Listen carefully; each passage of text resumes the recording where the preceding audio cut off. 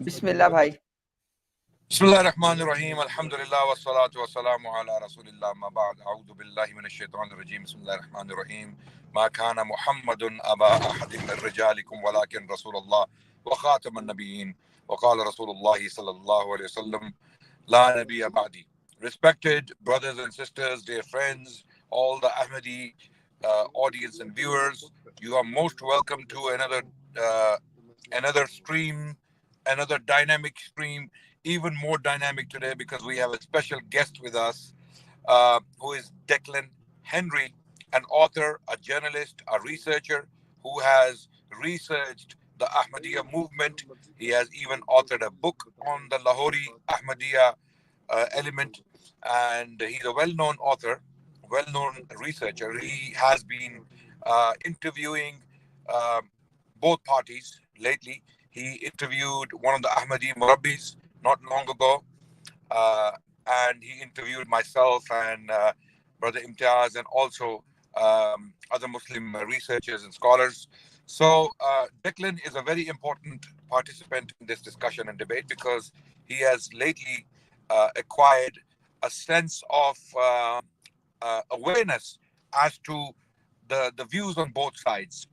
Okay, he is more aware now of the views we hold on the Ahmadiyya movement and the views Ahmadiyya movement holds on itself, because he has uh, held extensive interviews on these issues. So he's joining us today.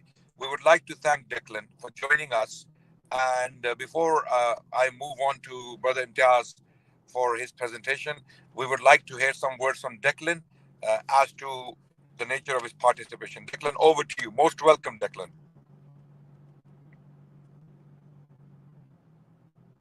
You are muted. Declan, you're muted. Am I You're still muted? Yes, yes. You now we can hear you.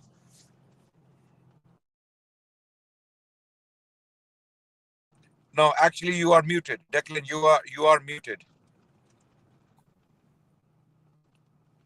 Keep going on. Okay, now you are yeah, we can hear you. Can you hear me now? Okay. Well, hello, Yes. hello to Yes. you both. Sorry about that. Yes. No, it's great to be here. Thank you so much, both of you, for inviting me. I've been away for a couple of weeks, so I've been kind of. It's good to be back, and it's good to kind of pick up the thread for the last month or so. And as you said, I have been listening to both sides of the debate, and hopefully, after we've heard from Muhammad, I'll be able to make some suggestions about how we bring this forward, because in many ways we seem to have come to a standstill with the Ahmadiyya community. There seems to be silence in recent times, or there seems to be a reluctance to actually answer directly some of the main points that you raised in your podcast and in the podcast with Muhammad. And we seem to be, in so many ways, we seem to keep going around and round in circles. And I just think that we just need to find a way out of this stalemate to move this forward, because I think, there's no malice in anybody's heart here. We're just really, really trying to get to the truth. And I've said that all along. You mentioned the Lahori book that I wrote, and in the conclusion to that, it was, I suggested dialogue and translation, because there's still so much confusion about the translation of Mirza Ghulam Ahmad's books into English, and in Urdu, the meanings of different words and so on and so forth. And obviously, you've raised to me, huge shocking details about the foul and abusive language. And I think that I just really need firmly to get to the bottom of this. Did he say these certain things or didn't he? And I just what I'm going to do today is try and move this debate along, because I just really think the time has come now for answers. Thank you very much. Thank you, Declan, for your participation and your interest in this debate and dialogue. And I am very, very sure that you will bring value to the discussion. You have already brought a lot of value. You have done the right thing impartially. You have interviewed the Ahmadiyya representatives, and you have also interviewed Muslim representatives in this debate, and we really appreciate your efforts. We what we have known so far, you being as impartial as one could be, and this is the way to go forward. Where one has to be objective in these dialogues and discussions, and the only way to reach proper objectivity is to have a dialogue, have an open discussion, and this is what we invite. We encourage debate, we encourage dialogue in a civil manner, without abuse, without any slurs or insults thrown at each other. And this is the only way to move forward, and we can educate our people respectively. Thank you so much again, Declan. And we will proceed with the conversation. Brother Imtiaz, over to you. Please do introduce the topic, and then we will open the floor in due course. There you go. Thank you very much. Thank you very much, Ustadna Nasheed, and Assalamu alaikum wa rahmatullahi wa barakatuh to everyone, and special welcome and greetings to our beloved guest Declan Henry. Declan, welcome to the stream. It's first time that we are sharing the platform online, and it's indeed a pleasure for us. And I'm sure that our viewers will be looking forward to hear from you today as well.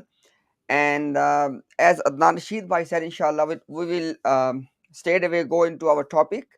And as we have already announced, the topic is that what is the narrative of Mirza Ghulam Ahmad Qadiani, who is the founder of Ahmadiyya movement? What is his narrative on Maryam Salamun Alayha, peace be upon her?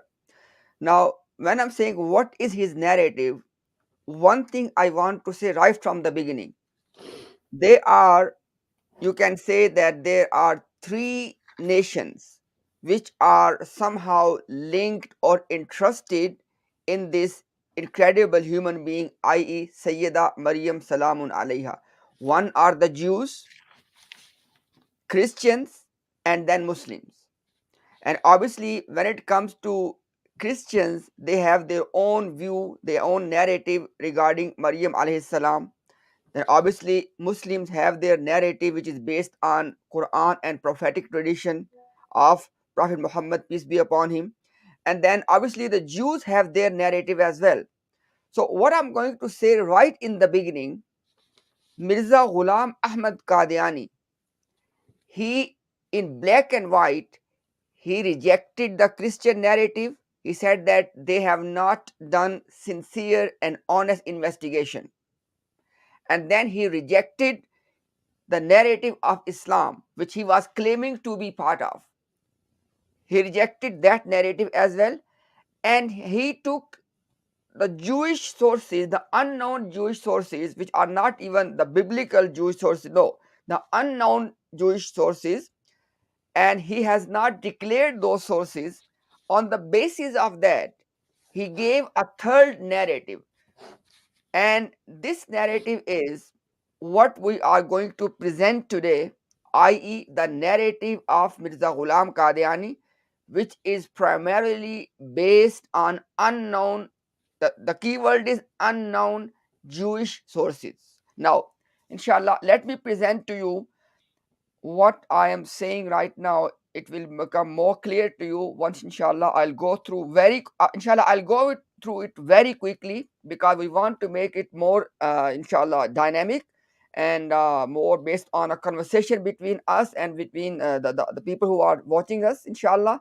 So I'm not going to go into a lot of details, but however, I'll give you the full narrative, number one, and I'll give you the reference for everything I'm saying. And inshallah, if anybody comes and they challenge any of that, we are more than happy to present them the full evidence from the books of Ahmadiyya Jamaat. Okay, let's begin, inshallah.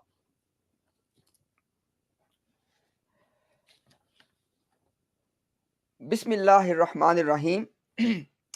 So, Ahmadiyya narrative on Maryam alayhi salam. First and foremost, it is based on extra biblical, unknown Jewish literature. Every single term I'm using is very carefully drafted. And then, what is the source? Why I'm saying this, anybody can check. Number one, Malfuzat. Now, what is Malfuzat? Malfuzat is when Mirza Ghulam Qadiani, when he used to say things orally, in his gatherings. All of those things have been documented now.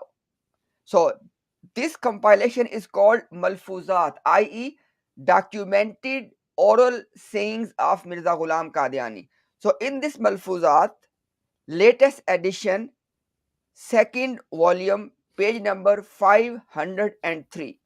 I would request to the moderator, can you please fix the screen, because I think the presentation is not on the full screen. Brother Umar or Brother Ahmad, can you please fix that one for us? Thank It's you very on much. the full screen. Okay, thank you very much. Thank you. So anybody, so when I said that it is based on extra biblical unknown Jewish literature, the reference is Malfuzat, volume 2, page 503, and Al Hakam, which is the official newspaper of Jamaat Ahmadiyya, 24th of July 1902, page number 16. On this page, Mirza Ghulam Qadiani has clearly stated that he has investigated the entire issue regarding Maryam alayhi salam, and he is more convinced with the unknown Jewish sources. Now, what are the main features of this narrative? Number one, the good news or the glad tidings of the birth of Isa alayhi salam, i.e., Prophet Jesus, is given to Mary in a dream or in a kashf. Now, for sake of a viewer, what is kashf? Kashf is basically when you see a vision, you are neither sleeping nor awake. It is a mixed state of sleep and being awake. It's called in Islamic tradition kashf. So Mirza Ghulam Qadiani, first of all, he is denying that it was an actual event, that an act in that in reality angel Gabriel came to Maryam alayhi salam and gave her this good news of the birth of Isa alayhi salam. Rather, Mirza Ghulam Qadiani is saying that it was a dream or a kashf. Now, what is the source of this? We don't know. Point number two, Mary or Maryam alayhi salam, she hid this news or this dream or this kashf. It is stated in Ruhani Khazain, volume number 19, page 381, and also in Malfuzat, i.e., the documented sayings of Mirza Ghulam Qadiani, volume 2, page 504. So, the second piece of information is Mirza Ghulam Qadiani is telling us once Maryam alayhi salam received this news, she did not share with anyone. She hid the news, and this hiding of the news is very important. Why? Look at point number 3. And by the way, as you can see on the screen, I don't need to basically, I want to save the time. For every point, reference is given as well. Number one, you can verify that. And number two, if somebody challenges us, we can present and we can open up the books of the Jamaat and we can show you this reference as well. So point number 3 of the narrative is that Maryam alayhi salam, when she hid the dream, this was something blameworthy on the part of Maryam. Point number 4, this hiding of the dream, it gave opportunity who? To the opponents of this blessed family. Now, apparently Mirza Ghulam Qadiani is pitching here that Jew, what he's the mistake he's making here at this stage, there's no such thing as Jews and Christians because Jesus is not born yet. There's no Messiah on the scene. So, but obviously, when Mirza Ghulam Qadiani, when he was making things up, he forgot at that time, and he's saying that when Maryam hid the dream, this gave an opportunity to the opponents to raise fingers at her. Point number 5. And by the way, you can see the reference underneath every point. Okay. So point number 4. It is this hiding of the dream. Sorry, point number 4 again. It is this hiding of the dream which gave opportunity to people to raise fingers at Maryam. Point number 5. Maryam's pregnancy made the elders doubt the chastity of Maryam. This is very important. Please pay attention. Mirza Ghulam Qadiani is saying that the pregnancy of Maryam, this was something dubious, this was something doubtful. For who? For the elders of Maryam herself. Don't miss the point. For the elders of Maryam herself, they started to doubt the chastity of Maryam or Mary. And the reference for this one is Ruhani Khazain. And what is Ruhani Khazain? As you all know, I'm just saying for the sake of Henry, Dr. Henry, that Ruhani Khazain is the compilation of the writings of Mirza Ghulam Qadiani. So in this compilation, volume 19, page number 18, also volume 20, page 356, also the documented sayings of Mirza Ghulam Qadiani, i.e. Malfuzat, volume 2, page 2, page 322 and page 504. This is where you can see that Mirza Ghulam Qadiani is telling us that the elders of Maryam, they doubted her chastity. Number 6, Maryam's elders, they are desperate to cover up this matter that Maryam is pregnant. This point number 6 is also very, very important. And the reference is same Al-Hakam newspaper in which Mirza Ghulam Qadiani has given the entire statement. Also, you can find this one in Malfuzat, i.e. the documented sayings of Mirza Ghulam Qadiani, volume 2, page 322 and page 504. Number 7, it is this hiding mission which is the sole reason for this marriage to take place between Maryam and Joseph the carpenter. I am trying to highlight this thing that every word is drafted very carefully. Let me say again, according to Mirza Ghulam Qadiani, hiding mission of the family. What they want to hide? They want to hide the pregnancy of Maryam. And this becomes the sole reason that this marriage took place between Joseph, the carpenter, and Maryam. Now, why I'm saying this? Because this is where Mirza Ghulam Qadiani clearly states, he says that Christians are mistaken, they are dishonest, they have not done the proper research. When Mirza Ghulam Qadiani is saying that when Christians are stating that this was just a routine marriage, he said that they are mistaken, they are dishonest, they have not done the proper research. He said it was not a ordinary marriage, it was not something happening in the routine. No, he said it was a hiding mission.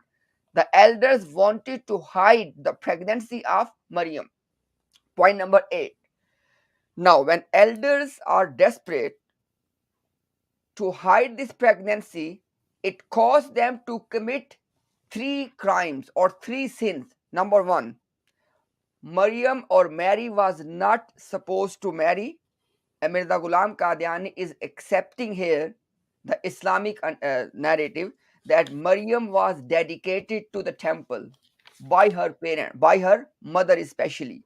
And she was not a lady who was going to marry, as we still have this tradition in the Catholics. Okay. Now, secondly, he said the second crime which was committed by the elders in the process of hiding the pregnancy. The second crime was it was against the law of Moses. Why? Because Maryam was pregnant. And Mirza Ghulam Qadiani says that in the Jewish law, i.e., the law of God in the time of Maryam, it was the Mosaic law. And under this law, it was forbidden. A woman cannot marry during pregnancy, but Maryam did. And number 3 is very important. Mirza Ghulam Qadiani is telling us that Joseph was already a married person with wife and children. And according to Mirza Ghulam Qadiani's statement, he says that because in the Christian tradition, it is forbidden to have a second wife. And because in this case, Joseph was going to have a second wife, so it was a sin. So these are the 3 things Mirza Ghulam Qadiani has considered and pointed out, that these 3 sins were committed by the elders of Maryam. And look at this one. He said they committed these crimes knowingly. Knowingly. They knew that all of this is a sin, and it goes against the law of God, but they still did this. Why? Because they wanted to hide the pregnancy. They were so desperate. The reference is Ruhani Khazain, volume 20, page 356. Same Al Hakam newspaper of 1902 July, page number 16. Malfuzat, volume 2, page 322, page 504. Also Malfuzat, volume 4, page 100. If you go there, and we have all of them ready as well, by the way. Okay. Point number 9 of the narrative is that this situation force the elders to commit something which was illegitimate. In Islam, it was haram. It was illegal. According to the law of God, it was not legal, it was not permissible, it was not legitimate, but they still end up doing this. Why? According to Mirza Ghulam Qadiani, family did not have any other option. You may be thinking, why? Mirza says that this young lady has become pregnant and family is doubting her pregnancy, and they do not know that how to face the community. So in order to save, quote unquote, the dignity of the family, they were forced to commit this something which was illegitimate according to the law of God. Okay. Point number 10. Joseph was convinced to marry Maryam against his will, according to Mirza Ghulam Qadiani, because Joseph was already married, number one. Number two, he was an old man.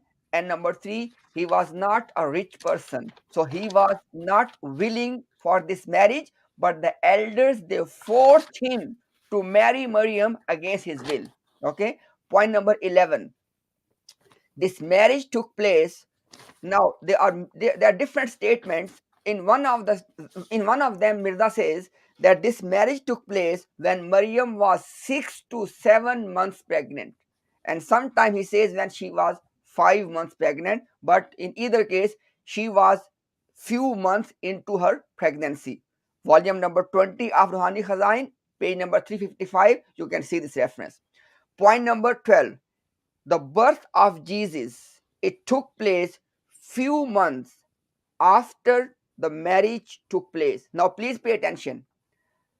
As Mirza Ghulam Qadiani is telling us that Maryam was already pregnant, 5 to 7 months pregnant when the marriage took place. Now you can all imagine, if a woman just 2 to 3 months of after marriage, if she's gonna give birth to a child, people will still doubt, right?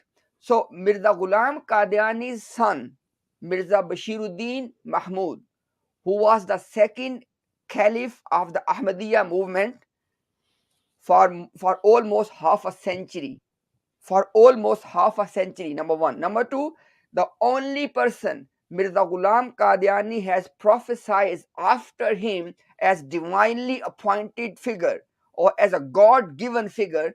This is the second Caliph, i.e. son of Mirza Ghulam Qadiani, and the son of Mirza Ghulam Qadiani has written a commentary on Quran. They call it Tafsir Kabir. In this Tafsir Kabir, when the son of Mirza, when he is doing his commentary on the chapter of Maryam or the chapter of Mary, in volume number 7 of the PDF copy available on their own website, in volume 7, page number 223 and 224. On these pages, he is telling us that people still have good reasons to doubt that if child is legitimate or not. And this leads to point number 13. To cover up this whole thing, i.e., because the child is going to be born just after few months of marriage. In order to cover up this thing, this family, they left their hometown and they stayed in hiding for a long period of time. Jesus was born during this hiding. And look at point number 14. He says that they stayed in hiding for many, many years. Now, he tells us two things. He says they might have come once when Jesus was grown up. You can say he was something around 9 years old. And afterward, they again left the hometown, and then they came back to their hometown when Jesus was 30 plus. Don't forget, when Jesus was 30 plus, up until that time, they remain in hiding. Why? According to Mirza Ghulam Qadiani's son, because people were having doubts about the legitimacy of this child. Why? Because child was born within couple of months of pregnancy. So they wanted people to forget about the whole matter. For this reason, they remain in hiding up until Jesus was close to 30 years old. Point number 15. Through this marriage, i.e., the marriage between Joseph and Maryam, the entire matter of pregnancy and the birth of Jesus, it was covered up. How so? I mean, you can all understand that when Maryam was given into marriage to Joseph, obviously, if a lady is having a husband and then she give birth to a child, people do not have any reason to say that, how did you get this child? Okay, so the son of Mirza Ghulam Qadiani is telling us that the whole thing was covered up and it became a secret. Pay attention, it became a secret almost for 30 years. The entire matter became a secret. And by the way, all of this you can see in volume 7 of the commentary Tafsir Kabir, and from page number 232 all the way till page number 245. And this entire chunk is going to tell you all of this, which I'm quoting to you. Okay, now this entire time this thing was a secret. Now point number 18. Point number 18, very important. When Mary returns to her hometown, and at that time Jesus is above 30 years old, and this is when people came to know about this thing. At this time, everybody pay attention, this is the time when this secret became open and public, and this is the time when people still started to ask questions that, hey Mary, what about that child? And because Jesus was a grown up man at that time, this is the time when he testified to the chastity and purity of his mother. When he was 30 plus. When he was 30 plus. Okay, now point number 20.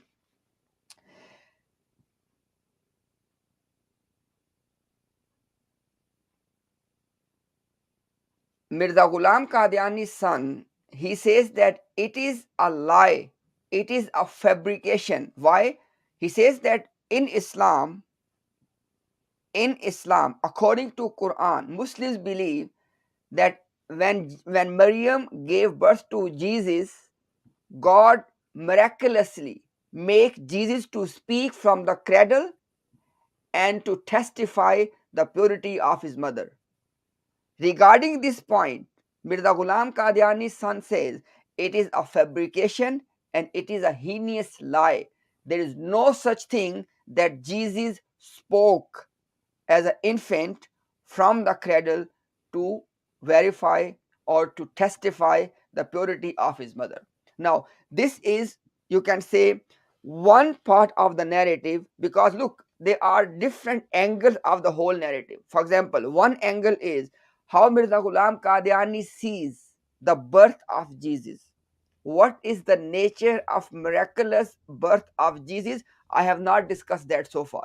I have only addressed one part of the narrative. And what is that? That what Mirza Ghulam Qadiani think of Maryam alayhi salam. And inshallah, in few minutes, I will show to you some of the passages from the writings of Mirza Ghulam Qadiani and from the writings of his son Mirza Bashiruddin Mahmud from his commentary on the Quran, in which you can see that when they are addressing Maryam, look at their language.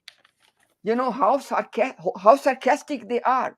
They are pretty much mocking and ridiculing this blessed women, i.e. Maryam alayhi salam. Inshallah, with this, because I have ended first part of this thing, and that was what is Mirza Ghulam Qadiani's narrative regarding Maryam alayhi salam. So inshallah, I'll stop here, and I would love to include my brother Adnan Rashid and our guest Declan into the discussion.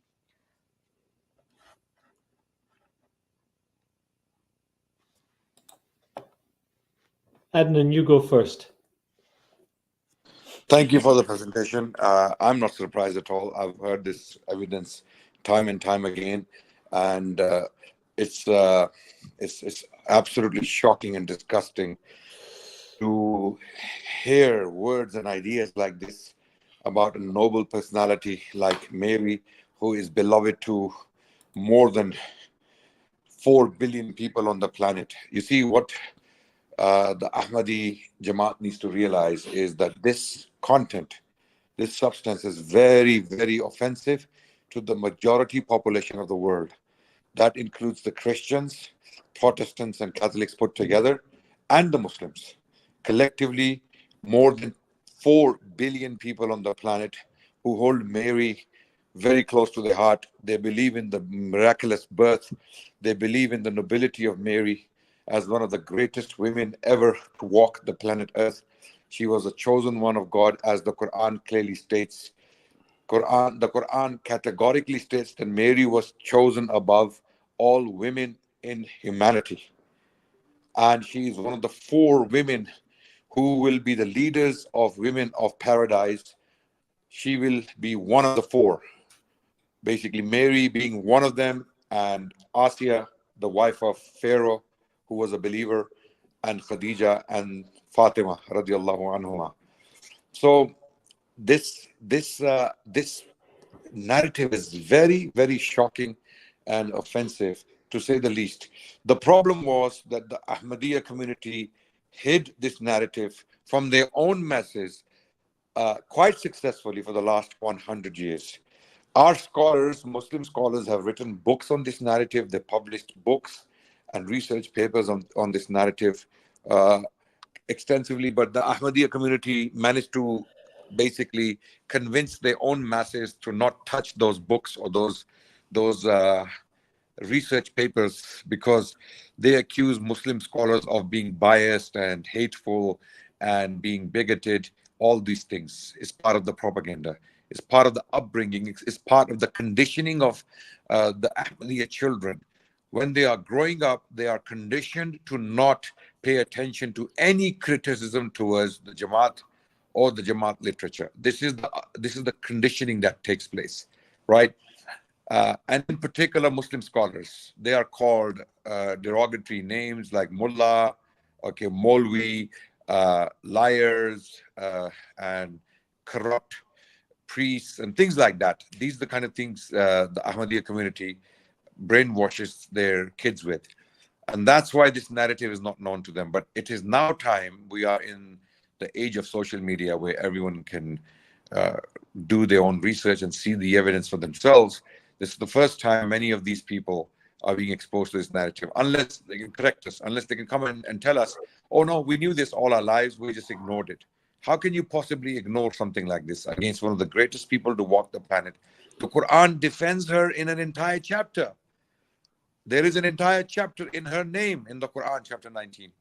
So it's shocking, it's very disturbing, but it's an exercise, unpleasant exercise that we have to do time and time again to wake them up to the absurd reality of Ahmadiyya literature, in particular writings of Mirza Ghulam Ahmad Qadiani and Bashiruddin Mahmud, the second caliph, or his son who became the caliph.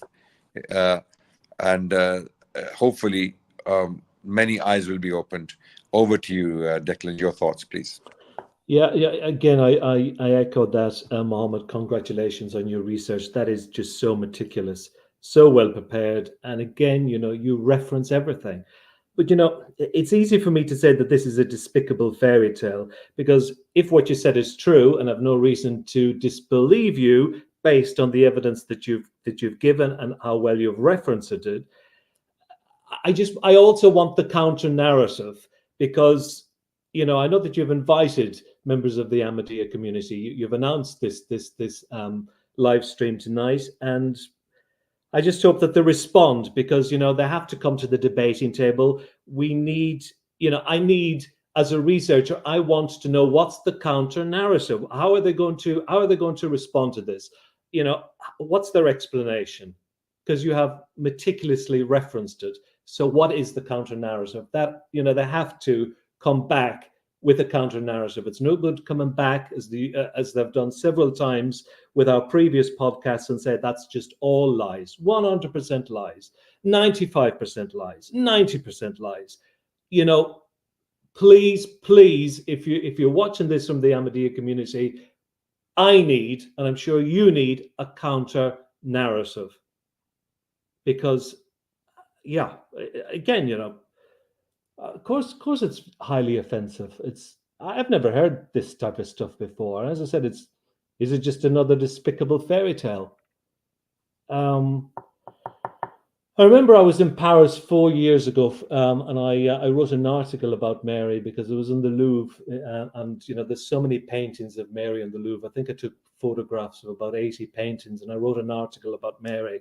And again, I referenced, how she's loved all over the world by Christians and Muslims alike. And I did reference the Quran and that, because Mary she's the only one that's named by name, the only woman that's actually in the Quran, if I'm correct, and she's actually named in the Quran. Am I correct in that? I think I am. I'll have to dig this article out. It's been a couple Yeah, of years ago. she's the only named Yeah, person in the yeah, Quran as yeah, a woman. yeah. There are other women mentioned, but their names are not there.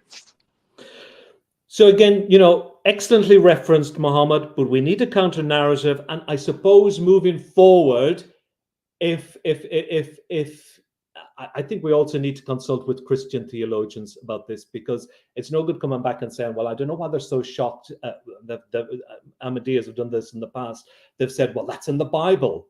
If it's in the Bible, well, then you must reference it, and we must speak to Christian theologians and bring them on a live stream and move this debate on, because it's becoming a little bit tiresome without a counter narrative. That's it for now. Declan, thank you very much for your input. And let me just point out, actually, this is exactly what we are trying to say. That look, if you as Ahmadi, apologist or clerics, if you think and believe and you are confident that we are misrepresenting, misstating, or just making things up, you need to come here and you need to present your evidence. Now, Declan, in your presence, let me give you one example of what I will call as hole in the narrative. And obviously, I would say, Declan, that if we can point out one thing and we can establish that the Mirza Ghulam Qadiani's narrative has holes in it. Yeah. It is not, you can say it's not, it's basically irreconcilable. And I give example of that, Declan, and I let you decide that when I'm saying that this is one of many holes in the narrative which shows that Mirza Ghulam Qadiani, unfortunately, he was lying. And let me share my screen and let me just show at least one such example. And I have many, by the way, but we are waiting for them to come so we can present this information and they can comment on that. Just let me just share my screen so I can show the reference for that one as well. Just 1 second. Adnan bhai, you can share talk in the meantime. Adnan bhai, you are more than welcome when I'm sharing my screen. Yes, go ahead, inshallah. And as Declan highlighted, that perhaps we need to get Christian theologians involved and have their opinions as well on this. What do they think of such language Exactly. being used by Mirza Ghulam? Okay, what do they think? This is because they also love Mary and have beliefs about Mary. Okay, but how about this narrative, which is completely unprecedented, not found anywhere else? For example, when they said that Mary was some sort of hermaphrodite, she had some hermaphrodite characteristics, which is highly offensive. Uh, because, as far as we know, she was a lady, she was a woman, right? And she didn't have such characteristics. So these are the things that we need to question. And there is a reason why the Ahmadiyya Jamaat is completely absent or silent or muted, completely muted, and they don't want to indulge in this discussion because they don't know how to defend that narrative. They simply don't know how to do it. And Declan rightly pointed out, what is your response? Yeah, We are interested. yeah, Here we have the narrative. We have put the narrative out. It is very clear. It is very explicit. It is very disturbing. What is your response? How would you reconcile this narrative with what is in the Quran and in the Bible? How would you reconcile it? This is not even Ilzami Jawab. This is not accusative answer. This is a new narrative on Mary. It's a completely new narrative on Mary. How do you reconcile it with the reality as we know it? And I know that I know, Mohammed, you've got to finish your presentation, but I suppose what I'm looking for is here: what was the motive of Mirza Ghulam Ahmad in targeting Mary like this? What was the motive? Maybe this is, that'll be explained in a little while. yes, yes, I will definitely come to that, and because it is indeed a very good question, that at the least he was claiming to be a Muslim, and then why he was saying all of these nasty things. So inshallah I'll come to that, Declan. And now I give you one evidence, Declan, and I want you to be, completely impartial, Declan, and I let you tell us that is it good evidence or not, that this narrative was a made up narrative, and when he was making things up, he mixed up. Now, example is following. Declan, Mirza Ghulam Qadiani, within his writing, he has given us two versions of this marriage. Now, version number one is, he says that it was a routine engagement between Joseph and Mary. They were hanging around, they were moving around together, and then eventually, when Maryam or Mary was 5 months pregnant, at this time she moved into the house of Joseph. Now, basic what I'm trying to say is, in this first narrative, please note the following things. Number one, before Mary moves to the house of Joseph, she was already engaged. Joseph was the fiance of Maryam. Number one. Number two, in this first narrative, Joseph is not a married person. He's not an old guy. He does not have any children. These are the three main attributes of this, which I will call narrative A. Let me repeat again. Number one, in this first narrative, Joseph is already the fiance of Maryam. They are hanging around, moving around together. Nauzubillah, I'm feeling pain when I'm saying this, but I have to quote all of this, stuff from his writings. Now, and secondly, there is no such thing that Joseph is married. And thirdly, there's no such thing that they have children, etc. Or he needs to be forced against his will. Now, in narrative B, there is no such thing as engagement between Joseph and Mary. Number one, it is just, you can say, they were forced into this, i.e., when the elders, when they discovered that Maryam was mysteriously pregnant, and now they were worried regarding the quote unquote dignity of the family. They wanted to save the dignity of the family. So for this reason, they went out. They started to search for someone who could marry Maryam. At that time, they find an old guy, Joseph the carpenter, who was already married, living with his wife and children. Therefore, he was refusing to marry Maryam. Now, please pay attention. In narrative A and narrative B, how would you reconcile? Because in narrative A, he is already the fiance.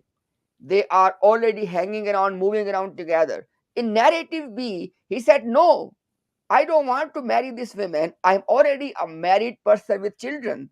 So now, where's the evidence for narrative A? Look at this one. volume number 14 of the compilation of writings of Mirza Ghulam Qadiani, i.e. Ruhani Khazain, volume 14, page number 300. Okay, this is where Mirza Ghulam Qadiani has given us narrative A, i.e. the narrative in which Joseph is a young man, he's a fiancé, he has no marriage, no children. Now, narrative B is given in this one, which is the Al-Hakam, the official newspaper of the Jamaat, which they have never ever disowned, by the way, and it is 1902, 24th of July, page number 16. This is where you see the narrative B. Now, my question is very simple. Come and reconcile between narrative A and narrative B. And if you cannot, what is the conclusion? Over to you, Declan. Oh, well, that's a difficult one, Mohammed, isn't it? I have absolutely no idea what's the response to that. I But do mean, you think, but do you see, oh, Declan, there's a clear contradiction between two narratives? oh, absolutely. Yeah, And there's a I would, huge I would, contradiction there, isn't there? The two of them don't tally up.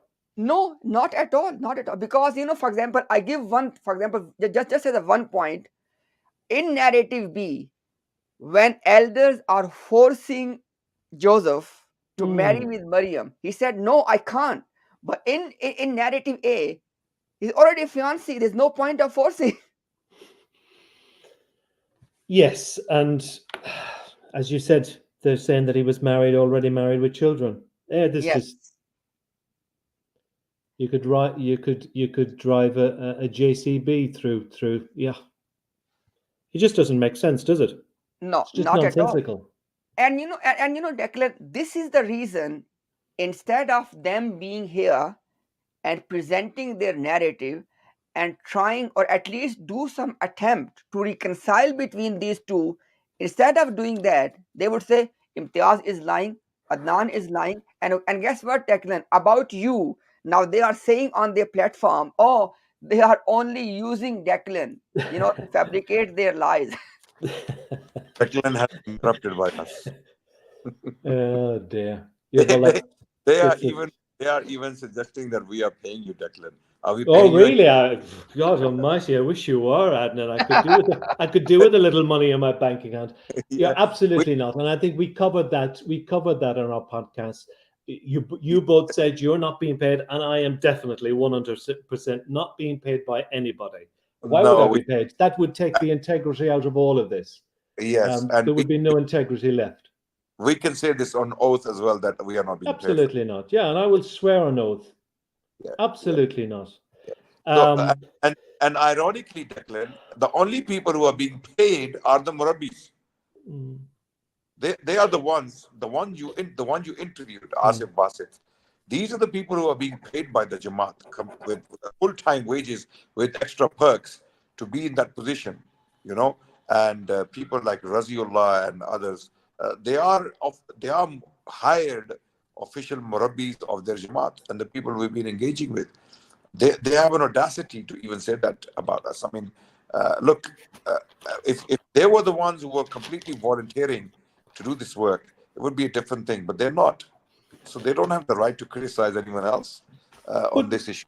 but Adnan, when our dear friend Razi, he'll do a response video to this, won't he? He they will. won't come. They won't come to the debating table, or so far they haven't come to the debating table, and they're reluctant. Well, when I Because say they haven't come in recent months. So he'll do this response video. I mean, why can't he? In his podcast, in his response podcast, answer Muhammad and what Muhammad is presentation and go through it bit by bit, just the same way as Muhammad has done. Answer each point. yeah, and come and expose us if we are lying, if we are misrepresenting your views, and we are not just nobodies. We are well recognized within our communities. So you can't just turn around and say that these guys are nobodies. We don't need to entertain them. Actually, have collectively put together, we have more following than they have as individuals, right? So they're not actually doing us any favors. They are actually, if anything, we are giving them a platform bigger than theirs to come and engage with people, to tell them about their religion. but they are repeatedly ignoring our calls, and they will make response videos not actually answering the questions. They will waffle, they will dance around the question, they will quote irrelevant stuff, they will even spin evidence, but they will not address our direct questions. Very straightforward, simple questions.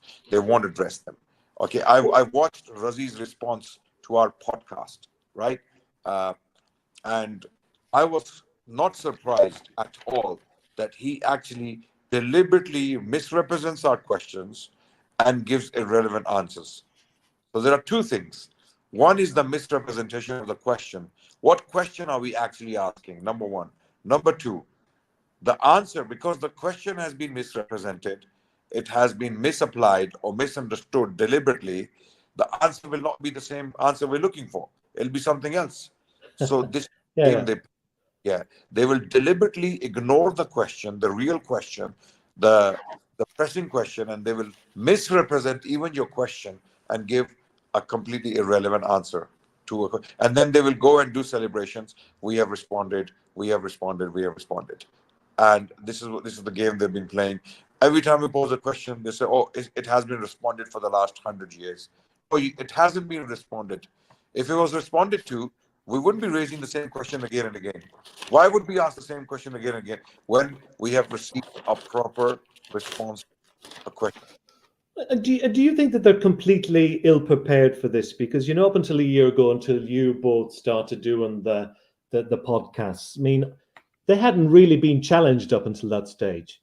For as long as I've known Ahmadiyya Muslims for the last 7 or 8 years, I mean, they've always been ostracized, they've always been rejected by mainstream Muslims. But one of the complaints they always had that you guys, mainstream Muslims, wouldn't enter any type of discussion or basically ignore them. And here, last year, both of you came forward and you want these discussions. And as you said in your introduction, you're both very polite men. You're not confrontational. You're not rude. There's no foul language. You are both highly intelligent, articulate scholars. What's the problem? The problem is, Declan, this is a lie. This has been a lie. They've told a lie for a very long time that we don't want to engage. We do want to engage. In the past, they were able to ignore because there was no social media, right? They were simply able to ignore our scholars, their books, their requests for dialogues and discussions. Like Mirza Ghulam Ahmad himself made multiple excuses for not engaging with multiple scholars of Islam, including Muhammad Hussain Batalawi. He challenged him to have dialogues and discussions. He repeatedly made excuses when Pir Meher Ali Shah, one of the greatest mystics in the Indian subcontinent, he challenged him to a public debate in Lahore. Mirza Ghulam Ahmad Qadiani made excuses to not turn up. When Sanaullah Amritsari turned up in Qadian to debate him, he refused to debate him. He refused to engage with him. There are so many examples where Mirza Ghulam Ahmad Qadiani, basically like a coward, completely ignored an open invitation to a dialogue, to a debate. And there was no hostility expected. He was just making excuses. Just like that, the Jamaat had been ignoring calls to debate and dialogue, just like that, just like they are doing today. Now they have been exposed. The only difference now is, Declan, that everyone knows who is actually running from the debate, from the dialogue. It is not us. We have Well, accepted yeah. all the terms, all the requests. We have gone on their own channels. We've Mm, gone to mm, YouTube channels. We've gone to their live television shows. We've gone to their. We've even requested open up your place of worship in London, Baitul Futuh, the headquarters. We will come there in your vicinity, in your protection, in your mm, security. Come to mm. you, discuss things with you. But none of this is. It's all falling in deaf ears. It's all But falling. but in the beginning, I mean, going back to the early days when you I think when you went to Canada to interview Razi, I mean, in fairness to him, he put up a good defense. He was very enthusiastic. He was very passionate. What happened? I mean, as I said, we just get these response podcasts, but would he not be able to, would he not be willing to meet you again? Declan, if you watch those discussions and read the comments, they have turned out to be disastrous for them. There are Yeah, people putting comments saying, I left with my entire family. I'm a Muslim yeah, now. Okay, there yeah, are comments upon comments where we've lost count now. If you watch all the different parts, all the yeah. conversations, two major No, no, conversations. no. Yeah, because Yeah, I was only just thinking today. Maybe up until early this year, I really thought that they were a very, very scholarly community, and I thought that to enter into debates that they would have done quite well. And as I said, Razi, he was very passionate. He put up a good defense, but then I saw some of the other debates that you did at Speaker's Corner, and yeah. yeah. And I'm not a theologian. I don't pretend to be a theologian, but you know, it's like it's basically if you're watching two boxers in a ring having a fight, you don't have to. It's easy to see which one will win, rocket and it's science, yeah, you don't have to be rocket science. you do Who's you that? do, you don't have to be. And I think that even when you're watching any of those, pick out any podcast. I haven't seen them all, but I've seen quite a few of them. I dip in, I dip out, and I'm not convinced by the performances, and I don't know whether it's the wrong platform or whether it's not whether they need to be chaired or facilitated better, because I'm still hoping, Adnan, that we can get something out of them, because I don't want, in fairness, I don't want to shut down this and for it to be just to become one-sided. But No, no, absolutely. We agree with you on that. In that spirit, yes, absolutely. We don't want to shut the doors to dialogue and but how long can you keep the door open? we our doors are open so long as we are alive. We myself and Okay. brother Imtiaz uh, are open to discussion and dialogue anytime, anywhere, with anyone, so long as the language is decent and there are basic rules and decorums, basically followed. And we will be open to dialogue and debate anywhere. And we have shown that, Declan, from Of course you have. uh, Yes, you have. Both of you. Both of you have done last that. Yeah, in in the last abundance. had dialogues and discussions with them in speakers corner, in mosques, through podcasts, through lives on their channels, right? We have applied every single method that one can use to have dialogues and discussions, and we are still open to dialogue and discussion. They are simply being, and what you're asking, why have they disengaged now? I suspect they have been banned by their own Jamaat leadership to disengage, basically, completely play the ignoring game which they have been playing for the last 100 years and claim that we are not debating. Basically, Hmm. play the ignoring game, ignore them, and keep claiming that these guys are not debating us. They're not debating us. That's what they're doing right now. And they will keep posting response videos, response articles, response podcasts. This is what they will do, but they will not come directly to us. Now we responded Did they not directly come directly to you, Adnan? Sorry to interrupt you. Did they not come directly to you and Muhammad a couple of weeks ago, 5-6 weeks ago? Remember when Muhammad was in the UK and we did the podcast? I went home early that evening. Did they appear? They came to London after Speaker's Corner, and you had a meeting with the UK debating committee. Is that correct? correct, absolutely, and that Oh, was a tell us a little bit about that and what did I you will tell decide? How did I you will end the meeting? I'll tell you my perspective, and Brother Imtiaz can talk about his perspective. We had a meeting with them first. The plan was to meet them at their headquarters, Beit al Futuh.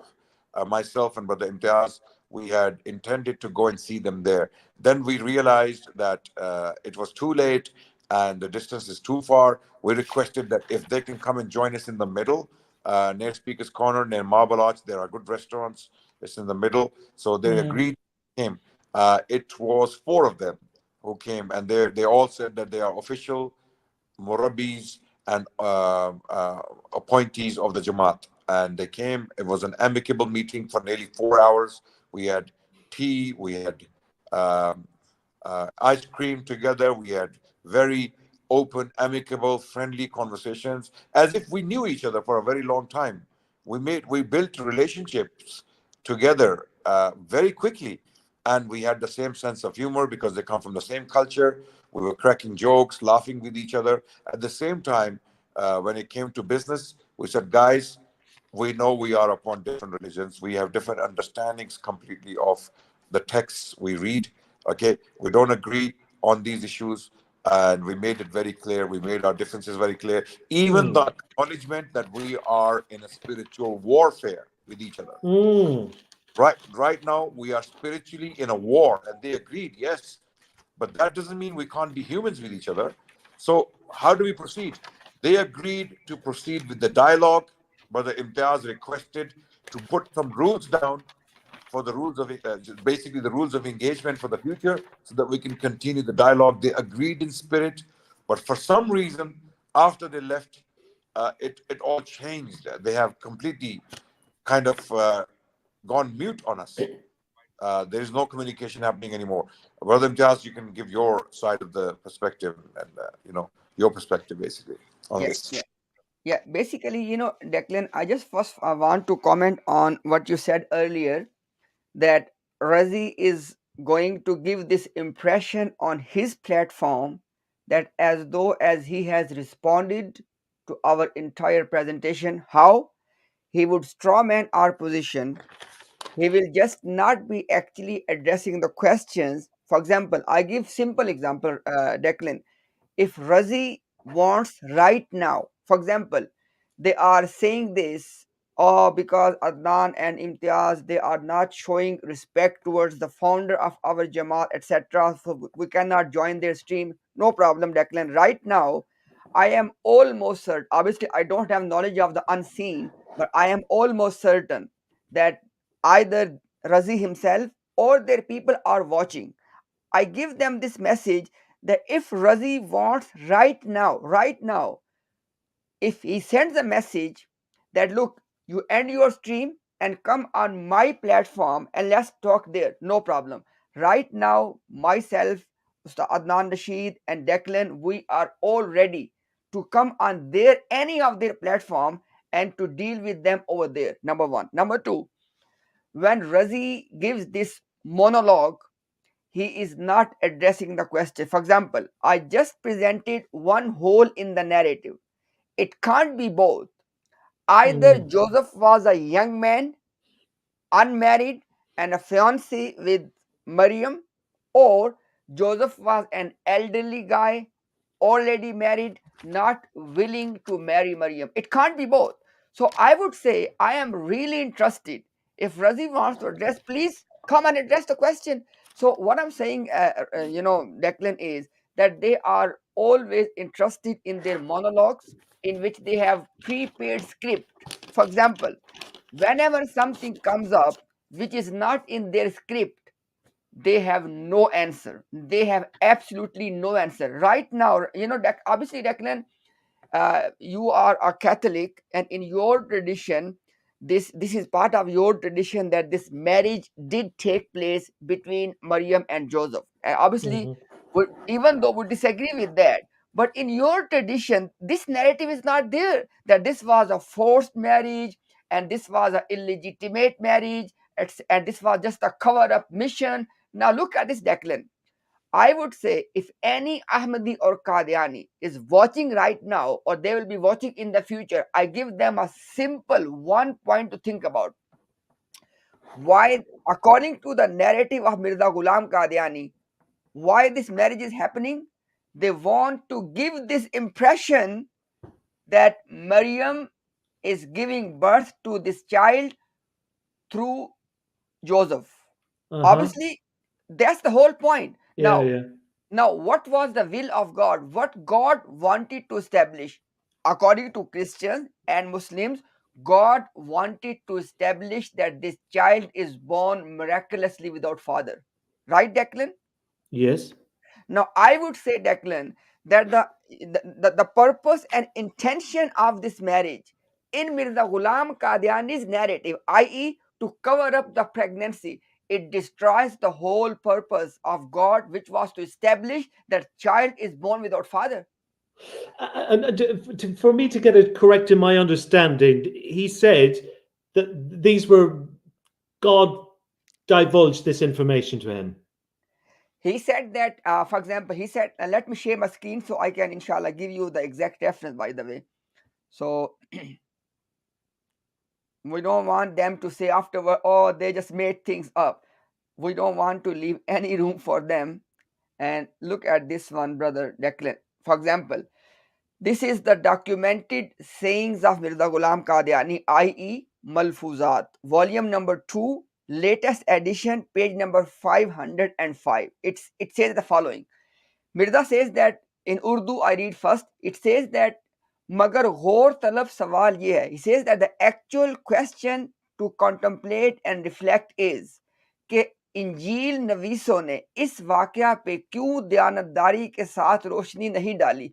He said that the actual question is, why is it that the gospel writers have not reflected on the event of marriage of Maryam with honesty? And then he says, ye dyanatdari ke khilaf hai. He says, this behavior of the gospel writers, it goes against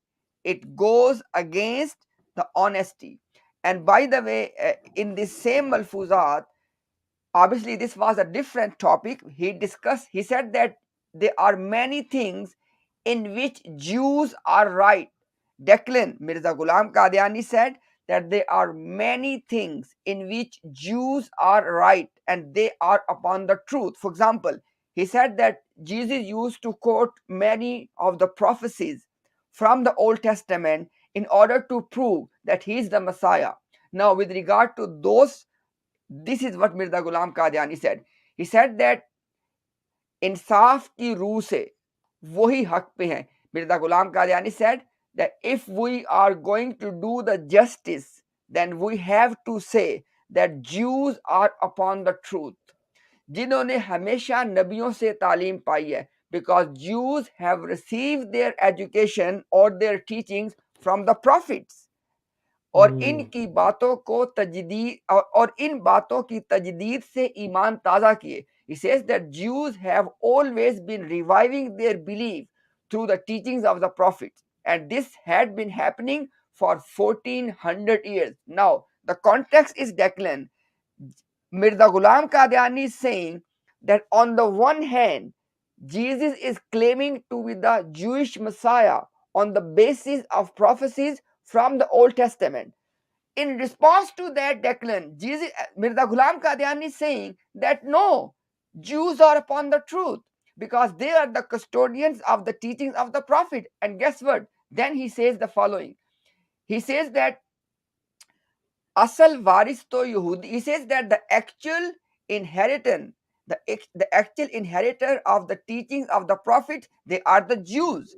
He says that they have every right to give the right interpretation of the Jewish Bible. So what I'm trying to say, Declan, is that we are unable to understand, we cannot reconcile that why is it, why on earth Mirza Ghulam Qadiani claiming to be a Muslim and presenting a case that Jews were justified in rejecting the Messiah. Yeah. It's just, yeah. So it's dumbfounding, isn't it? It's just completely dumbfounding. It is exactly, for example, I would say, can somebody come and explain for us from Ahmadiyya side that what was the need for Mirza What was the Ghulam need? Qadiani? What was the need? What was the motive? This all these years after the Quran was written, none of this was divulged to the Prophet Muhammad. Yeah. It's like the Kashmir story. Go back to the Kashmir story. It's same thing, yes. Yeah. Why was this needed? The question is, why was the Kashmir story needed, especially when it wasn't revealed to the Prophet? And amazingly, the Quran makes a categorical statement that today your religion has been perfected and God's favors upon you are complete. So that means the information that was needed for our salvation had been delivered in the Quran and we didn't need any more information. So if we don't need any more information, why the story about Kashmir, dying in Kashmir and being buried in Kashmir, and how does that even make sense? I That mean, is, no, yeah, you're absolutely right. And I mean, that's what I wanted answered. And obviously, you saw in the summer they put out that video clip, inviting Sheikh Azra Rashid to debate this, to debate the death of Jesus and the ascension of Jesus and so on. And I was in contact with Azra today, and that debate still it's not in the pipeline. It's still not been I, arranged, and that's been 3-4 months. He's he meant agreed to all the conditions. He's done everything that he can do, as he was willing to do when I first tried to arrange that debate. Well, that was a year ago. I started negotiations about that a year ago, and that I fell brought, through. yeah, And then that video was put out in the summertime, after I did the podcast with him. He's agreed to all the conditions, and he's done a response podcast, and it has gone completely quiet. I wanted that. Because I want the counter narrative. What's the explanation to the Kashmir story? Yeah. Because I haven't got that. I've never got that. yeah. And when Asrar Rashid, he mentioned to me himself that they are being they are interested in a debate. I told him categorically, this is not going to happen. Watch. When it comes to the crux, when the time when the push comes to shove, it's not gonna happen. They're just gonna disappear. They're gonna ignore your messages. They're gonna make lame excuses. They're just gonna run away. They're not Yeah, I debate. mean, when I was arranging it, I even offered Raheel from the debating committee, because he had been singled out, or he'd been nominated as a probable suitable candidate to debate Azra. I mean, Azra was even willing to meet him for a preliminary face-to-face meeting. I'd asked Azra, but Raheel opted out of that.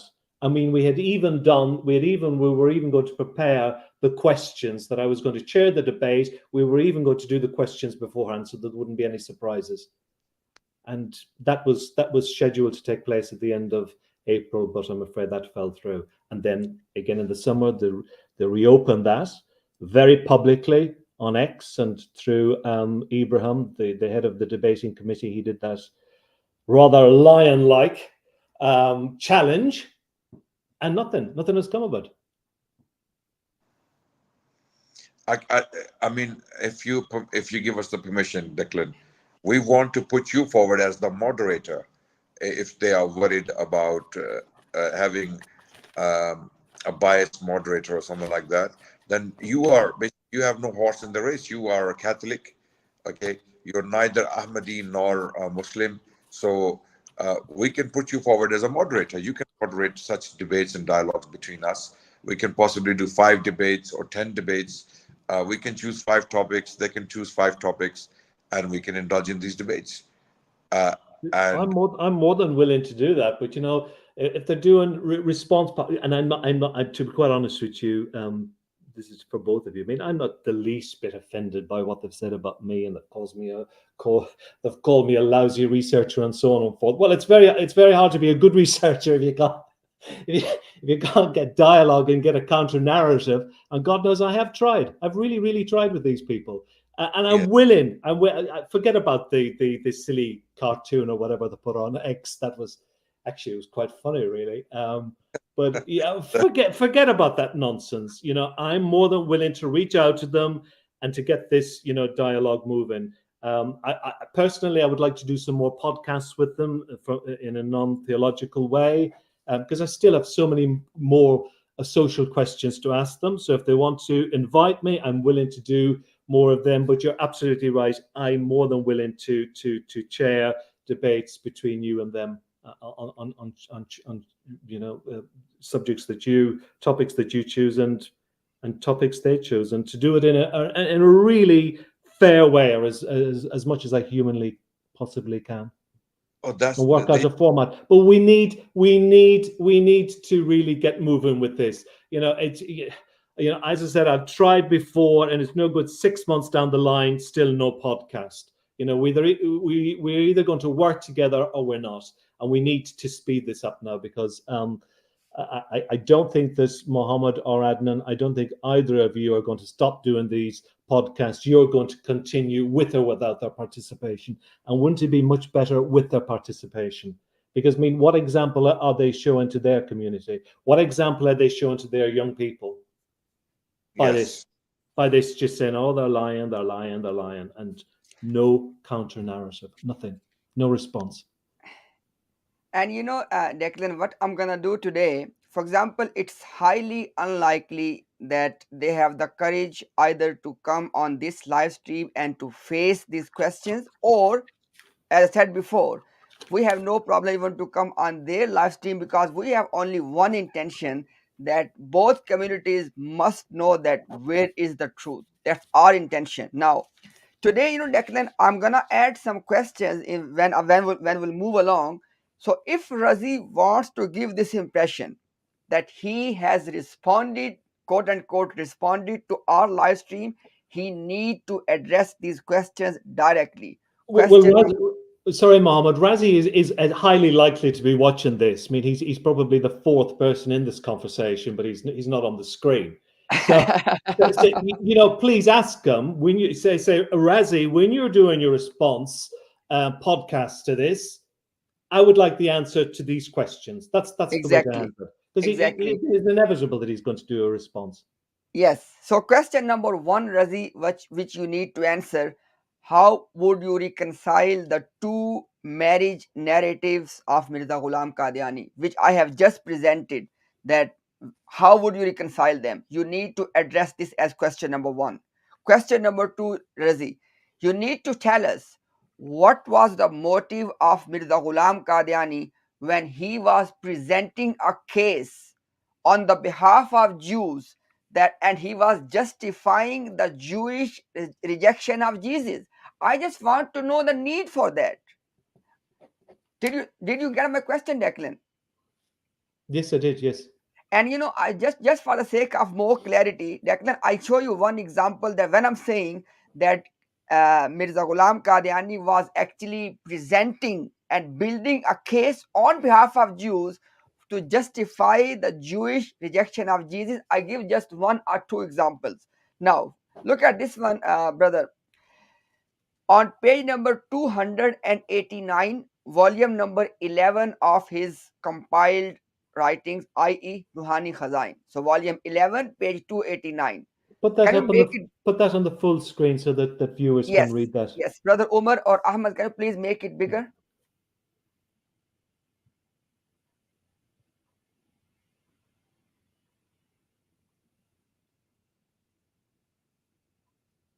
Okay, thank you very much. Now, so volume number 11, page number 289, I will read the actual text in Urdu and shall translate as well. Mirza Ghulam Qadiani says, Ye bhi yaad rahe. He says that, Declan, I really want you to look at what he's saying. I'm surprised that how somebody claiming to be a Muslim can say this. He said, Ye bhi yaad rahe. He said, remember कि आपको किसी कदर झूठ बोलने की भी आदत थी, that Jesus has a habit of lying. Wow. Can you imagine, Declan? He says that remember, Jesus had a habit of lying, and then he says जिन पेशेनगोइयों का अपनी जात की निस्बत तौरात में पाया जाना आपने बयान फरमाया है.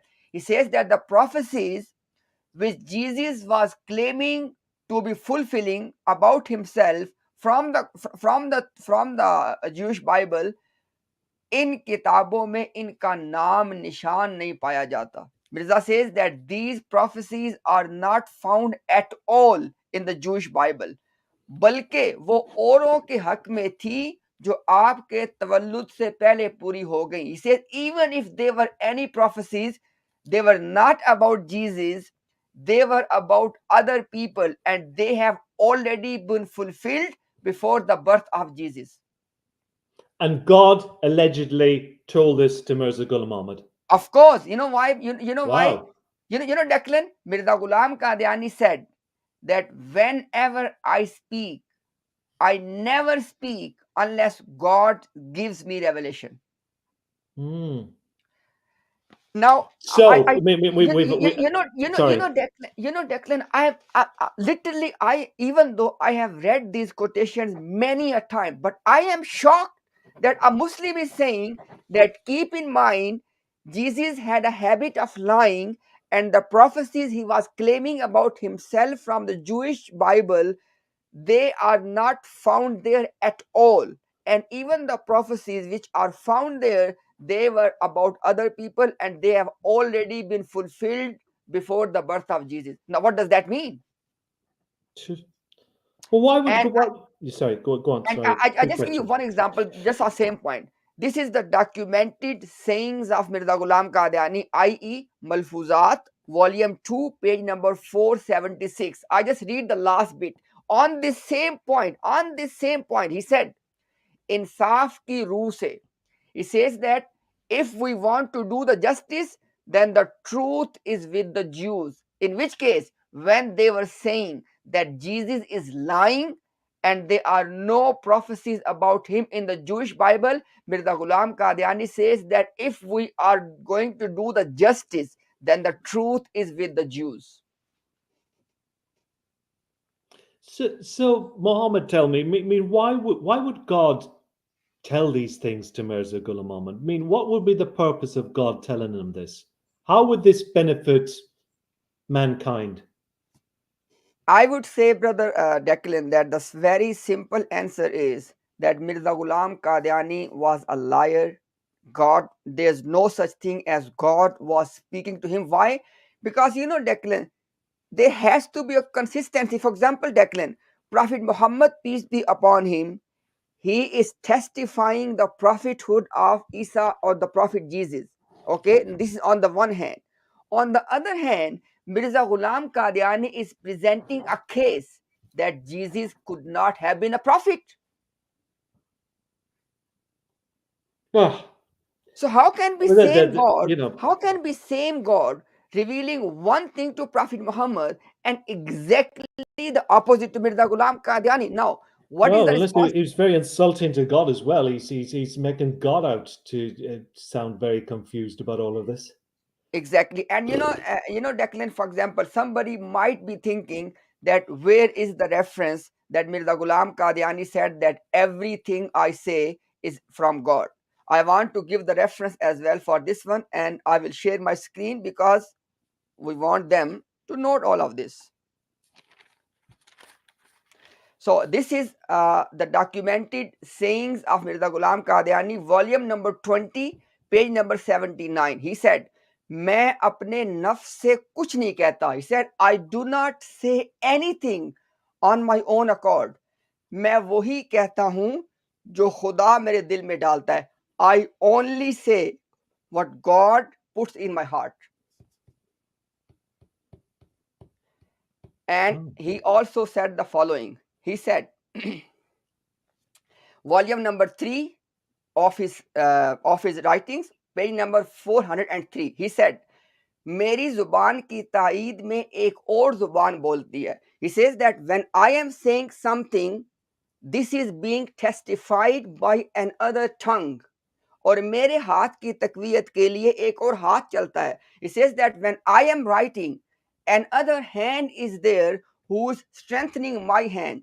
जिसको दुनिया नहीं देखती मगर मैं देखता हूँ. He says world cannot see that hand and that tongue, but I am the one who can see that. मेरे अंदर एक आसमानी रूह बोलती. He says that there is a spirit from heavens that speaks from me, जो मेरे लफ्स लफ्स और हर्फ हर्फ को जिंदगी बख्शती है. He says that the spirit which is speaking within me, this spirit is giving life to every single letter and every single word which I am saying. Can you imagine this, Declan? And this is the level of claims Mirza Ghulam Qadiani is making about himself. And now this person is saying that Jesus had a habit of lying. Yep. And What can you say? Is that mean? I just can't give you any response to that. It's just let me give you doesn't merit a response, does it? let me give you their response. Declan, what they will do, for example, on every single thing Mirza Ghulam Qadiani has contradictory statements. For example, they will present to us, oh, look, Mirza says in this place that I believe that Jesus was a prophet of God. I love Jesus. Jesus was a true Messiah. Declan, for example, look at this one, Declan.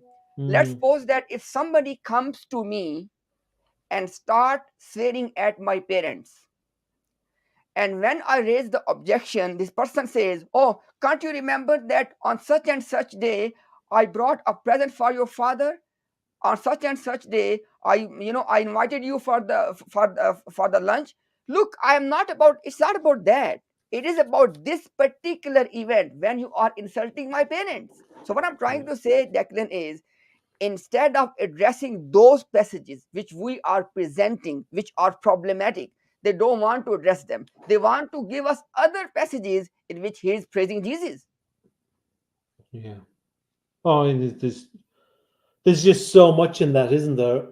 Yeah, you just have to break that down bit by bit for them, which you have and done, which you've done in your presentation. And and if they were only to respond to a few of those points, yeah. Declan, for example, right now, backstage, we have one of their, okay, as soon as I was saying, I think he left, because there was one guy from their side. He was backstage, but as soon as I start talking about him, he just disappeared. I don't know, maybe by mistake or whatever. Okay, he's back. He's back. Declan, look at this one. Right now, we want to give you a demonstration. Somebody has come from their side.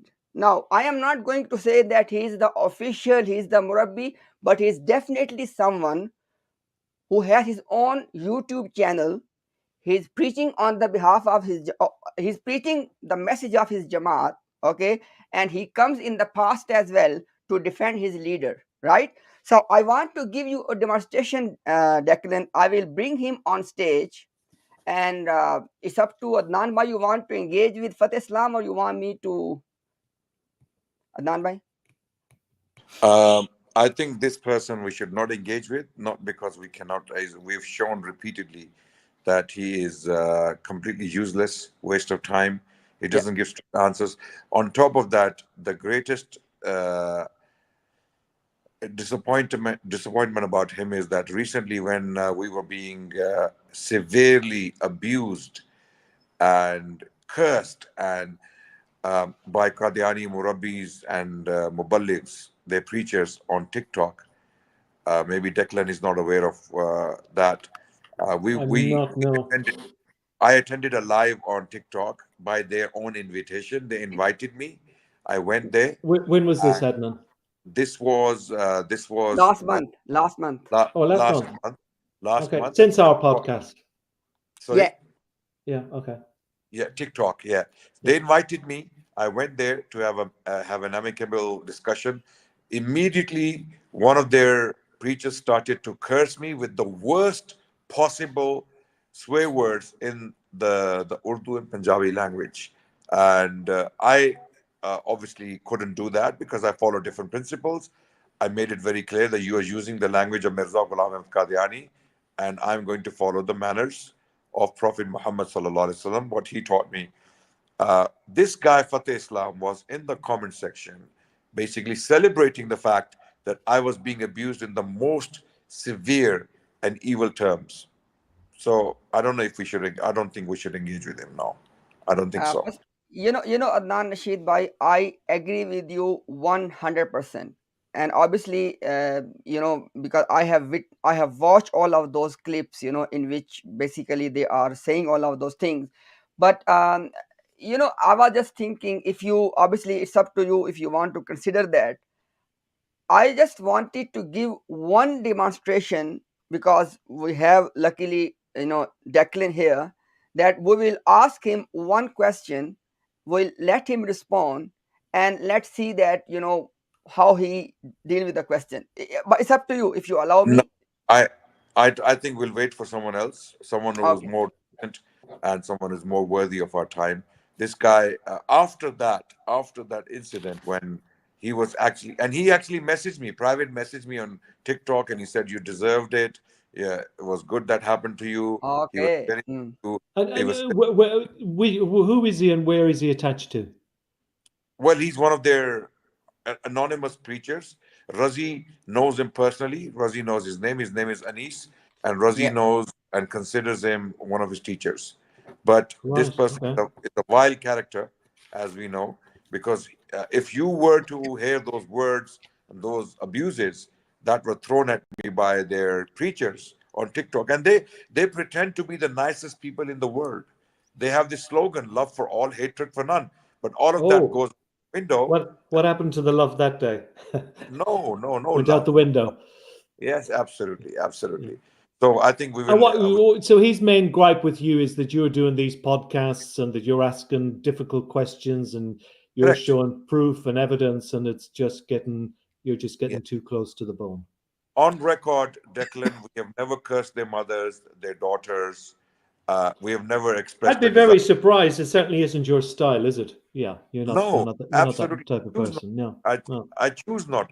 I do I have the ability? Yes, absolutely. I choose not to do that kind of work because I'm seen as a preacher. People Oh, see yeah. me as a religious figure, and I cannot be behaving like that. What religion then? What Well, principles? you're also a gentleman. I hope so. I Yeah, hope yeah. so. Well, And you you know, both are. I You both are. never You both are people of very high I, character. I would never curse Well, someone's daughters and express a desire to rape their women. This is literally what he said. One of the preachers, he said that bring your women to us and we will show you the men we are. That's what he said.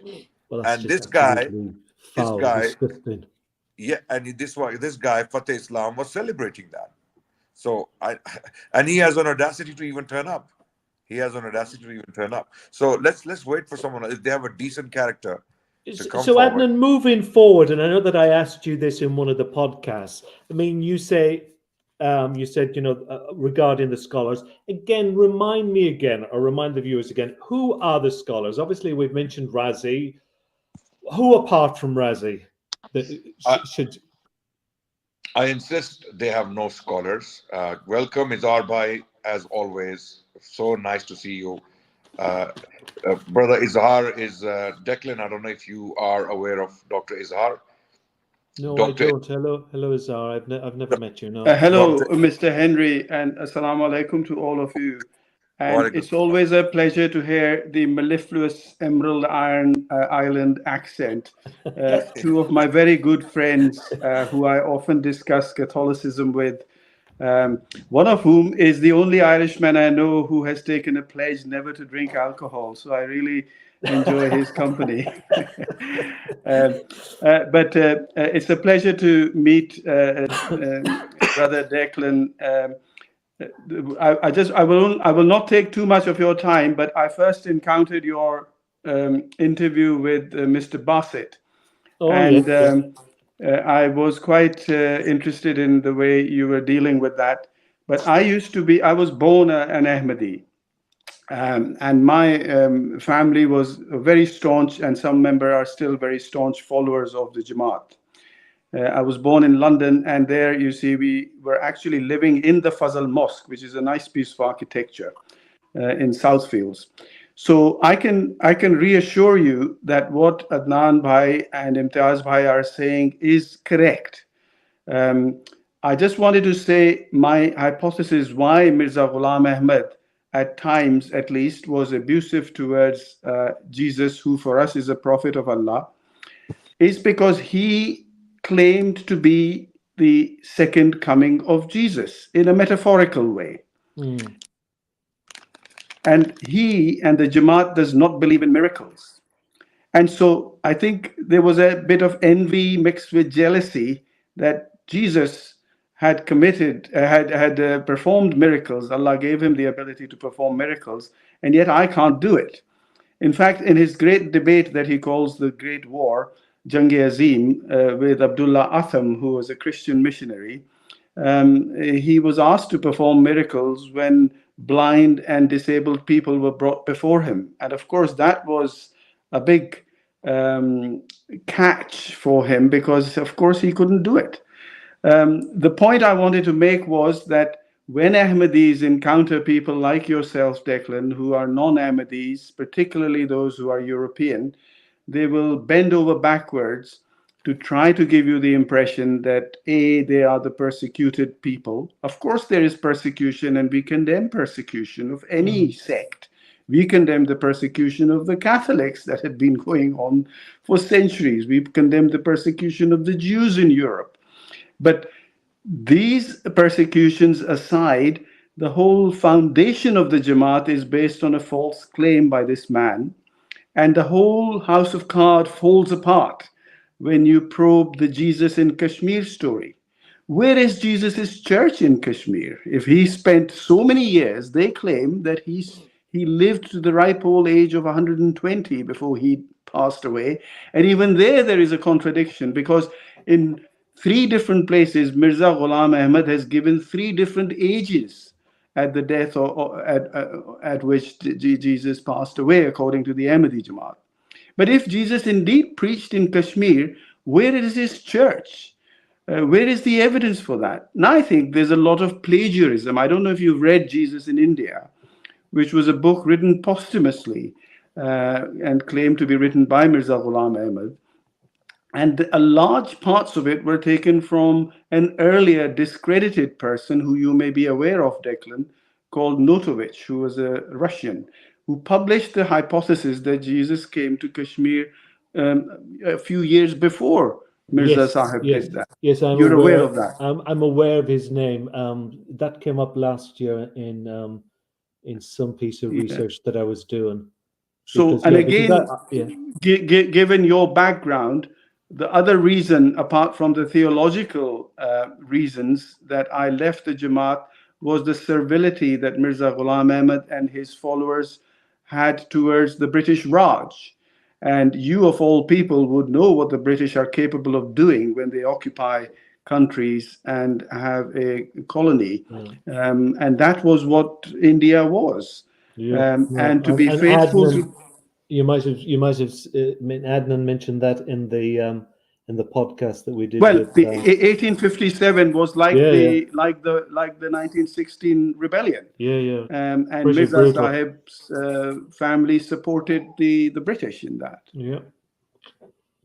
But again, we have no counter narrative, do we? What's their counter narrative to that? Well, the counter narrative they say is that, well, the British were benevolent towards the Muslims because they allowed us to practice our religion, which also is a lie, because there were no bans on religion. Of course, the Sikhs in some instances did prohibit the public announcement of the call to prayers, but then Mirza Sahib's family also fought with the Sikhs.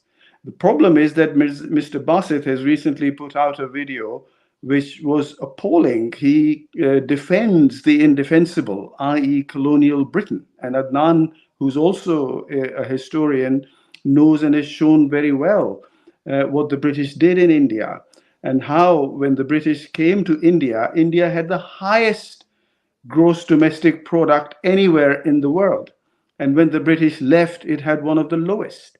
And they quickly skim over things like the Jallianwala Bagh massacre, in which innocent people were gunned down by the British in Amritsar. And also, they completely ignore the 3 million who the British helped die in the Bengal famine. I'm British. I will defend Britain if Britain is attacked. But I have the right to condemn the government where it does something that's wrong. Whereas Mirza Sahib was absolutely servile and obsequious to Her Majesty at that time, Queen Victoria. And he actually wrote great tracts in praise of Queen Victoria.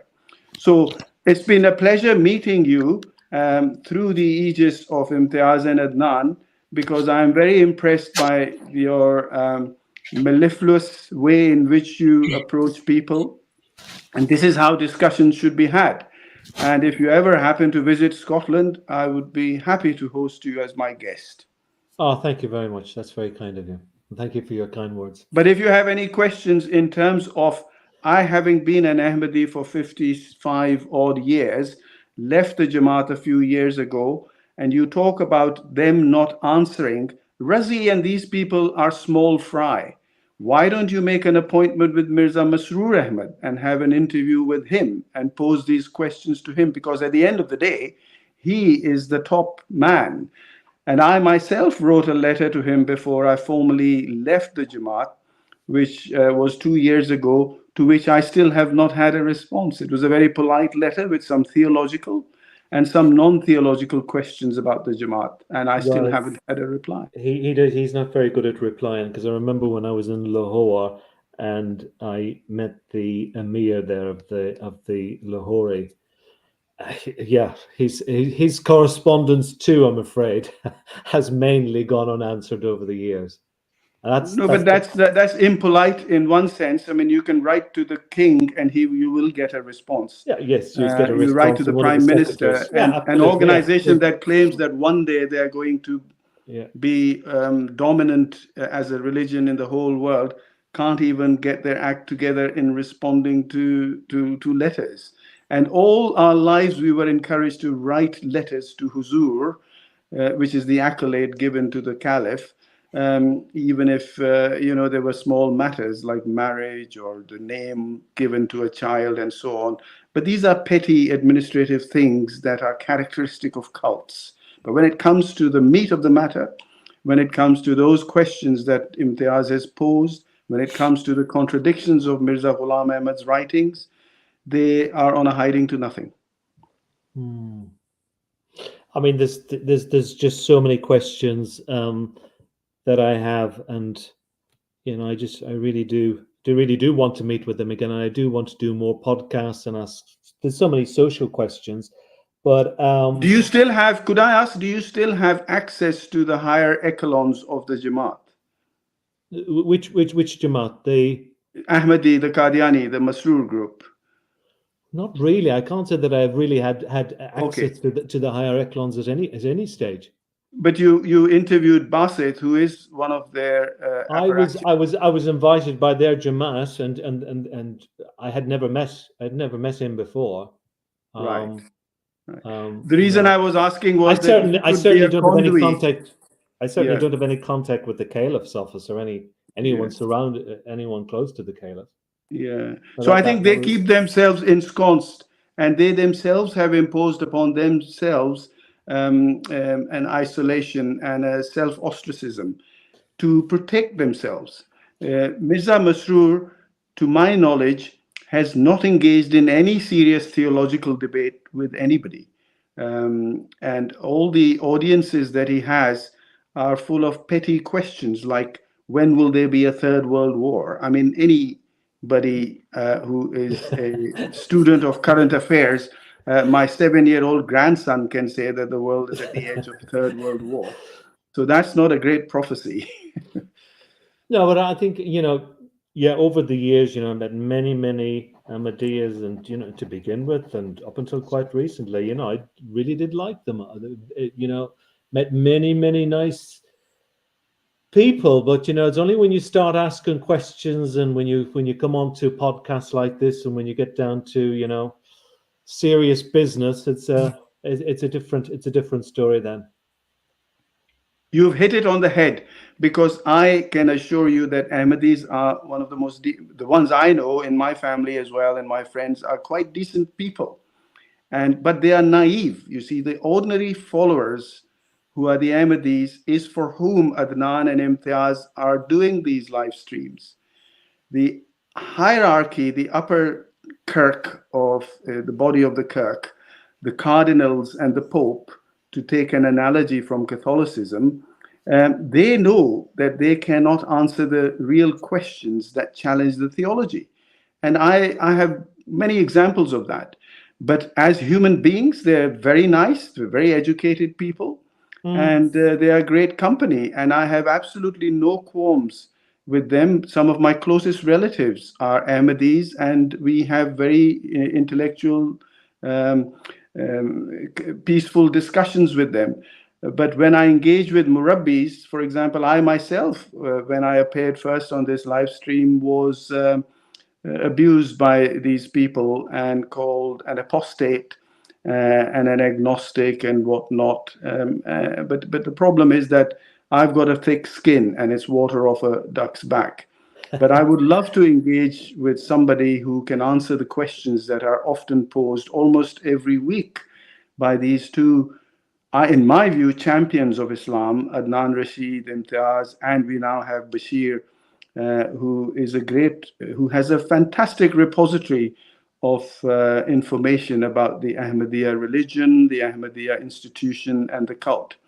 But you're more than welcome, and it's been an absolute pleasure having a brief chat with you, Declan. And I'm pleased and grateful to Imtiaz and Adnan for allowing me to say a few words again. Oh, that's brilliant. Nice to speak to you too. I Doctor, will take your leave now. Thank you very much. most welcome, Dr. Izar. Always pleasure listening to you and having you on our streams. Dr. Izar is very dear to us. He's a great inspiration.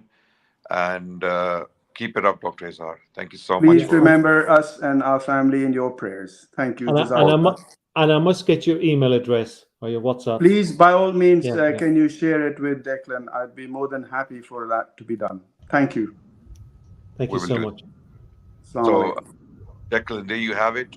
You heard from one of the veteran, He's a lovely man. Veteran ex-Qadianis who was Ahmadi for the most part of his life and recently came back to Islam. Alhamdulillah, all praise is due to Allah, and he's a huge inspiration for us. You know, he's an advisor, he's an elder, respect him a lot, and he would be a good person to interview as well as you know, his experience as an Ahmadi for nearly 60 years of his life, or maybe over 50. Absolutely. And you know, so many, you know, a few more, at least 3 or 4 ex-Ahmadiyyas have contacted me, have emailed me since we did the podcast. And you know, but Adnan, and of course I would like to interview them, but I kind of have, for the moment, I've kind of put them on hold because I still want engagement with the you know, with the community and to continue with these dialogues on these podcasts and to get answers to questions, because yeah, that's what I want to do first and foremost. But absolutely, I mean, voices like that gentleman, and of course this other chap here, Mr. Bashir, who's well known. Yeah. You know, I was going to connect if you've had a conversation with him before, but he's also a very important person to talk to. He runs a blog called Yes, I know this gentleman. This gentleman.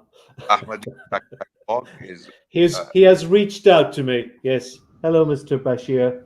Yeah, assalamu alaikum everybody. Assalamu alaikum Declan too. Yep, and I can connect you with Dr. Azar, but I had some notes. If I have permission from Imtiaz and the moderator, can I go over my notes real quick? Yes, please. Okay. Just want to make a small announcement, Imtiaz bhai, is that any Ahmadis who are watching this is your opportunity to come and join our stream and basically present your case in front of Declan, because you can say that we are unfair to you, but if Declan is there, who's a neutral guy, you can totally ask him to be the judge and present your case. So every Qadiani, Ahmadi, your community, anybody, layman, murabbis, all of you are welcome. Please join.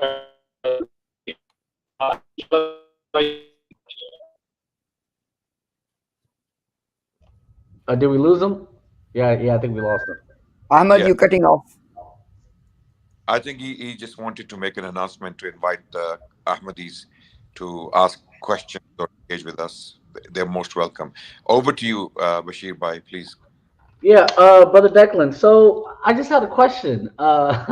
You hung out with the Lahori Ahmadis. You went to Lahore. I'm sure they made you some roti. You remember what the roti tasted like? Well, 10 out of 10 for the good food. Yes. Always. Okay. They're extremely hospitable people, and they are very different from Qadianis. Right, and you probably had some gobi. Do you know what gobi is? A cauliflower and some chutney, right? Amazing food, right? It's Lahore, bro. We got the best food in the world. We got the most spices. We got the most ingredients to add to the food. Anyhow, they didn't tell you that they believe that Jesus alayhi salam had a biological father? No, No, they didn't. We didn't. We didn't touch Not upon it. even not even on accident. Not even I made a mistake and it slipped out. Nope, they didn't. Did they mention how Mirza Ghulam Ahmad didn't agree with that? And they are openly disagreeing with Mirza Ghulam Ahmad on this topic. Did they mention that part? No, there was kind of only two things that they really, really concentrated on, and they really seemed to be incredibly hung up on it. Was the The fact prophethood, yeah, the yeah. prophethood, very, very, very. You really that took up most of my time. That is, they presented that as their main gripe. As the main And gripe, and they are so off on that. I mean, oh my gosh, Muhammad Ali presented like 261 references from the books of Mirza Ghulam Ahmad to prove that he's not a prophet, or it was like 154. I don't know. It's this huge compendium of references. He left out the most important ones, where Mirza Ghulam Ahmad clearly called himself the last messenger, the Akhri Rasul, Akhri Mursal. In Lecture Lahore, why did he leave it out? He left it out. But I see, at the time, I just couldn't understand with the Urdu language. Why was there such misinterpretation? Why this? Why were they even having this argument in the first place? It just seemed so petty. It just didn't. It seemed so nonsensical that they couldn't get the correct translation. But since then, even if you just watched Muhammad's presentation earlier, I mean, he has it also referenced. It's just also clear. I don't. I mean, I kind of left Lahore thinking that the Urdu language must be so complex, so complicated. When I was a kid, every word must have 20 meanings. Whoa. Everything is metaphorical. Everything is no, but check I this think out. since then I've realized not really. Yeah, when I was a kid, brother-in-law, listen to this. They said no, the Urdu of Mirza Ghulam Ahmad is so hard to understand. Only the Murabbis can understand it. Well, and of course, the second thing you asked me, what was the second thing they were hung up? They were very, very angry, obviously, with the second Caliph. With the second, yeah. My goodness me! Mention his name and the red mist would come down. Woo! Real anger. There's real anger. Yeah. Well, and that's weird. Where is it written in any book that a Messiah would come at the end of times and there would be a split in his movement and his son would be a terrible human being? Where is that written at? Someone show me that. Try the Talmud too. You could use the Talmud too. It's not there. Okay, so check this out. I have a reference from 1913 that Brother Imtiaz has not presented yet. And I think I sent it to him, but I don't like to hold references. I've fired everything. You know what I mean? But I wanted to show this reference on just how disrespectful. Oh, and before I do that, why? You asked the question why, right? Yeah. Who, me? Brother Declan. So here's the psychology. Here, I'm gonna give you some of the psychology. When Mirza Ghulam Ahmad was speaking to Hindus, he was over the top disrespecting Maryam and Al-Islam and Isa Al-Islam. Over the top. Did this quote where he is so remember, it always depends on who's the audience. If he's talking to Hindus, he is cursing, and in fact it was the Hindus who did that first in Satarya Prakash. If you ever look up that book, 1879, Lek Ram, he ended up using a lot of the insults that the Hindus had towards Jesus al-Islam, and his mother. So in the quote where he accuses Isa al-Islam's mother of zina, that's Nasimi Dawat, and it's mostly towards the Hindus. So that's sort of the key to what's going on here, is you got to understand who is he talking to. Then there's another quote from Al-Hakam that Imtiaz showed. Let me see if I can pull it up real quick. Yeah, it's 1902, July 24th, 1902, page 16. This didn't make it into Malfuzat. See? You see the tricks here. And that book, Nasim Dawat, it's not in English. you know. And there's another funny quotation in there, and don't mind my camera blurring. I don't know what's wrong with it, but what's funny about that book? In that same book, he admits to having to urinate 100 times a day, and he compares it with the previous Messiah, Oh, or in his opinion. Adnan said that in one of the podcasts, didn't he? Yes, yes, I remember Yeah, that. he said, and he said I have to urinate 100 times a day. So he said someone told me, and of course it's anecdotal, it's not true. No one told him anything. It's an anecdote. He says, but yeah, I would take opium. He says, yeah, I would, but then people would make a joke. They say the first Messiah, Nauzubillah, an alcoholic, and the second, a druggie. So he was like, for that reason, even though in Islam I can legally take opium for my diabetes, he says I still won't do it because of this weird reason, because people will make a joke, etc., etc. So that's just clarification on that. Okay, so now check out this quote.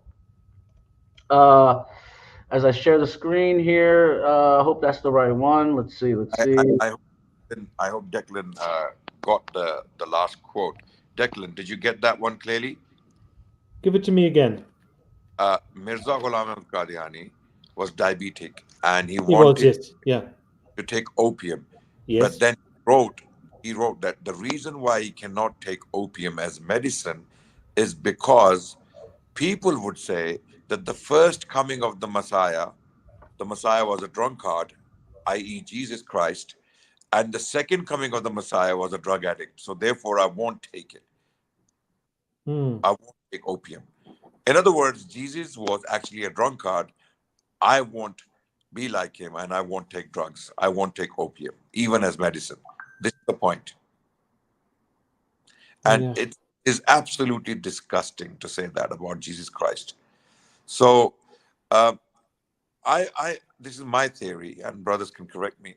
Perhaps he himself was a drug addict to some extent, and was taking wine, uh, chronic wine.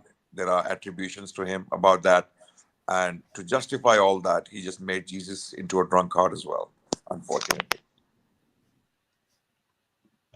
or would you Exactly. agree? And there it is in black and white. And there it is in black and white. And this quotation is not in English. They haven't even translated this sentence, or that they haven't attempted a mistranslation of this paragraph. And there's a lot of mistranslations out there. So it's in the same book. He accuses Maryam al-Islam of zina, and it's in the same area, in the same era. This is 1903. The Al-Hakam quote is 1902. So after 1900, you see this change where he's changed into an entirely different person. As you know, the Qadiani say he claimed to be a prophet, so he claimed to be the messenger. All of that also happened. So okay, Yeah, I did note the year in Muhammad's presentation. I mean, that was just 6 years before he died. just before he, yeah. So he was changing. Yeah, But yeah. Brother Ahmad, can you show my screen? Check out this. This might be new for. I know I posted it and I sent it out. I've shared the screen, just waiting on Brother Ahmed or Brother Umar to share it. I'll just read it. So oh, here it is. Here it is. So as you can see, let me just scroll up. In 1913, okay, and this is in terms of chapter 3, verse 36. Okay, so in 1902, he claimed that Maryam was a married woman, nauzubillah, etc. That's a different quote. But in 1913, the British government shut down the Al-Badr. And for years and years and years, I couldn't figure out why. I could not figure out what was the reason. He's a tool of the British. Why are they shutting his newspaper down? So it was sort of a mystery. He must have overstepped his boundaries. He must have done something, right? So what did he do? Mufti Muhammad Sadiq, who toured the world, he wrote that. Just like men experience nocturnal ejaculations due to certain wet dreams, and because excitement of the youth causes a lustful state, as like during intercourse. So in Miriam's masculine reproductive powers, some sperm secretion took place, and Nauzubillah, I didn't say, this has overwhelmed your mind. In this condition, sperm swam towards the egg and fertilized, and you became pregnant. etc., etc. The British government, Mobi Sanalla was involved. It was also he gave a response. They shut down the newspaper because of this. The Al Brother was also forced to pay 3,000 as a penalty.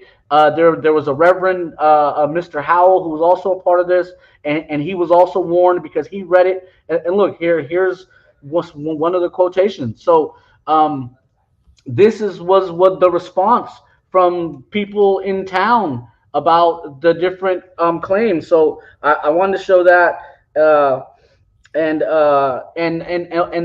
are some new books in English.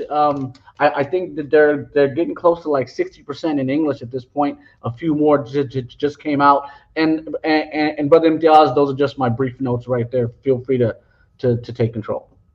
Can I just ask you, Bashir, what percentage of Mirza Ghulam Ahmad's books are actually translated into English? Well, per my research, and I do a page count, so I'll find the books and I'll count the amount of pages. They're getting close to about 60%. Okay, because Razi said 75%. Yeah, because he said there's more books coming, so maybe he knows Right. about Okay. 6 or 7 books in like the pipeline or something like Because that. I was previously led to believe that there was 50%, but yeah, Yeah, but still, and they're mistranslations actually. how that's a question I would really like to ask them, because I really would like to meet them and just go through, what happens to the originals, and the books that are translated, but the books that exist in the current format. I mean, what editions are they? Yeah, and let me tell you one thing about the Lahoris. There's a quote from Haqiqat al-Wahi, 1907, where Mirza Ghulam Ahmad in Arabic calls himself a metaphoric prophet. I'm sure the Lahoris, they told you about this, right? They didn't, but I was just thinking back on my time with the Lahoris, in the compound where I was staying. They had this really old-fashioned library, and it was fascinating to go into, because they had really, really ancient old books, but they're all in locked cabinets. And I was just thinking, well, would the originals, the first editions, be in those cabinets? They must exist still somewhere in the world, if you were to send out a worldwide request to somebody, Yeah, still, yeah, and or as therein is the close to problem. the first editions as you could get. Yeah, and therein is the problem, and I'll give you a quick example. In Siratul Mahdi, in the first edition, Brother Nan, this is an important point too. In the first edition of Siratul Mahdi, like Mirza Ghulam Ahmad's biography, when talking about his death is in like the first few pages. I think it's like page 8 to 11, right? They said that he relieved himself on the floor in that book, right? But in the second edition, they said no, arrangements were made for him to relieve himself. So that's like a huge contradiction in the story and in the editing game that these guys are involved in. So if they have the old editions, they're not coming out, bro. And Declan, in here, obviously, I am mindful of your time as well, because I can understand it's getting late night in where you are in London. So I would say, Declan, obviously, it seems to be the case. They're not gonna come. They're not gonna face us. But I'm assuming that you might have seen the response of Razi when he was giving this impression that he has responded to the first podcast between yourself and Adnan Rashid Bhai. So I will just, even though I swear to God, I have not watched, by the way, okay? But I have just right now, I have opened up that video and I try to get that timestamp where he is addressing the point of alcohol and prostitute. Now, Declan, in your presence, I will play that response, and I will expose some of the deceptions he was using. And obviously, either he's watching right now or he will definitely be watching later on. Then let's see that what he has to say. What do you think, Declan? Okay, go for it. Okay, thank you. Let me share my screen and we'll begin. So How long was this response? Because I haven't seen this, because I've been the away. entire video is close to 4 hours. I'm not sure if he's interacting with the guest as well or what he did, but I just try to, find if he has, for example, any particular point. So I just try to find this point of alcohol and prostitute. Now, what I will do, Declan, is I will play what he is saying, and then at the same time, I'll show you Mirza Ghulam Qadiani's quotation, and then I let you decide that this is what they call response. So, Omar, are you with us? If we can make it bigger,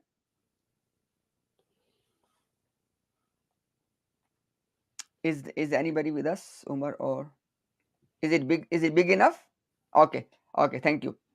So now let's see, Declan, that what Razi is saying and what we can show to you as evidence, and then we let you decide, or at least give us your thought on that. Okay, there you go.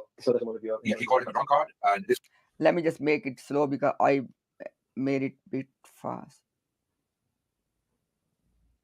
was his personal belief. The Jamaat comes back and claims, no, this was accusative answer. Because he's playing at a fast speed, I just want to make it a bit more slow. Or maybe, yeah. He was using biblical text to get back at the Christians. And we claim. Well, where does it say in the New Testament that Jesus was a drunkard? Exactly. Where does it say he was? I found that extraordinary. So now this ignorant man is saying, where does it say in the New Testament that Jesus was a drunkard? So did you get the point, Declan? Yes.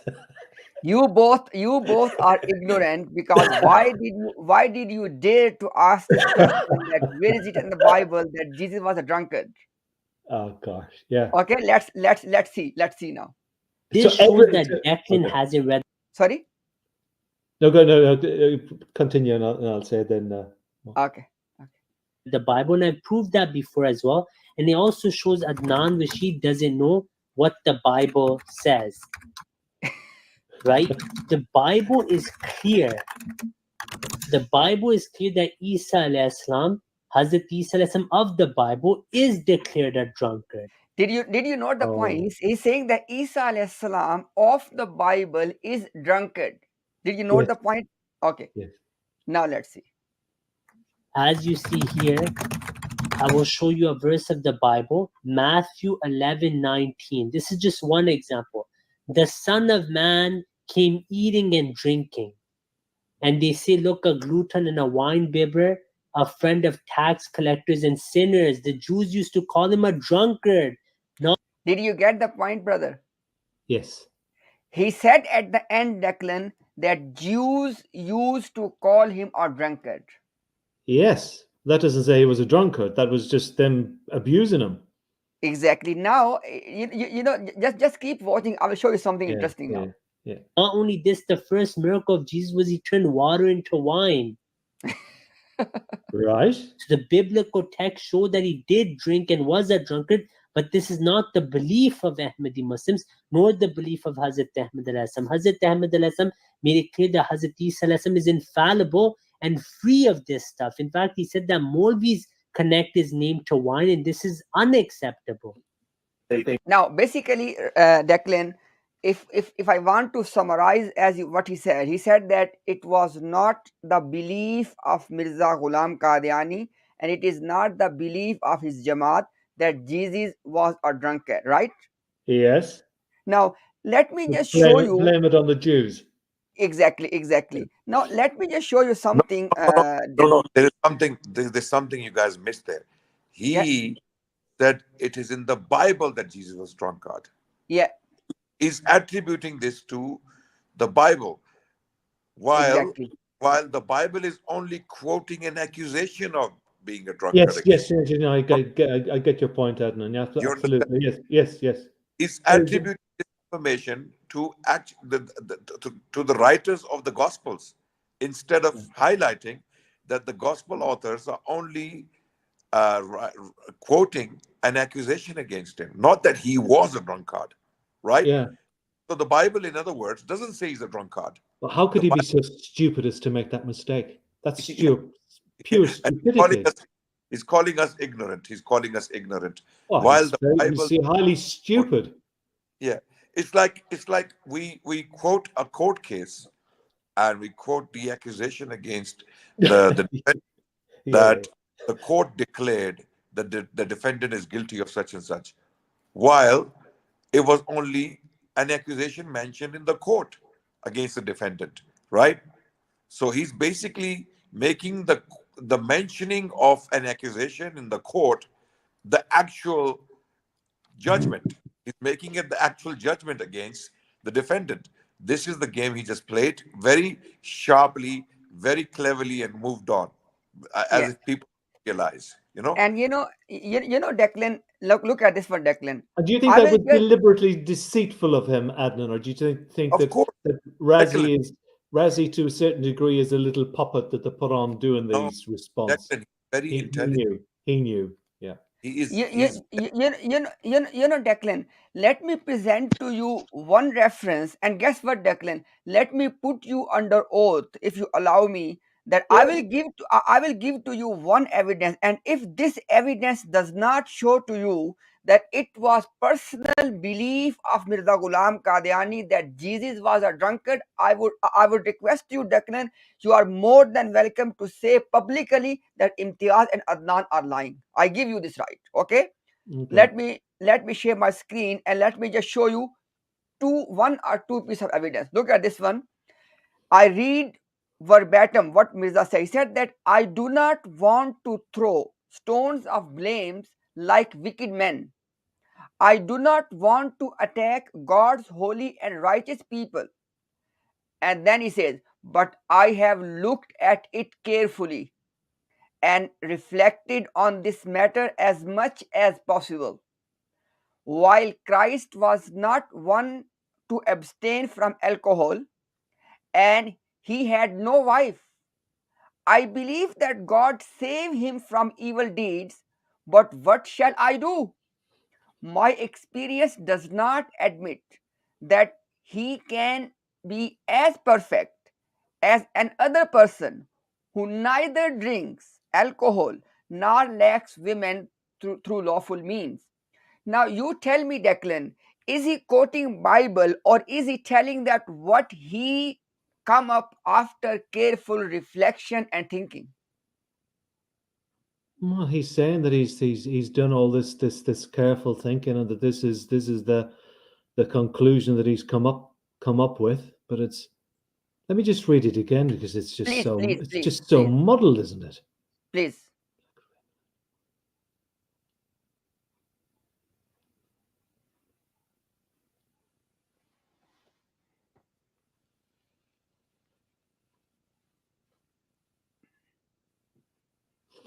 Well, he's contradicting himself there, isn't he? So much. While Christ was not one to abstain from alcohol, he had no wife. I believe that God saved him from evil deeds. But what shall I do? My experience does not admit that he can be as perfect as another person who neither drinks alcohol nor lacks women through lawful means. Basically, at the end, Declan, he is comparing John the Baptist and Isa alayhi salam, because we have all of these references. He's saying that, look at this one, brother, so you can understand the point. He says that John or Yahya did not use to drink alcohol. It tells us that it was prohibited at the time as well. Then why Messiah did not follow the teachings of his mentor Yahya?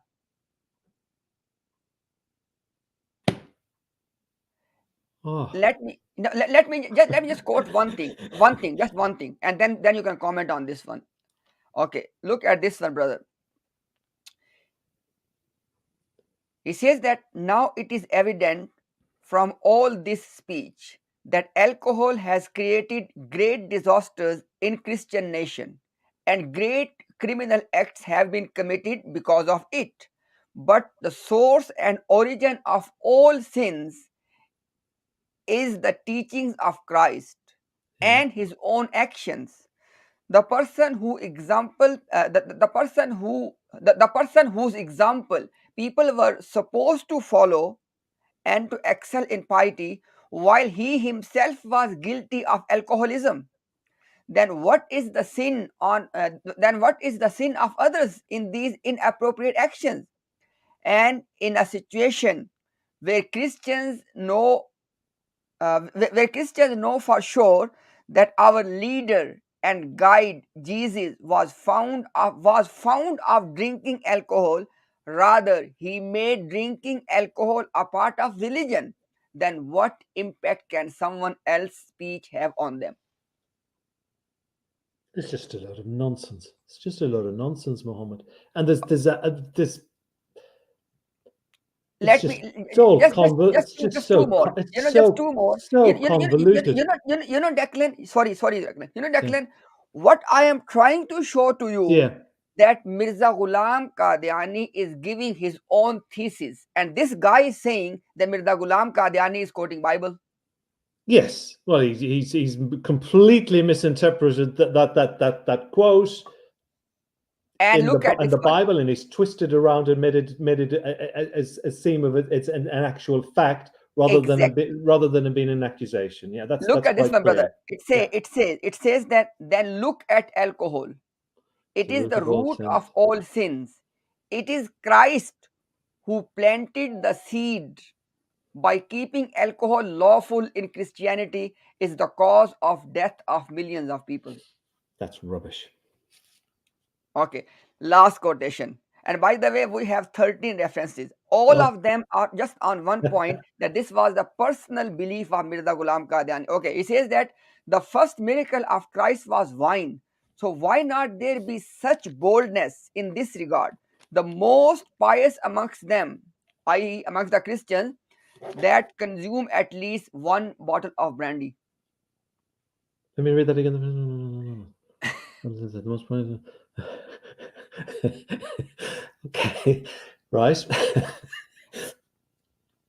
Okay, now after this, and by the way, Declan, like I said before, we have plenty of other evidence as well to support one thing that this was Mirza Ghulam Qadiani's own thesis. And that was his own thesis about Jesus being allegedly a drunkard, based on that piece in the gospel that you read out at the beginning.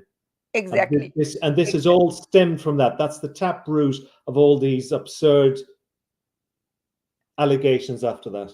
Exactly. Now look, Declan, very quickly, maybe in 2-3 minutes, look at this one. What he says about the prostitute. Look at this one now. Yes, this will be interesting.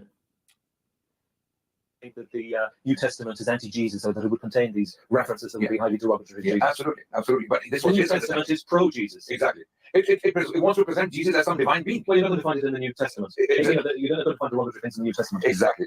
And this was his personal belief, his personal conviction that Jesus was a drunkard. And This is a lie again. He's been refuted. You see, brother? That's all he can say. Now look at the prostitute point. Relationships with prostitutes, and the Jamaat gets very disturbed by these. Twisted something about Mary. Now he's saying Hazrat Ahmad believed that Hazrat Isa had relations with prostitutes.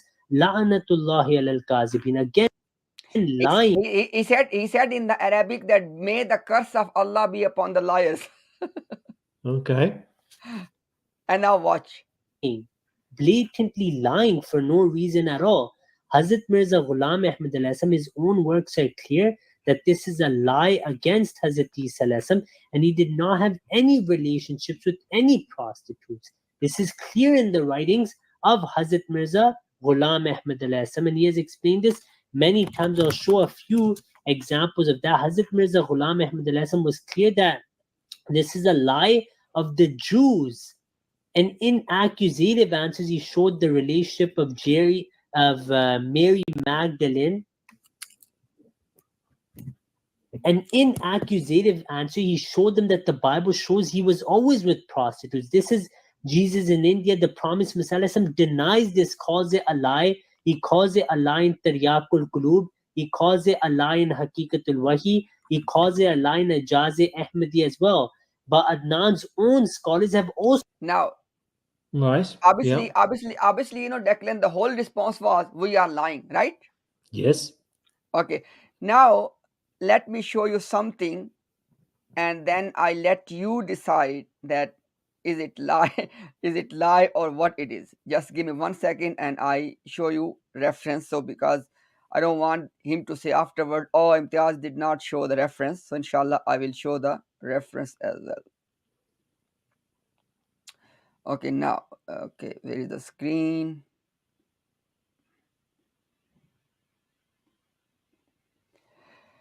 Now, again, Declan, just for the sake of time, I'm gonna read one reference and then I let you decide that what is Mirza Ghulam Qadiani saying in this one. So, first of all, let me read for you that how he used to quote all of these things. So you can see the level of his imagination. He says, young age, habit of drinking alcohol, and then single, and a beautiful prostitute woman is lying in front of him, touching her body with his body. It is the conduct. Is it the conduct of a pious man? And what is the evidence that Jesus did not have sexual excitement when touched by this prostitute? How sad that it was not possible for Jesus to have intercourse with one of his wives after gazing at this transgressor.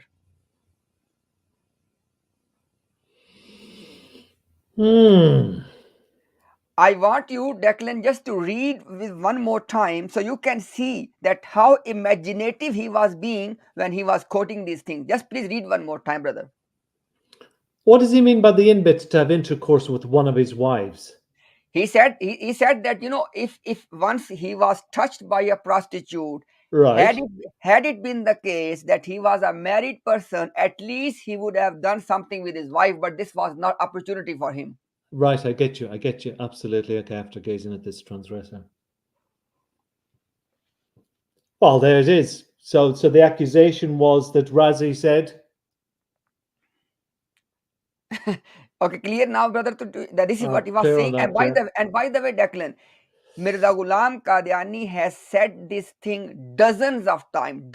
I just quoted to you one such spot. And Dozens of Razi was times. saying that he has never said this. No. Actually, the thing is, Razi was saying that this was the accusation of Jews against Jesus. This was not the reality about Jesus. This is what he said, right? Yeah, but that wasn't an Now, accusation against the Jews. That was his vivid imagination, wasn't it? exactly. Now, yeah, That's his piece of fiction, isn't it? yes. Warped fiction. Now let me show you something. After quoting all of that, this is what Mirza said. He says that therefore we cannot consider such an impious, arrogant, and enemy of the righteous as a good-natured man, let alone consider him a prophet. Yeah, Clear? perfectly clear. Now let me show you reference to prove that this was Mirza Ghulam Qadiani's own belief about the prostitute. This is the first reference, by the way. And this is Ruhani Khazain, volume number 5, page number 597. Now, look at this one. Sheikh Batalvi. This was basically one of the Muslim scholars who was opposing Mirza Ghulam Qadiani. Okay, it says Sheikh Batalvi had gone on page 22 of this magazine, accused this humble person that none of my writings are free from lies. Mirza is saying basically, Declan, I want to, because there's a context for all of that. Declan, Mirza is saying that his opponent, a Muslim scholar whose name was Batalvi, he is accusing me that every single one of my writing has lies. Okay, now then he says, it is true that when a person is blinded by the veils of arrogance and jealousy, then he sees nothing but darkness upon darkness. And then he says, but remember, but remember that such accusations are not new. Evil people had always accused all the righteous servants of God Almighty with same allegations that were that they were liars, they were blatant liars, they were fabricators, they were lustful, etc., etc. So basically, the reason I quoted this one, brother, so I can give you the context that there are people out there who are accusing Mirza Ghulam Qadiani that look, Mirza, you are a liar and you are a greedy person, etc., etc. Now let's look at the actual reference. He says on the same, by the way, this was page number 597, again page 597. He says, often such deep mysteries in the form of sayings and actions have been manifested by the prophets.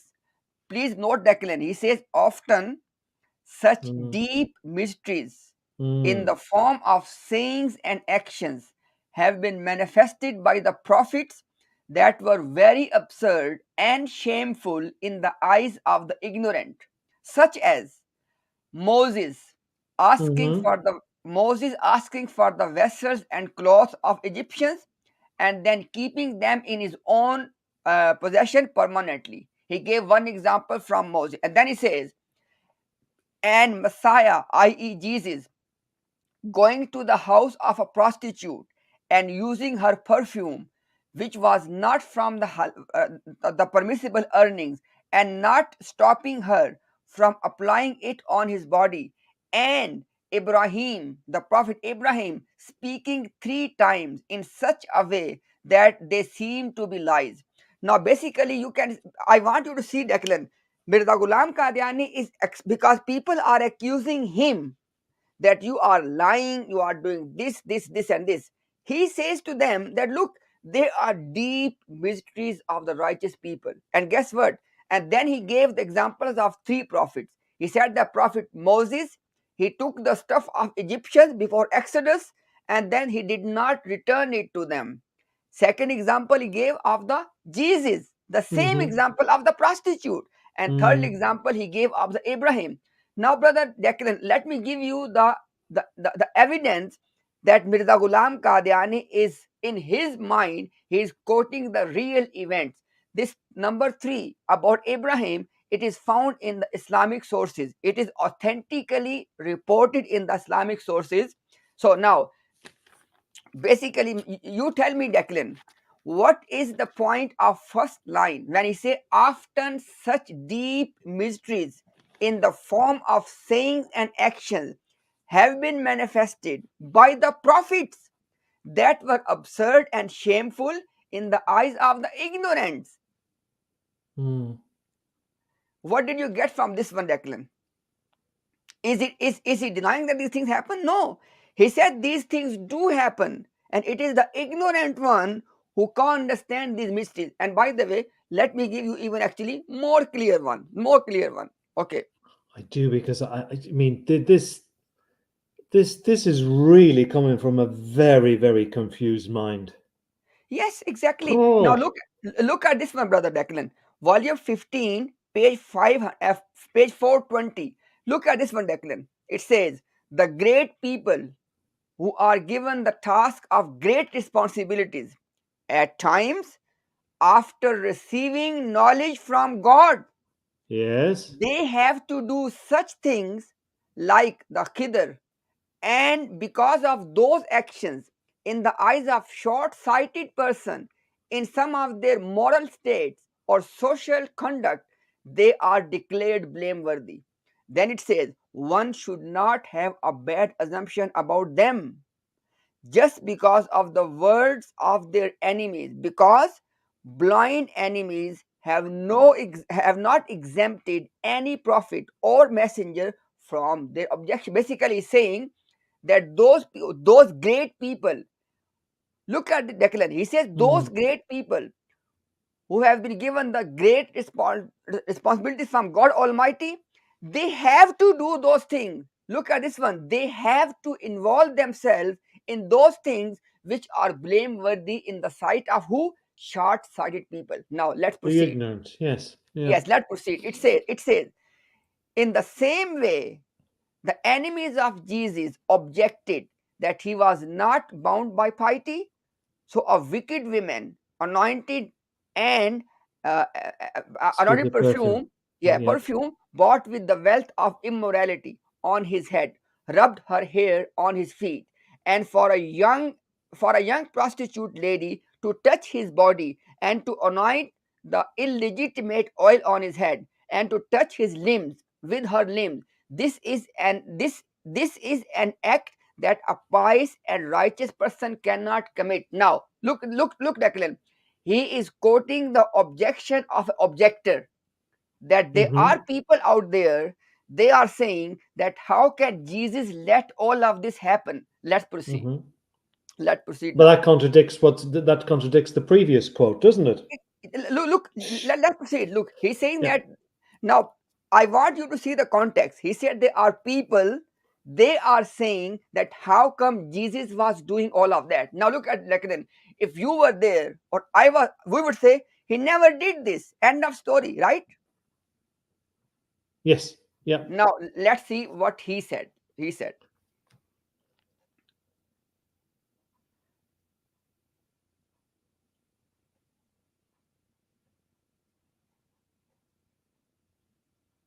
yeah. Basically, I'm skipping many of them just to save time, by the way. It says that another issue that needs to be resolved is that, on the one hand, God Almighty says that He does not command to commit oppression or immorality, and yet He let Israelites through Moses to take the wealth of innocent Egyptians unjustly, and this wealth was taken in a shameful manner of the highest magnitude through fraud, and then they kept it with them permanently by breaking their promise. And then comes the main passage. It says, in the same way, the Messiah was allowed. Look, Declan.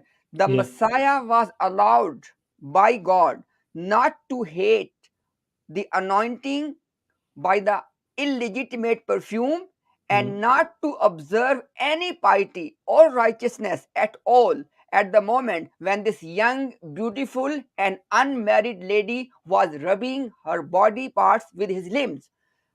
Then he says, on the other hand, Allah has declared an unjust murder from the major sins, and yet He gave permission to Khidr. So again, he is quoting the same objection that how come that God is a righteous God and yet He is commanding. Look, he says that God allowed Jesus. I want you to please look at this one. Look at this one. It says the Messiah was allowed by By God. Allah not to hate the Yes, anointing of not to hate. the haram Basically, perfume. yes. Now, why? Look at this one, brother. This is the key passage now. Answer number one from Mirza Ghulam, that why this was happening.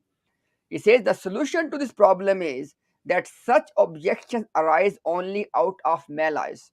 If one is a seeker of the truth and a pious person, then the right course for him is not to express his opinion on those matters which are amongst the mutashabihah. He said these things were obscure matters.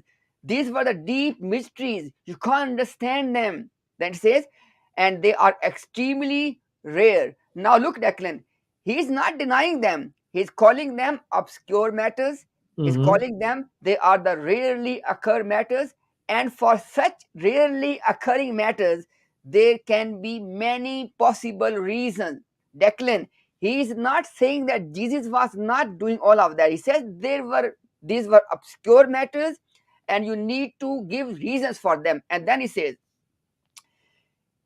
it is the way of transgressors that at time their objections they leave this aspect. He says that the basically the immoral people they are raising objections that why this is happening. Now he gives the response in the achievements. Look, Declan, this passage is now very important. It says in the achievement of the prophets, messengers, and saints, there are thousands of examples of their piety, purity, trustworthiness, honesty, truthfulness, and fulfillment of the promise. Additionally, the Spirit of God Himself is a witness to their inner purity. And then He says, but the wicked man does not see these positive examples, rather, he keeps looking for the evil. Finally, that part of the obscureness, just like the Holy Quran, which is found in his being as well, through its very little. He said the evil man makes the target of his objection and in doing so, he takes the path of distraction and ends up in the hellfire. Basically, obviously, I skipped many parts. Let me give you the gist of that. Then Mirza Ghulam Qadiani is saying that the prophets and messengers they have to perform those things by the permission of God, Right. which which are immoral in the eyes of a short-sighted person, but they are actually done with the permission of God. Why? Because number one, he said that through these things, God wants to hide the righteous people from the sight of short-sighted people. I'm with you. Yeah. Okay. Oh, So basically, that's an yes, interesting theory. exactly. Basically, what I'm saying, the whole point, Declan, is Mirza Ghulam Qadiani is affirming that these things do happen. Then he tried to justify them. And in doing so, do you think that he's trying to cover up his own impurities if he's Exactly, because the whole context was that yeah. people are raising objections on his character. Yes. And in response to that, he said, "Not worry.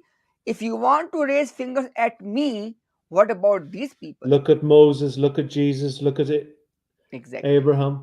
Exactly. So what I'm trying to say, Declan, is that I am surprised that either these people are not able to follow the argument or they are really being deceptive, because this guy was saying that this was not the belief of Mirza Ghulam Qadiani, i.e., their founder, that these things are true about Jesus. On the other hand, the founder is saying that these things are true, and then he's trying to give the reason and why he calls them true, because he wants to justify his behavior. But you know what, the past that you've read out, Muhammad, I mean, Yeah, it's so confused, it's so convoluted. I mean, how does the ordinary Ahmadiyya actually read that and understand that? You'd need it almost needs interpretation in itself, doesn't it? it To actually, decipher all of those, yeah, it's confused, it's convoluted, it's nonsensical, it's contradictory. actually, Declan, if somebody knows the context, then they Oh, can understand the point, because the entire context is that Muslim scholars are saying to Mr. Mirza Ghulam Qadiani, for example, Declan, why he gave the example of Moses, by the way. I don't know. Tell me why. Look at this one.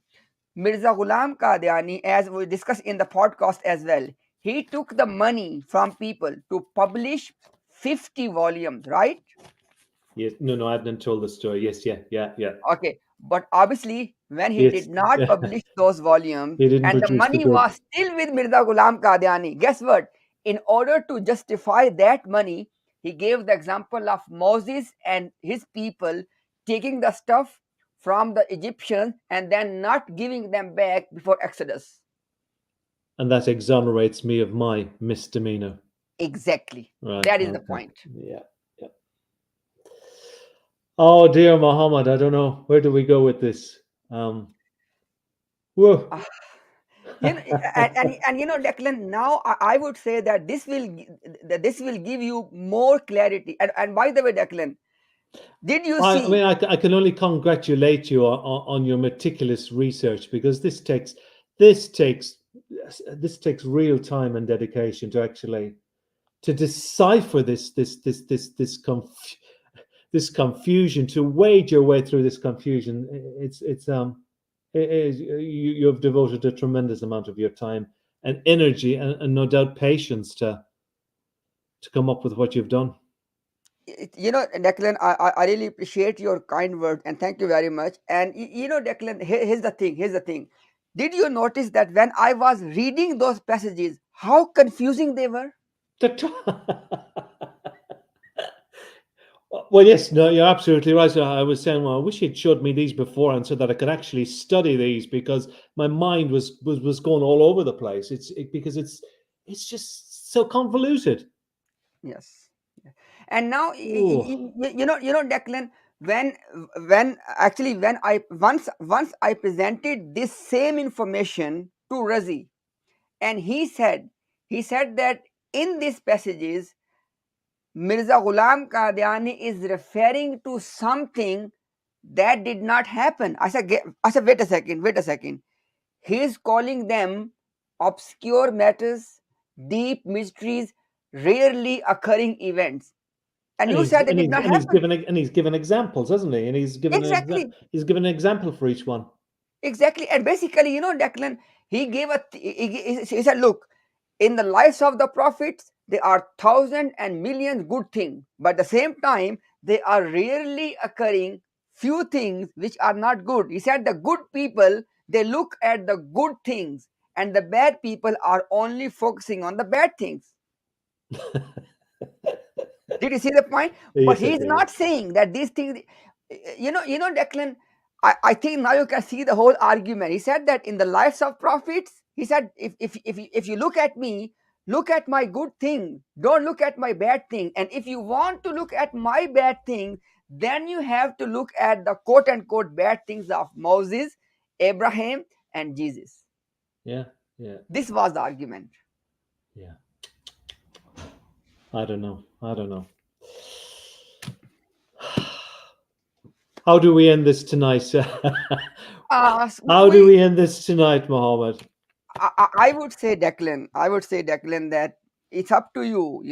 If obviously you said this already in between the lines, but if you want to give them this one, because at the end of the day, Declan, the the sanctity of Jesus is common between Muslim and Christian.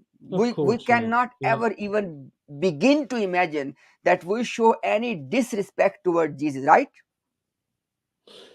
Absolutely, absolutely. But you know what my mind is, and I think I think it was Adnan that said in one of his podcasts, or he said it maybe outside of one of his podcasts. In so many ways, the Ahmadiyya religion is it's a religion by itself, isn't it? It's really outside Islam, Yeah, exactly.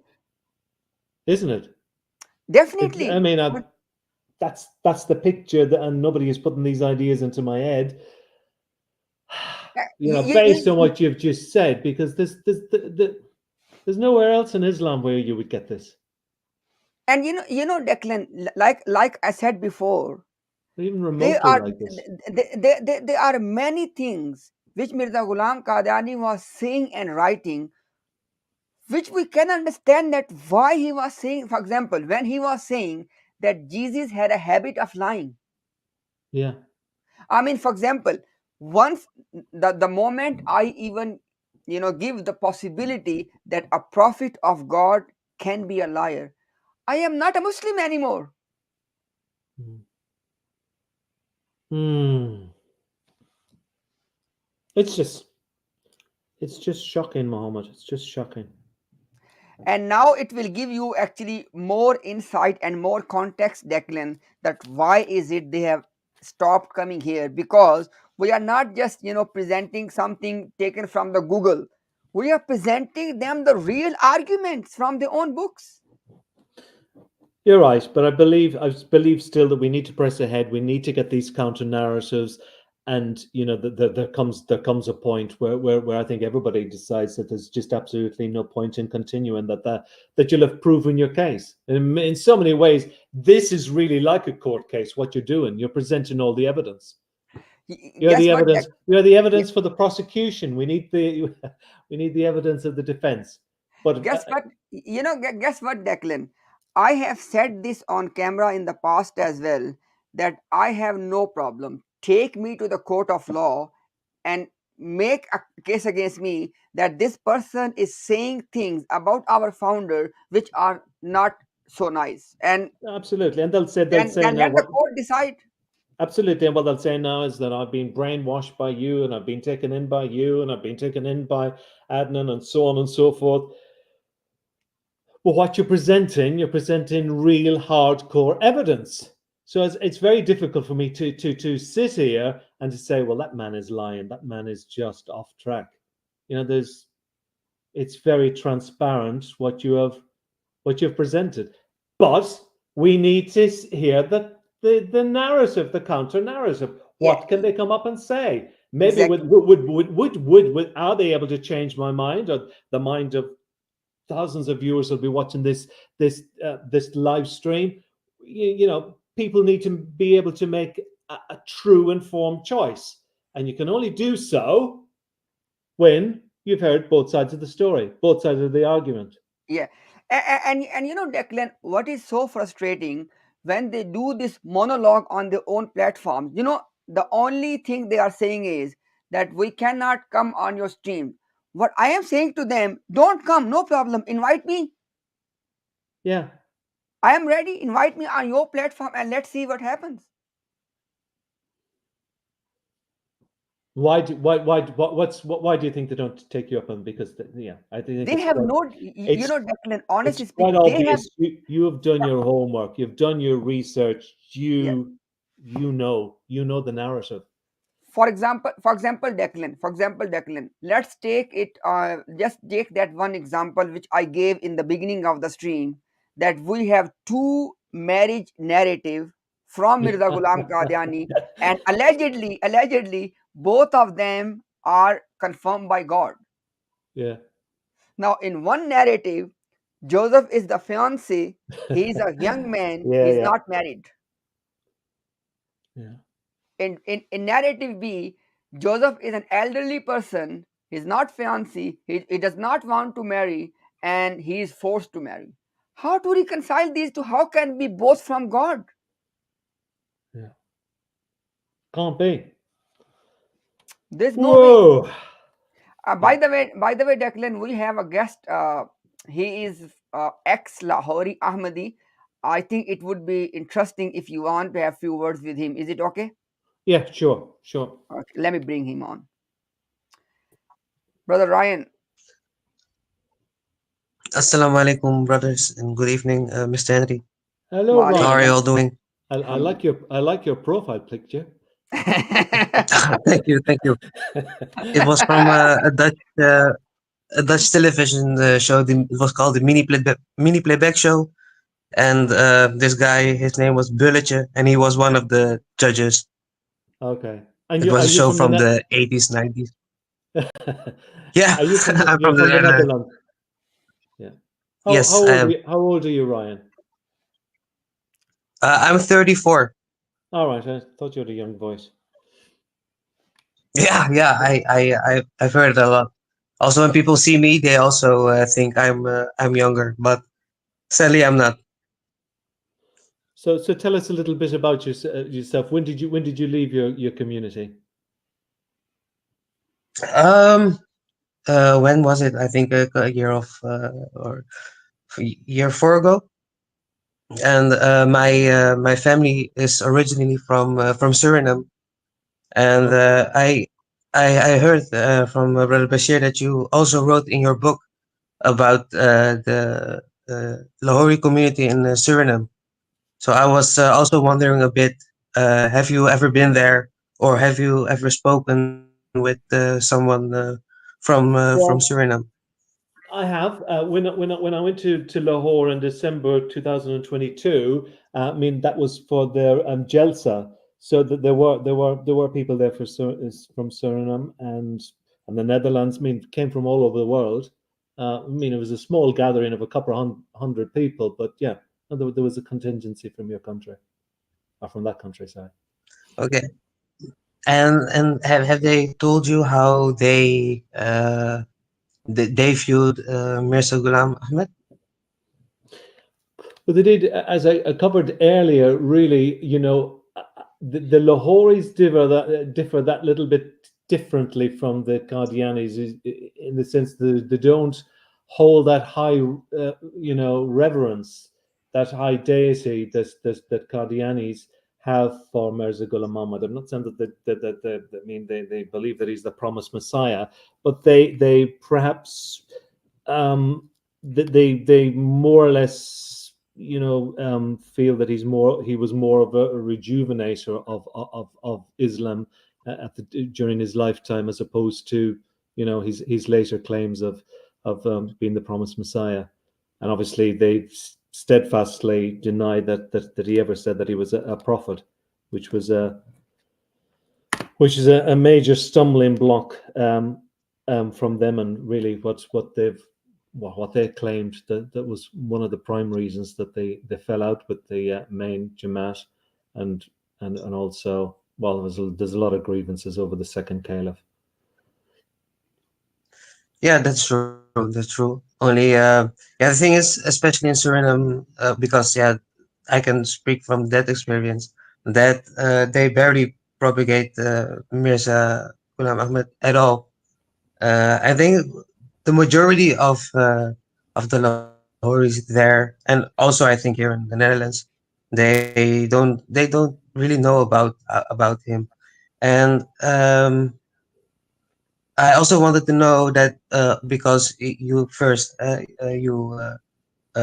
were in touch with the Lahoris, you wrote a book, and after that you had a talk with the Qadiani guy, and now you hear lots of different things from Brother Imtiaz and Brother Adnan. How does that make you feel? Well, I mean, I first came in contact with Ahmadiyya's 7, 8 years ago, and I wrote my first book. And during that time, I didn't place, even though I mentioned Lahoris. I was very. I mean, I have written very favorably about the Ahmadiyyas in the past. In my first book, Voices of Modern Islam, I put Ahmadiyya Muslims on par with all other Muslims. I separated Muslims into four groups: Sunnis, Shias, Sufis, and Ahmadiyyas. During that time, I thought that Ahmadiyya Muslims, up until quite recently, I thought they were highly knowledgeable people about their religion.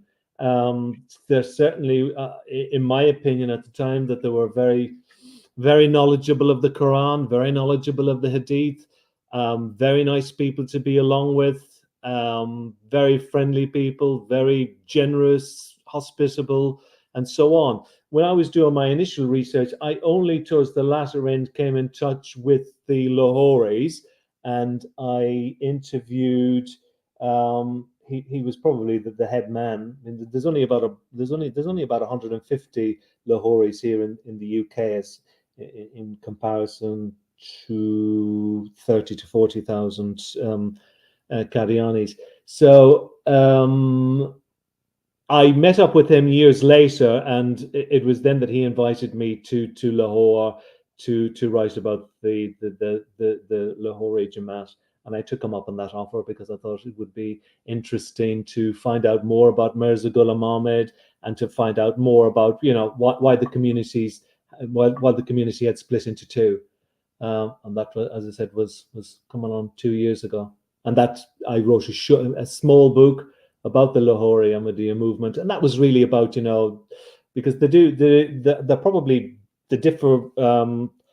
They have more liberal views about women and other issues, and obviously I also wrote about persecution because they are very, very brutally persecuted in Pakistan, and I interviewed men who had been really had been very badly persecuted. So I kind of because I'm not a theologian, I kind of, even though the book that I wrote about the Lahoris, contains a favorable biography about Mirza Ghulam Ahmad, I concentrated mainly on the social issues as opposed to the theological issues because I'm not a theologian. So that's it in a nutshell, basically.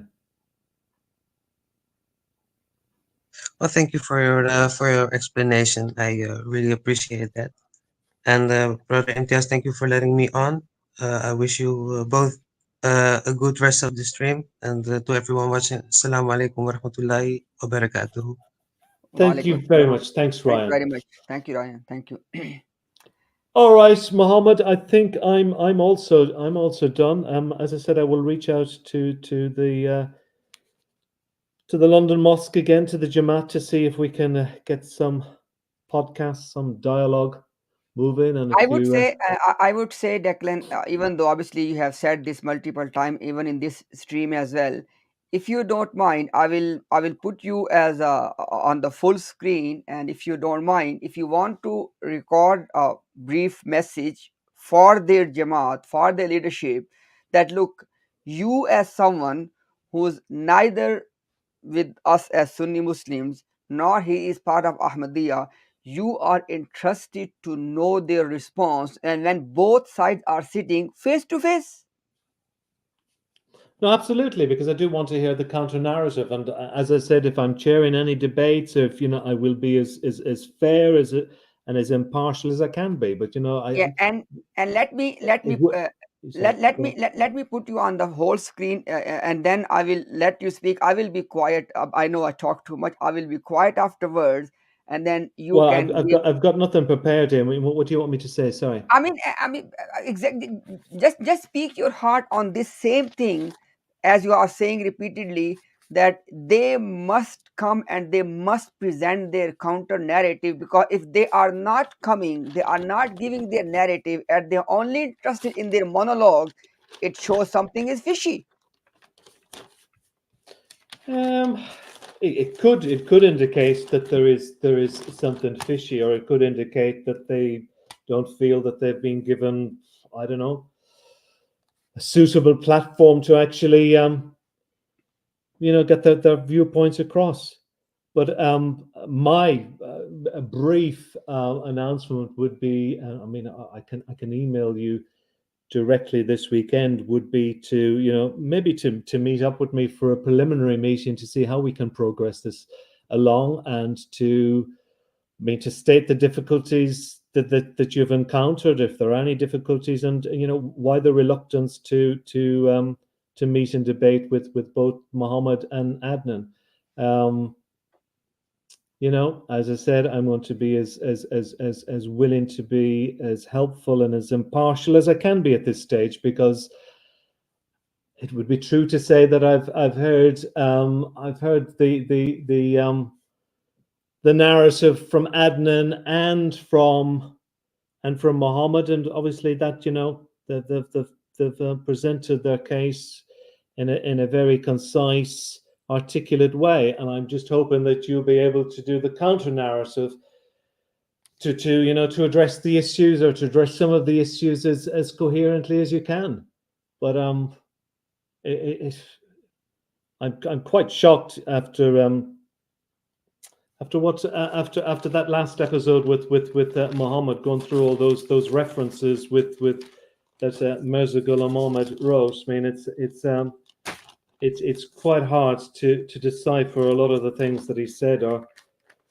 But I will do my best, and as we said throughout the podcast tonight, we're all acting in good faith. There's no malice here, and there's certainly no fat paycheck going into anybody's bank account. We're doing this free of charge. So please meet me. I know that you've reached out to me before I went away to South Africa. There was this one gentleman that said that he wanted me to meet the Imam of the London Mosque. I'm more than happy to come and meet him. I'm more than happy to have an open, frank, and honest discussion. So please reach out to me, and I will do my very best to help this process along. That's probably it, Emitaz. I think I've repeated myself probably. I know that basically what my intention, Declan, is I'm gonna take this as a separate clip and just to post on the different platforms to give them I could have done perhaps a prepared statement, but if you can't do it, I've waffled away, but I was unprepared for that. But absolutely, if you wish to do that, but I will email the people that I've previously communicated with, and who set the podcast up with me and Asif Bassett. I mean, I will email them this weekend and see if we can progress this. So I will do that separately anyway. Yeah, and Declan, for example, I would say that so far, let's suppose if we take the example of this allegation on Jesus to be drunkard or to be being with the prostitutes, the evidence we have presented, do you think that we are just making it up and it was not the actual belief of Mirza Ghulam Qadiani? What do you think at this stage?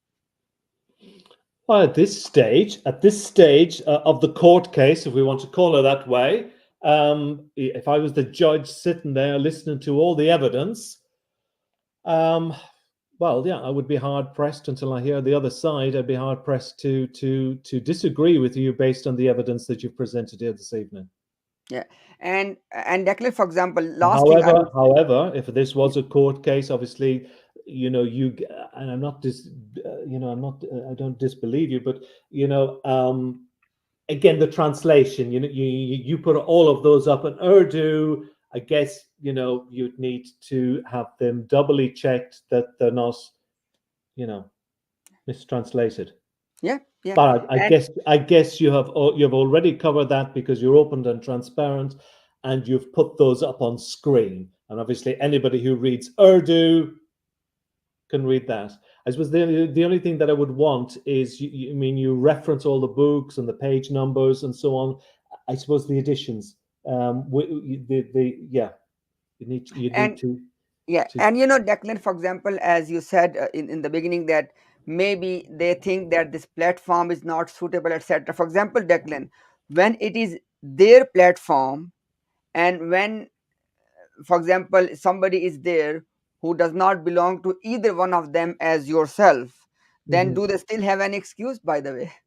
I don't think so, but I think I would keep it small. I think that it should probably, to begin with, should be just on a one, either yourself or Adnan or somebody else and a member of their community. It should really only be and a chairperson, one from each side. I think Yeah, if there are too many guests, that it becomes a little bit too much. And also, you're right, you have to narrow it down to a few topics each time. Because again, otherwise it becomes a little bit I agree. I totally too thank you, big. Declan. Thank you very Yeah, much. Thanks for your time. And now it's not at up to all. you. If you want to stay more, if you want to leave, it's entirely up to you. I think that perhaps for tonight, Mohammed, I've said all I can say at this stage. As I said, I will reach out to the community, and hopefully we'll get a response, some type of response. And if we don't, well, then we'll have to back to the drawing board. But it will be a shame. It will be a real shame, because I think this is a golden opportunity. Because if they really, really want to save the character of the prophet of Mirza Ghulam Ahmad, who they allege is a prophet, this really is the time. This is really the moment in time to do so. It's no good, Thank no good. It's no good leaving it for another 6 months or a year, because you'll continue to do your podcasts. Adnan will continue to do his podcasts, and it's yeah. What thank you what very what what will say that? What will that say to the younger members of the community? What Yeah, will viewers at the end of the day will make up their own minds either way. exactly. But they need an informed choice, and for there to be absolutely not a shred of doubt, listen to both sides of the argument, because there are always two sides to the story. Listen, have the two sides of the story, and then make up your make up your mind. And at the end of the day, if there are two sides of the story, Mohammed, and people still want to be Ahmadiyyas and to follow Mirza Ghulam Ahmad, that's their right, and we can only wish them the very best of luck. Yeah, yeah, They go their way, and we go our way. definitely. And the last thing, Declan, you said, I agree 100%, because in Islam we cannot force somebody to believe or to not believe in something. We can only present the evidence. But Yeah, and anyone, give them an informed choice. exactly. And But I would still add one thing to this whole point, Declan, that anyone who wants to stay in Ahmadiyya Jamaat, they must prepare their answer, that when on the day of judgment, when God Almighty will ask them this one question, maybe this one question, I can't speak on behalf of God, but I can just say something. If they are asked this question, why did you believe in a man who said that Prophet of Allah Isa alayhi salam or Jesus Christ has the habit of lying? What reason do you have to believe that this person was a prophet? yes, yeah, Thank you, Declan. Thank you very not much. at And all. you are Thank you so always much. welcome. Speak to you soon. You take Thank, care. thank you. Thank you, Declan. Bye for Thanks. Bye. now. Bye. Thanks. Bye. Okay. I think I saw some time ago that brother Monakas was in the back chat. Monakas, are you still there?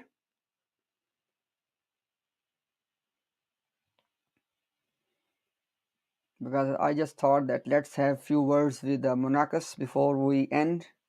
Because apparently, as expected, nobody is here from their side to give their side of the story.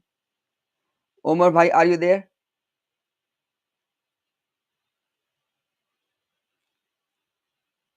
Umar, your mute. Yeah. Assalamu alaikum wa rahmatullahi wa barakatuh.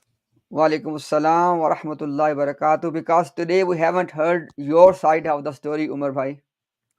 Wallahi, first of all, I want to tell I'm very happy with the style today because, mashallah, exactly 30 minutes, 29 minutes and a few seconds, you did the presentation in point form. Everything was outlined there, and anybody who has any objection would just have to come in and say, I disagree with point number 1. And I think, Brother Imtiaz, you have done this approach about 3 times on all the streams. And you, when they came, you asked them, please select a point and try to ask for the evidence or disagree or agree. And one of this was one of the prophethood types of prophethood, where one of the missionaries agreed with all the points except the last one, and took us for a ride for a long time and never actually addressed. Anyway, this approach is good. I think going forward we should use this approach. And inshallah, people will benefit even more. They can take screenshots with all the references there, and they, at their own free time, they can look them up. So we actually had another brother who wanted to speak about the same narrative, but regarding something to do with the naturalist view. But I don't know if he's there. He's in the backstage, but I think he's not around. Let's see if he's back. I see a message. No, he said he'll be back in about 10 minutes. If we can wait for him. You're mute, brother Imtiaz. So in the meantime, Umar, if you want to give your summary or something, because I'm going to bring a video which is I haven't watched that either. I just saw that one in which Razi is telling that we are being, I mean, we mean that Adnan Sheet and myself, we are being deceptive, and apparently he was trying to, I mean, I don't know why he has the habit of to be, to copy everything we have to say. For example, if you remember that we presented the 5 or 6 deceptions of the Qadiani Murabbis, and then he, I think, tried to give maybe 10 deceptions of the Muslims. And I just actually want to, without even watching, I haven't watched that ever. Okay, I'm just Okay, gonna but play brother that. Imtiaz, Yeah. I have one question before you play the video. Yeah. Are you ever going to present the full case so you can show us all the references of this? Because every time you bring this Maryam alayhi salam case, you always bring more references. And because at the beginning you said that I haven't presented all the references, and today we thought we'll get all, but I can see from your file there is even many more references. So Yes. I mean, you should make this like a series maybe and present all the references. Actually, Brother Omar, I really want somebody to be from their side as well. So when I present something, at least I can hear what they have to say. For example, today I was trying to repeatedly say this point, that how would you reconcile these two marriage narratives? Because it's impossible to reconcile them. They will say he was corrected. He made an error at first and then he was corrected. But where is it? I don't know, brother Imtiaz, you know more than me. I don't know. I cannot understand how they think that bringing a contradiction is actually refutation. Because like you say that if you say something today and say something different tomorrow, how is that a refutation? How is that you didn't fix the problem? You just presented me with another problem. Now there's a contradiction. It's now I used to have a problem with this case, but now I want to know why you're giving me two narratives. So I think if you want to proceed with the video, you can go ahead. But maybe we'll never get answers, brother Imtiaz. I think I don't know what exactly is the case that you presented that suddenly made them stop coming. Because they used to come, they say we will not come, and then they come again. But it seems like they've really given up. I mean, everybody can see clearly they have definitely given up. But as you said, Brother Umar, they are not used to having any engagement in this manner, that when something is presented on the screen, okay, these are the 5 6 points, which one you want to contest? Because they always want to give a very vague, very generic, very deceptive kind of narrative. But as soon as you pinpoint to that, okay, these are things, which one you are addressing, then they have no response left. Yeah, which is always I always tell when I engage with any of them offline, or I tell them, list the point. What's the point that you're trying to make? Okay, whatever topic you bring, but you guys believe this and this and this. I say, okay, what's the point? What exactly are you addressing? What's the Yeah. point you're trying to make? Are you just throwing, or are you just arguing for the sake of argument? Because when you say like the finality of prophethood, that say no, but you guys believe Isa alayhi salam, he's a prophet who is coming. I said no, but what are you trying to prove? Are you trying to prove that there is prophets or no prophet? Take a position so that when I disprove, you don't tell me I was just arguing for the sake of arguing, because they will spend like hours and hours saying, after arguing, after you prove them wrong, they say, but this is your belief. I wasn't defending my belief. I was just showing you the flaw in your belief. I want to know. I want you to defend your belief. I don't want you to assign a belief to me and then ask me to defend it, because they don't they misrepresent our beliefs. They say you guys believe this, you guys believe this, ABC, and then they want us to defend that. And now we spend time trying to explain, no, that is not what we believe. You misrepresent our belief. So we want them. If you think we are misrepresenting your belief, come here and challenge us, or invite us without asking anybody to call the whole ummah kuffar before they engage with you. Like they ask Brother Imtiaz, say, please declare everybody a kafir before you can join our stream. Be sincere. Show your jamaat that you really want to engage. You've been saying that Muslims are running from you for 100 years. What's your excuse now? We are running towards you, not away from you. We're running towards you, but you don't want to engage. Brother Rauf is here. Do you want to come on, Brother Rauf? Or Brother Imtiaz should proceed with the video? No, okay. Is here another time maybe. Brother Imtiaz, you want to share your video?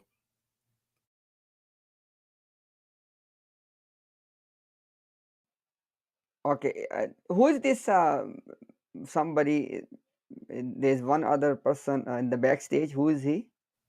This one, he's the one who he's verified. He's the one who said that he wants to share something about the naturalist view. I think maybe another 5 minutes he'll be here, so we can proceed with the video. Okay. Okay. So let me bring that.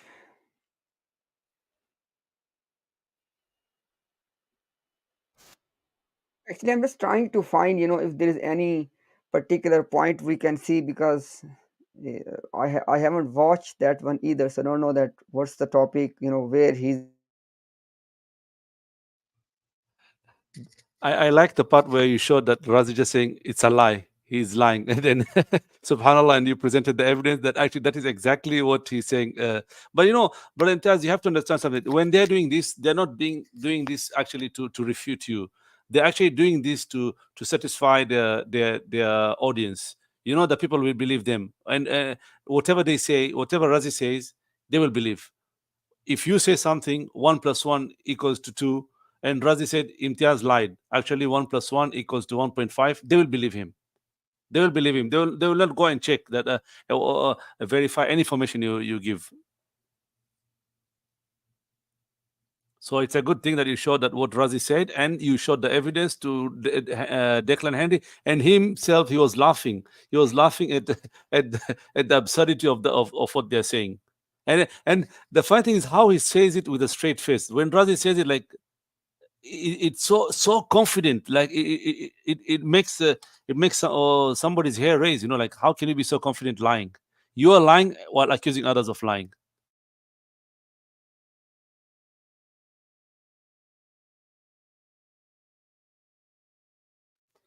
And if anyone has questions regarding the topic, you can present in the chat. We said it before, but mashallah, the response was that everything is so clear that they don't have any questions.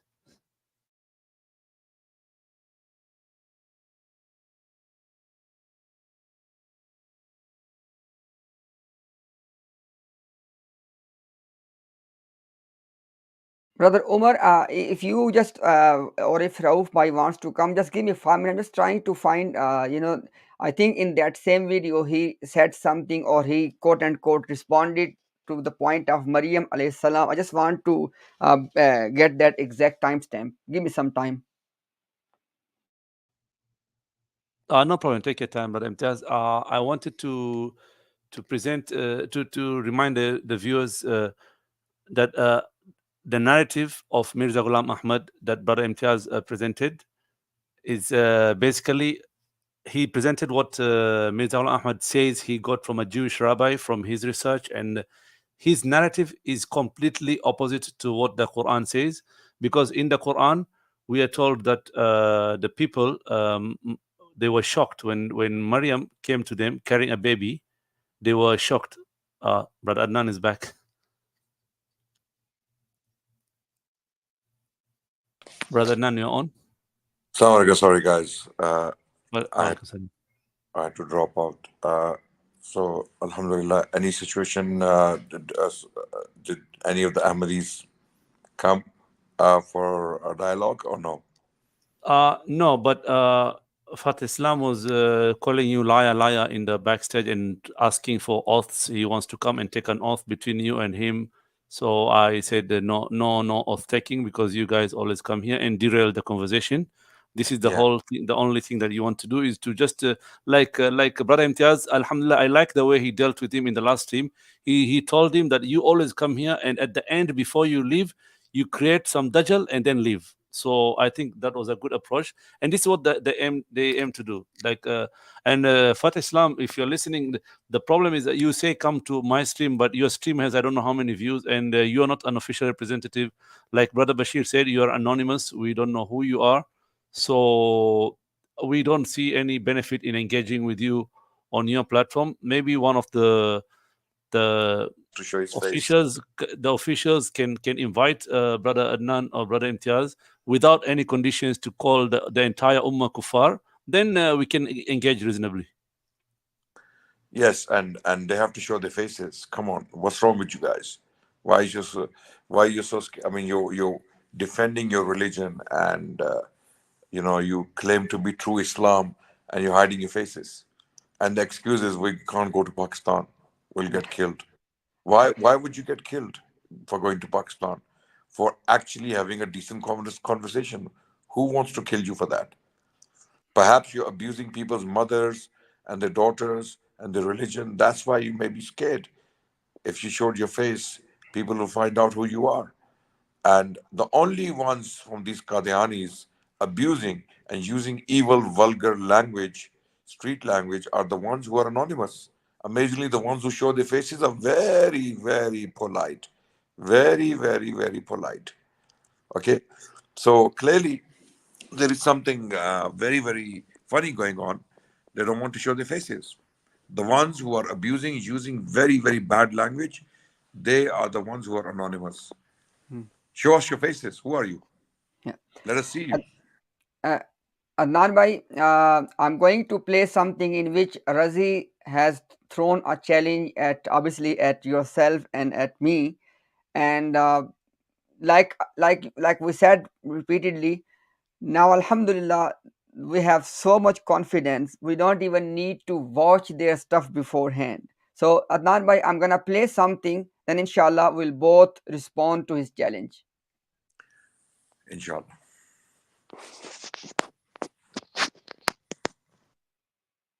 Is it visible now, brother? Okay. Okay, Adnan bhai, let's listen now. التي أحسنت فرجها. So Hazrat Ahmad alayhi salam made it clear that Hazrat Maryam alayhi salam protected her private part.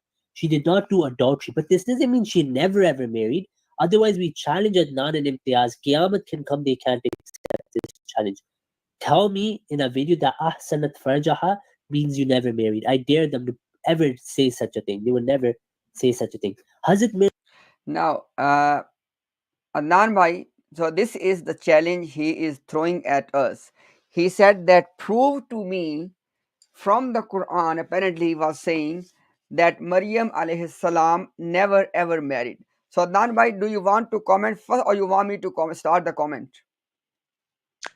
You can start, inshallah. I'll have my comment. Okay. Okay, my dear viewers, look at this one. This is called the true deception. We are not making a claim that Maryam alayhi salam was married. Who made the claim? Mirza Ghulam Qadiani is making a claim, and guess what? Inshallah, I'll show it to you in a minute. Okay, he said that it was the mistake of Muslims to believe or to say that Maryam alayhi salam did not marry, and Mirza Ghulam Qadiani is correcting the mistake of the Muslims. So, i.e., there was a position of the Muslims, and that was that according to Quran and according to Sunnah. Let me say one thing: if you are going to quote different historical sources, different opinions, then you have to tell us what is your principle. Because if you can quote, for example, 5 people from the history books who are saying that, for example, I just suppose, okay, who are saying that after the birth of Jesus, Maryam might have married. If you quote these people, say if you quote 5 people, and in response to that, I quote 10 scholars, okay, what would that prove? It will not prove anything, number one. And number two is, why is it you are telling people day in, day out that your beliefs are based on the Quran and Sunnah? And according to your Jamaat, all the Muslim scholars, they are the worst creature under the under the sun. According to your Jamaat, Nauzubillah, Muslim scholars are like the pigs and the monkeys. According to your Jamaat, the Islam we have is rotten Islam. It is the dead Islam. And Mirza Ghulam Qadiani was the one who was to bring the actual Islam of Quran and Sunnah. Then on this principle, Mr. Razi, why are you deceiving people? You are the one, your Messiah is the one who made this claim that Maryam alayhi salam was married. He must be the one to bring the evidence. Number, okay? Because we did not make a knowledge claim. Your guy is making a knowledge claim, and on principles, you need to bring the evidence. Number one. And number two, if you want to quote any of historical sources in which people are saying the possibility of this marriage after the birth of Jesus, it will not prove your point for two reasons. Number one, for you, these scholars are the worst creature under the sun. And number two, for you, your belief has to be based on Quran and Sunnah. Now, next point is very important. Guess what, Razi? Now I'm going to give the Quranic evidence, Alhamdulillah, okay, that Isa alayhi salam, Maryam alayhi salam did not marry. Look at this one. Let me share my screen. And inshallah, if anybody is watching right now, and if they are sincere and truthful, I will highly encourage those Ahmadis that please check this evidence. Okay, look at this one. Surah Maryam, okay, the exactly same surah in which these issues are supposed to be addressed, right? I'm gonna first quote ayah number 14 of Surah Maryam, okay? And in this ayah, Allah subhanahu wa ta'ala is mentioning Yahya alayhi salam. And look at the wording. وَبَرًّا بِوَالِدَيْهِ وَلَمْ يَكُنْ جَبَّارًا عَصِيًّا. That Yahya alayhi salam, dutiful to his parents, not the world. Biwalidayhi, okay, dutiful to his both parents, and he was not a disobedient tyrant, right? Now look at same Surah Maryam, ayah number 32, same construction. Look what the ayah says, because this time the ayah is about Isa alayhi salam. Wa barram biwalidati walam yaj'alni jabbaran shakiya. And Allah says that we made him dutiful. Basically, it's in the first person. Jesus is saying that Allah is speaking to him that, and we made, and Jesus is saying, and made me dutiful to my mother, and he has not made me a wretched tyrant. Now, everybody, please pay attention. It is this surah, it is mentioning about the birth of two prophets, Yahya alayhi salam and Isa alayhi salam. When it comes to Yahya alayhi salam, i.e. John, what it says, that he was dutiful to his parents. And when it talks about Isa, it says dutiful to his mother. Now, if even Joseph the carpenter, even if he was going to be the stepfather of Isa alayhi salam, it was still obligation of Isa alayhi salam to be dutiful to him. Nobody can say, okay? Why is it? Why is it that when Quran talks about Yahya, it says both parents? When it talks about Jesus, it says only his mother. Ji Adnan bhai. Absolutely. And this challenge of Mr. Razi has been met. Okay. Uh, so as Imtaz Bhai highlighted that you made the claim that she was married, you have to prove it to us from the Quran and from the Sunnah. And clearly it's not in the Quran and the Sunnah. That claim, that uh, point is not there.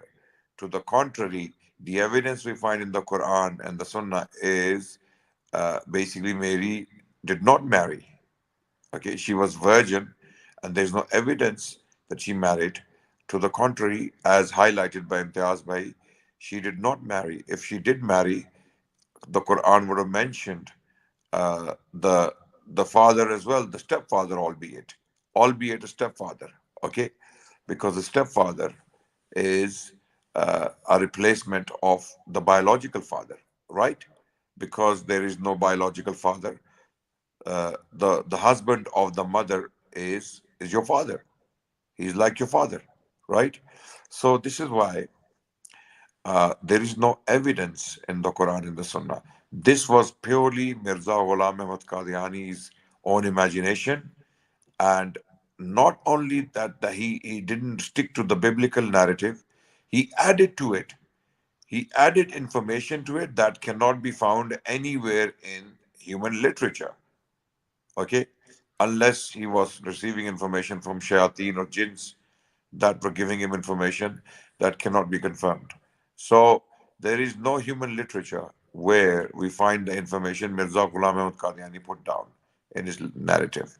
So uh, there are two options: either you accept that Mirza Ghulam Ahmad Qadiani was a liar making things up, or produce evidence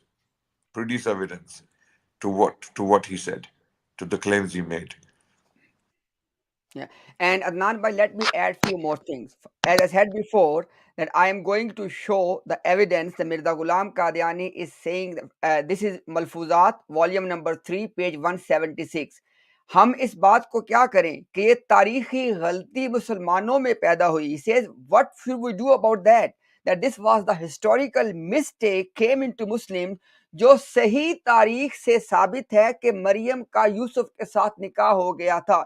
He says it is established from the authentic history that Maryam was married to Isa alayhis salam. Mr. Razi, it's very easy to throw challenges. Now listen to my challenge. Number one, Mirza Ghulam Qadiani is not basing the marriage between Joseph and Maryam on Bible. Why? He clearly said, I will show you in a minute. He said that biblical narrative is false. Now, which means that you cannot use the biblical narrative to establish the marriage. Number one. Number two, according to biblical narrative, everyone knows there's no such thing that Joseph was an elderly married person with the children. Okay, so I can give you 10 reasons. And by the way, Mirza Ghulam Qadiani was very clear, anyways, that his evidence is not based on Bible. And in this passage, he is saying that his evidence is Sahih Tarikh. Which one? We want to see. He was lying. There is no such thing, because you cannot use Bible. Why? Because biblical narrative of marriage is something else which Mirza has rejected. Okay, now where is that historical authentic history? Because we have the historian with us, Adnan Rashid Bhai. We want to see that authentic history which says that Maryam was married. Number one. Number two, what was the reason? We want to hear what was the reason that Mirza Ghulam Qadiani has to establish the marriage between Maryam and Joseph, despite the fact he was saying that this nikah. By the way, Razi, don't deny this, okay? I want you to show me a single quote where Mirza Ghulam Qadiani said the following, that the nikah between Joseph and Maryam was jaiz, legitimate, halal. And I will show you right now. He said, ye haram nikah tha, najaiz tha, Taurat ke khilaf tha. He did not dispute that point. On what he did is, he was trying to say that, look, you need to have mercy for the family. because the family was pushed to the point they had no other option. He's conceding, Razi, that the nikah was not legitimate according to the law of Moses, i.e., the law of Allah at that time. Now, my question to you is, why is it, and on what basis, from which sources, Mirza Ghulam Qadiani was forced that he must acknowledge and establish this marriage? And last point is this, Mr. Razi, here's my point to you. You need to tell us that according to the law of Moses, if nikah or marriage in pregnancy is haram, which Mirza has accepted and conceded, can this excuse, oh, family was forced, can this excuse be a legitimate reason for this nikah to be halal? And if not, and definitely not, then on what basis, what is your evidence to prove that the nikah was a legitimate nikah? And most important thing is, why is it that Ahmadiyya Jamaat is saying day in, day out that your beliefs are based on Quran and Sunnah, but when we ask you evidence, you cannot produce anything? So watch to this response and address the actual point. And let me give you, in summary, there are 4 points you need to address. Point number 1, why is it when Quran talks about Yahya alayhi salam, it mentions both parents? When it talks about Isa alayhi salam, it says only his mother. Please explain. Point number 2, what is that source of information on which Mirza Ghulam Qadiani based this belief that there was a marriage between Joseph and Maryam? Because, as I said before, he rejected the biblical narrative. And point number 3, Mirza Ghulam Qadiani conceded, and you can never produce any evidence that he ever said that this nikah was a legitimate nikah.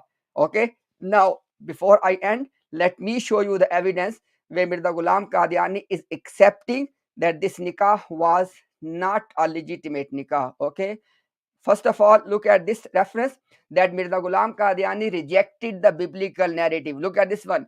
It says Goya Maryam, इसके मुकाबल पे जो इंजीलों में बयान है, it says that on the contrary, what the gospels say, that the marriage between Maryam and Joseph was just an ordinary marriage and it always happened. He says ये बिल्कुल द्रोह और बनावट है. It is absolute fabrication and lie. What I'm trying to say is, don't ever try to use biblical narrative, because Mirza Ghulam Qadiani, your Hakam and Adal, has rejected that narrative. You need to tell us what was the source, what was the authentic history Mirza Ghulam Qadiani was using. Okay, now let me show you that according to them, according to Mirza Ghulam Qadiani, this nikah was a haram nikah. Okay, let me show you that. And then you need to tell us, where did he say that this nikah was halal? Okay, let me, give me 1 second. Yes, so this is the first reference. It says that Maryam ने खावंद कर लिया और तौरात के हुक्म को तोड़ दिया. It says that Maryam married and she broke the command of Torah. One reference. Let's move on. It says that this nikah occurred because the elders of Maryam, they doubted her pregnancy. Okay, and now I will show you more reference with regard to this haram thing. Okay, because this is the key point here. Okay, yeah, look at this one. ऐसा निकाह तौरात के खिलाफ है. This marriage was against the law of Moses, i.e. the law of Allah at that time. Second reference. Okay, it says that Maryam का निकाह हमल में किया गया जो शरअन जायज ना था. The marriage of Maryam took place in pregnancy, which was not legitimate, and something which is not jaiz is called haram. Okay, so Mirza Ghulam Qadiani is declaring this nikah as a haram nikah. Look at this one. Hamla ka nikah karna jaiz nahi hai. It says clearly, according to law of Taurat, it was not legitimate to marry someone in pregnancy. Okay, and now look at this one. तौरात की रूह से बिल्कुल हराम और नाजायज था. Mr. Razi, are you listening? And you must be listening right now, okay? Because you gave us a challenge. Now live up to the challenge, okay? He says that तौरात की रूह से बिल्कुल हराम और नाजायज था कि हमल की हालत में किसी औरत का निकाह किया जाए. It says it was absolutely haram and illegitimate that a woman is married during pregnancy. Now, Mr. Razi, in response to these clear, explicit, black and white reference, I'm asking you to give me one reference where Mirza Ghulam Qadiani said that this nikah was jaiz, halal, according to Taurat. Okay, now the only thing he was saying is this. The only thing he was saying is this. Let me show you that thing. This is what he was saying. I want to show, yeah, this is all. He said that मगर मैं ये कहता हूं ये सब मजबूरियां थी जो पेश आ गई, इस सूरत में वो लोग काबिल रहम थे ना काबिल एतराज. He says that the family was forced, forward to enter Maryam alayhi salam, nauzubillah, in a haram nikah. He says the family was forced to do that because Maryam was pregnant and they wanted to hide the pregnancy. That's why they did this. Okay. Now, my question to you is, Mirza Ghulam Qadiani, because this is the only passage you dare to quote. Okay. And in this passage, he's not denying, he's not saying that nikah was halal. All he's saying is he's trying to justify a haram act by saying that you need to look at the family with empathy. So make a video and respond to that. Ji Adnan, you want to add something, bhai? I just want to add one point which is very, very disturbing. Mirza said that in authentic histories it has been stated that Joseph the carpenter was married to Mary and they both had children. Now you have shown conclusively that Mirza Ghulam Ahmad Qadiani stated this nikah was haram, it was against the law of Allah, it was against the law of Torah, right? So it was a haram nikah. The question is now the children born to Mary, Maryam alayhi salam, from haram nikah, according to the law of Allah and according to the Sharia and according to the Torah. Okay, what are those children? Yeah. What are those children? Mary's children. A'udhu billah, thumma a'udhu billah, naqle kufr, kufr nabashid. Were those children not haram? If the nikah, if the relationship is haram between Joseph the carpenter and Mary, as per Mirza's clear statements, then the children are also haram. This is why we are saying that Mirza accused Maryam alayhi salam of adultery. Whether it was forced or voluntary, that's not the point here. Whether Maryam alayhi salam was forced into this or whether it was, her consent based, or whether she was basically simply in a relationship against her wishes. The point is the relationship is haram. The children born of this relationship cannot be legitimate. So Mirza Ghulam Ahmad Qadiani, without realizing possibly, he made such a big blunder that he could not, and maybe his Jamaat did realize. His Jamaat did realize, and that's why they want to avoid this discussion. That's why they are not here to defend this Dajjal liar. Okay? Because he's calling one of the greatest women in history, basically, not in so many words, he's saying that she was in a haram relationship, which was not legitimate. And he doesn't even defend her. He does not defend Maryam al-Islam. He doesn't say that, oh, this nikah was actually halal for such and such reason. She was not guilty of any wrongdoing. Okay, Yeah. but he doesn't do that. He's actually saying the nikah was haram. She Yeah. was forced into this nikah against her wishes and she was married to Joseph the carpenter, and then she had children. So the And, children, yeah, yeah, and Adnan bhai, because you raised this point of children, now let me show you something interesting bhai here. This yeah. first reference, Malfuzat, volume 3, page 175.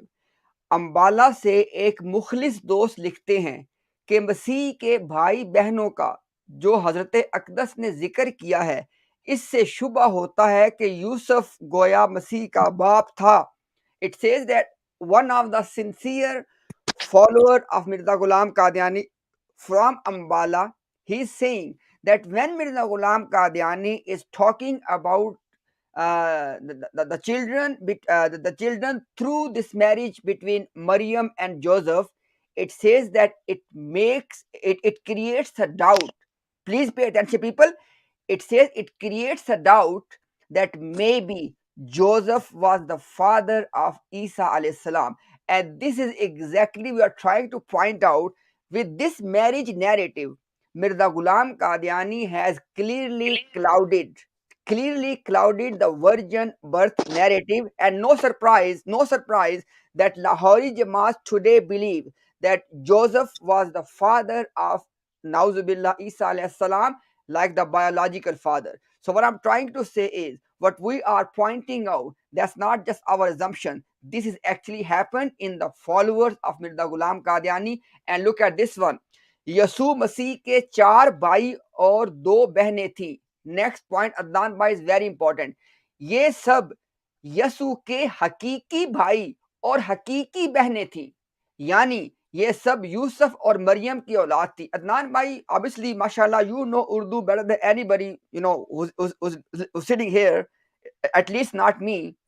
Adnan bhai, what is the meaning of hakiki bhai and hakiki behne? It means real, real. Hakiki means actual, real, in reality. This is what it means. Yes.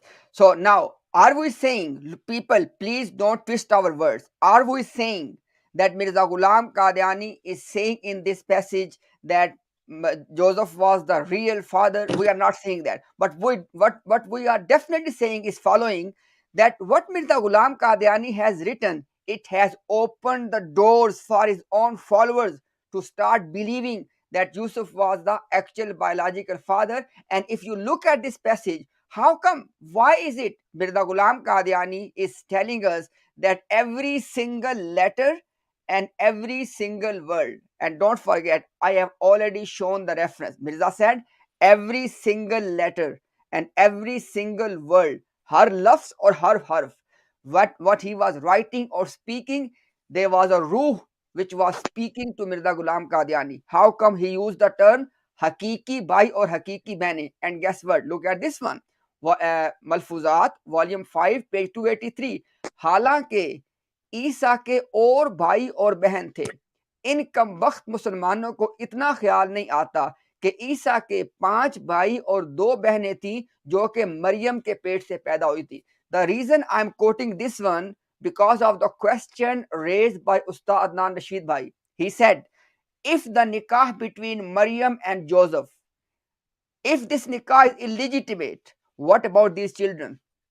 On what basis, on what ground you will declare that they were the legitimate children? Okay, and this is it.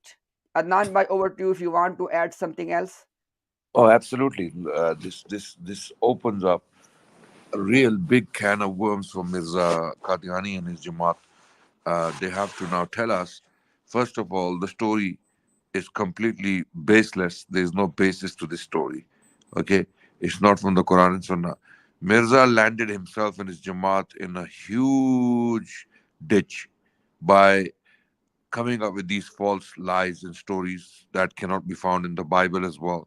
Okay, he's saying that Mary had this many children who were actually real brothers and sisters of Jesus Christ.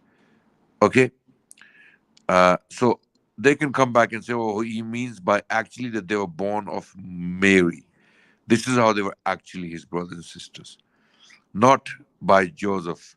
This doesn't mean that Joseph was the father of Jesus. This actually means that they were actually real brothers and sisters of Jesus Christ because they were born from the same womb as was Isa alayhi salam or Jesus. But the problem still stands. The problem still stands. The problem is that if they were born of Joseph, as Mirza confirms, and the relationship with Joseph was illegitimate, haram, according to the Sharia, the law of Allah or Torah, then what is the status of these children, these 5 brothers and 2 sisters? Yeah. These 7 children, who are they? Yeah. According to the law of Allah, according to Torah, according to the Sharia of Allah, they are A'udhu billah, thumma a'udhu billah, haram children. You cannot escape this conclusion. There is no way out of this. There is no way, no other way to explain this. And now do you wonder why these Qadianis have run away? Why the Murabbis, they don't have the guts to come and face us and talk to us? Because they don't have answers to this. They have no answer to this. And they don't even have the courage to accept that their so-called prophet messed up. Mirza messed up. They don't have the courage to say that because that will mean he was a liar. He was not a prophet of God. And therefore, their paycheck is not coming next month. That's it. That's the problem. This is the problem. And yeah, and Adnan, by obviously, because we know for sure that there are many sincere people from their community. They are watching this live stream right now, or they'll be watching in the future. I want to show them that Mirza Ghulam Qadiani was having some animosity against this blessed family. Let me give you one example, and please, I'm asking, I'm begging you, make your conscience the judge between us and your Jamaat. Look at this one. Volume number 19, page 379 of Ruhani Khazain.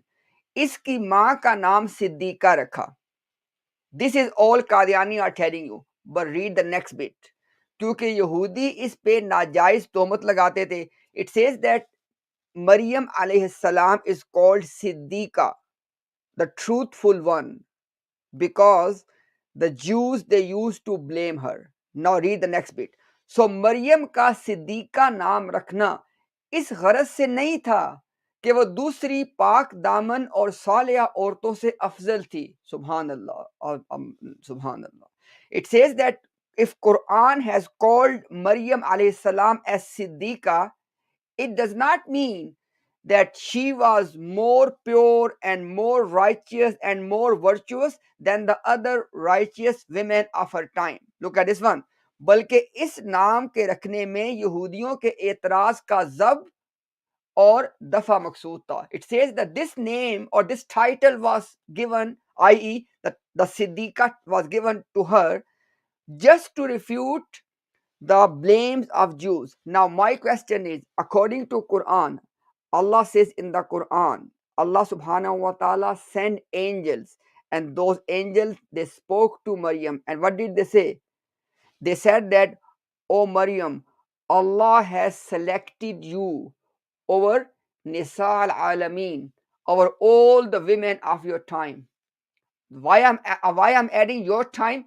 Because Azwaj Mutahharat, the wives of Prophet Muhammad sallallahu alaihi wasallam, they are the top women of all time. But Maryam alayhi salam, according to Quran, look at this verse on the screen right now. What it says that when the angel said, "O Maryam, Allah has chosen you and purified you and chosen you over the women of all the worlds." This is Allah telling you. And Mirza Ghulam Qadiani is saying that if Maryam is called Siddiqa, it does not mean that she was above other women of her time. It is directly opposing to what Allah subhanahu wa ta'ala has said. I just want to give you one more thing. Look at this one. Volume 19, page 380. हजरत याहिया की पैदाइश का निशान बहुत साफ रहा. It says that the miracle of the birth of John, Yahya, it was very clean. क्योंकि इनकी माँ पे कोई नाजायज तोहमत नहीं लगाई गई. Because no objection was raised on the mother of Yahya alayhi salam. और बवजह इसके कि वो बांझ थी, तोहमत का कोई महल भी ना था. And because she could not give birth to a child, so nobody can put any allegation. And now read the next bit and make your conscience the judge between us and your Jamaat. Mirza says, Hazrat Maryam pe tohmat लगाई गई. It says Maryam alayhi salam was accused of adultery or fornication. और इस तोहमत ने, are you listening people, इस तोहमत ने हजरत ईसा की विलादत के आजूबा को खाक में मिला दिया. He said that when Maryam was blamed, because of this blame, the miraculous birth of Jesus was ruined. It was humiliated. It was destroyed. Subhanallah. If people are accusing an innocent woman, why she has to pay the price for that? Why Mirza Ghulam Qadiani has to say this? What I'm trying to show to you, and let me actually show you more. Look at this one. It says Malfuzat, volume 5, page 85. हजरत मसीह की माँ की निस्बत जो Siddiqa का लफ्ज आया है, it says that if the mother of Isa alayhi salam is called Siddiqa, it is only to lift the allegation from her, because Jews were accusing her that she is not a good woman. And then it says Quran शरीफ ने Siddiqa कह के इनको इन इल्जामों से दूर किया. It says Quran has called her Siddiqa just to clear her from all of the accusations. And then it says इसमें कोई खसूसियत और कोई फखर की बात नहीं है, सॉरी, और कोई फखर साबित नहीं होता. Subhanallah, why Mirza Ghulam Qadiani has to say that if Quran is calling Maryam alayhi salam Siddiqa, it does not mean that she was any special woman, or she can be proud of that.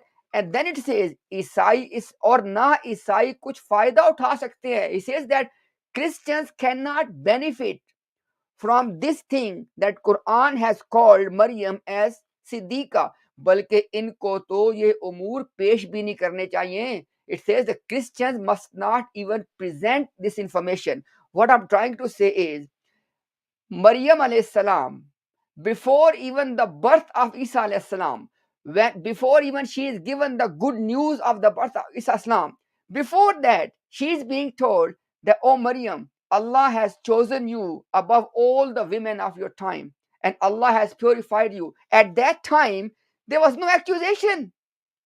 Quran is and by the way, Prophet Muhammad sallallahu alaihi wasallam, and Umar bhai, if you can please bring the hadith as well, please. He said that amongst men there are many who perfected their religion. Amongst the women there are few, and amongst them he quoted who? To Maryam alayhi salam. What I'm trying to say is, what was the need for Mirza Ghulam Qadiani? Why he has to say that Maryam alayhi salam has no virtue over other women of her time? Why he has to say this? And let me end this with one last thing, and I know it's getting a bit longer, but these things are important, because these things are going to open up the eyes of a common Ahmadi that there was some special animosity which Mirza Ghulam Qadiani was unfortunately having against Maryam alayhi salam. Just give me 1 second and I will show you that. And then inshallah I will get to the next point. Okay, so where is that? Okay, now look at okay, let me share my screen. Oh yes, this is the hadith. Umar bhai, can you read the hadith in the meantime?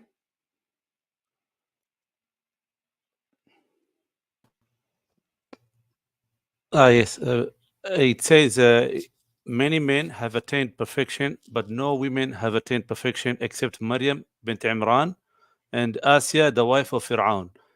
And the superiority of Aisha over other women is like the superiority of tharid over all other foods. Yeah. So basically, the hadith is showing that for men, many have attained perfection, but for women, very few have reached that level of. Only Maryam alayha salam and Asiya, the wife of Fir'aun. This is the hadith that Brother Imtiaz was mentioning earlier. Yeah, thank you very much. And why I mentioned that? It's very clear. It's very, very clear that both Quran and Hadith, they are declaring that Maryam alayhi salam is a special blessed lady. Authentic Hadith is counting her amongst the top 4 women of all time. Just imagine, she is being counted amongst the 4 top women of all time. Why Mirza Ghulam Qadiani has to say that there is no speciality in Maryam alayhi salam? Why he has to say this? You need to address this point, Mr. Qadianis.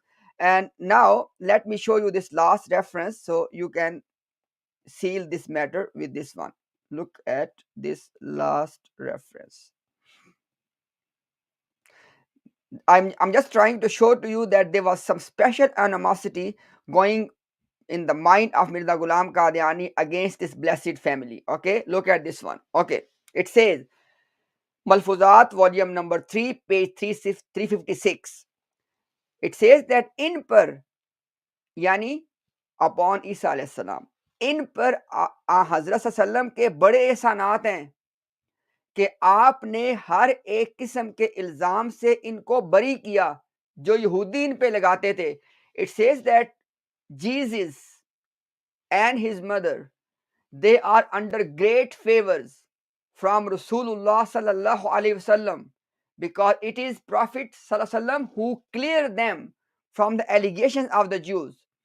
वरना वो तो बेचारे जिस दिन पैदा हुए इस दिन से लोगों की लानत के मोरिद हुए. It says that otherwise the day he was born he was under the curse from the people. Subhanallah. So there's one story Quran is telling you, that when Maryam alayhi salam gave birth to Isa alayhi salam and she went to her people, as soon as people raised the objection, what happened? Allah made Isa alayhi salam to speak from the cradle, from the lip of his mother, and to testify that he is the servant and he is the Nabi of Allah and his mother is pure. Okay, now you tell me on what basis Mirza Ghulam Qadiani is saying that the day Isa was born he was under the curse from the people. And then look at this one. और यहूदियों ने इनके साथ थोड़ी की है, and look at what Jews have done to him. इब्तदा भी इनकी लानत है. Look at this one. This is Mirza Ghulam Qadiani speaking about a prophet of Allah. इब्तदा भी इनकी लानत है और इंतहा भी लानत है. He says that Nauzu billahi min zalik. It says that the beginning of the life of Isa is with the curse and his life is ending with the curse. Okay. दरअसल तो इनका कोई मुसद्दिक नजर ही नहीं आता. It says there is no one who testifies to the truthfulness of Isa alayhi salam. यहूद तो लानत करते थे. It says that Jews, they used to curse him, लेकिन जो हवारी थे वो भी लानत करते थे. But it says, but not only Jews, even the disciple used to curse him. एक ने इनमें से 3 बार लानत करके उनको छोड़ के चले गए. One of his disciples, I think he is referring to Peter here, that Peter left him after cursing him 3 times. सिर्फ आप सल्लल्लाहु अलैहि वसल्लम ही इनके मुसद्दिक बने. It is only our prophet who has testified to him. हर एक ऐप से इनकी बरियत की, and he cleared him from all defects or all demerits. भला इससे बढ़ के और क्या एहसान हो सकता है? He said, what can be the bigger favor than this by our prophet on the Isa and his mother, के बजाय लानत के रहमत का खिताब दिया, that there are that instead of curse prophet gave him the title of mercy and rahma. और अब 95 करोड़ मुसलमान रहमतुल्लाहि अलैहि रहमतुल्लाह का लफ्ज बोलते हैं. It says now they are close to 100 million Muslims who are declaring to Isa, may the mercy be upon you. Now I'm asking you only one thing. According to Quran, there is no such thing as Isa alayhi salam was under the curse, because Qadiani Jamaat is claiming for more than 100 years that their beliefs are based on the Quran. I dare you bring from the Quran. Where is it in the Quran that the day Isa was born, people started to curse him? Where is it? Because Quran tells us the day he was born, he was cleared. Allah made him speak from the cradle, right? Why are you rejecting all of that? And then what the reason I quoted this passage and the other passages to let you see this one thing. Mirza Ghulam Qadiani has some special animosity. Please understand this point. I'm giving you ample evidence. If you want to reject it, it's your choice. Thank you very much.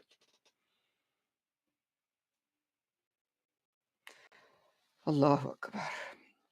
And Imtiaz Bhai, one of the points you mentioned, that Jesus, his birth, virgin birth, was completely Ruined.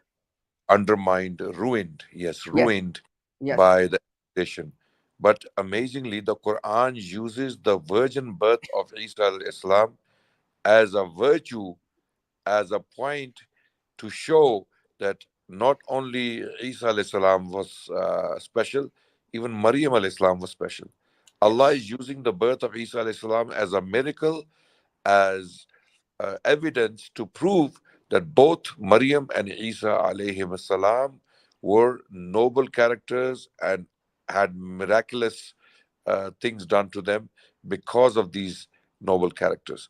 But Hmm. Mirza is saying actually the accusations against her ruined the virgin birth of Isa alayhi salam.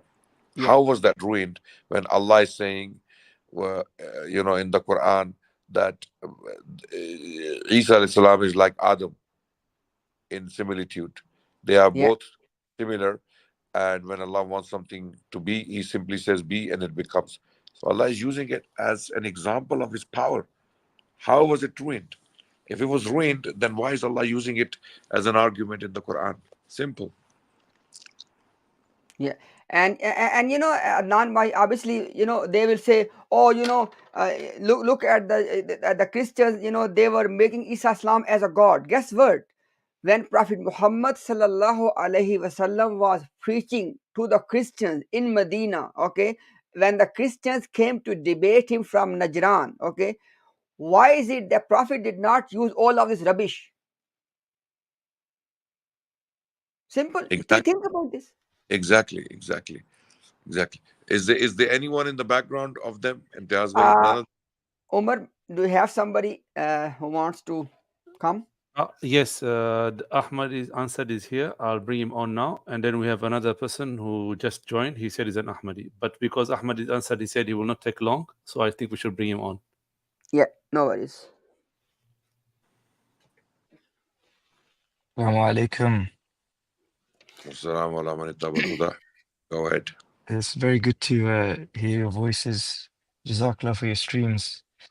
I won't take very long. I just wanted to, because I know we're talking about the virgin birth. I don't want to put forward any of my own beliefs. I just want to say something very simple. I just want to explain to any Ahmadi who believes that the virgin birth is possible in natural law. I'd want to give since 1990. Brother, If brother, yes, some problem on your side. You being interrupted. Your internet is not stable, I believe. can you hear me clearly when I'm talking? Yeah, you were gone for a minute, so if you can repeat. Okay, what did you hear me say? Essentially, I'll just repeat what I said. I just want to Brother, put forward, brother, are you giving some evidence on what and what you want to prove?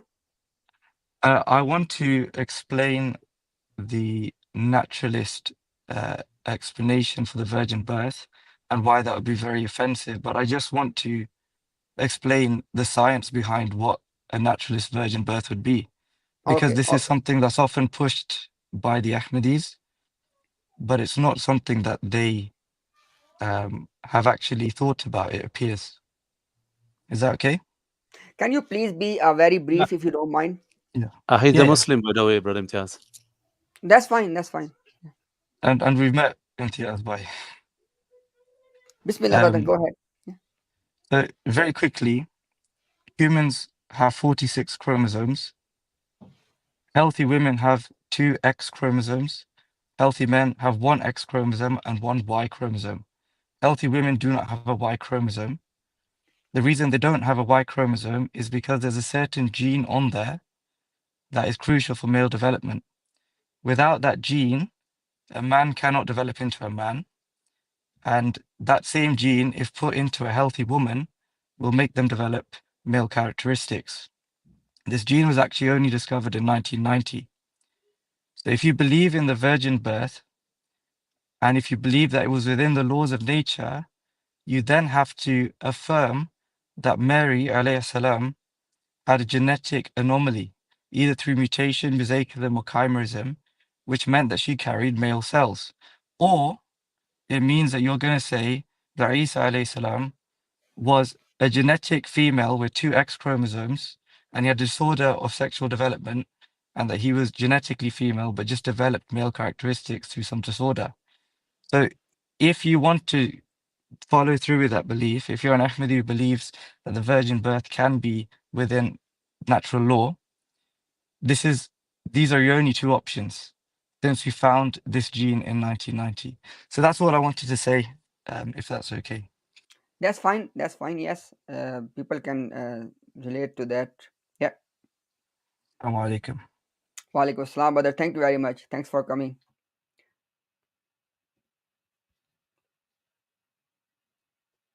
If I understand, he meant that if you would have to say that Jesus was a woman, that Jesus was not a man. There were only two options. Either Mary had somehow male cells inside her with a Y chromosome or SRY gene, or that Jesus was born as a woman and just developed male characteristics because of some Astaghfirullah. abnormality. That's the only two Astaghfirullah. options in natural law. To your And it's surprise, something. sorry, Ahmad. To your surprise, as always, Mirza has adopted both options. Astaghfirullah. And before somebody just try to assume that I'm just saying it, let me show you on the screen that why I'm saying that, what two options this brother has plotted. Mirza Ghulam Qadiani has accepted both. Actually, he has gone for both. Okay, so let me show you the first option. Yeah, that Mary had male cells and Jesus lacked full male development. Exactly. He stated both positions, by the way. Okay, that Mary actually had male cells, and the fact that Jesus was born with some defects, lacking male development. Yeah. And I've heard of this, and the thing is, these two are hypotheticals that can only happen if many other things were correct. But the biochemical precursors for any of these things to happen, there's no evidence for them ever happening. There's no evidence that they can happen. Yes, there isn't. So, There's no medical evidence, there's no precedent, there's no example in human history Yeah. where a female within herself got pregnant without male intervention and gave birth to a child. Yeah. It's so not And happening.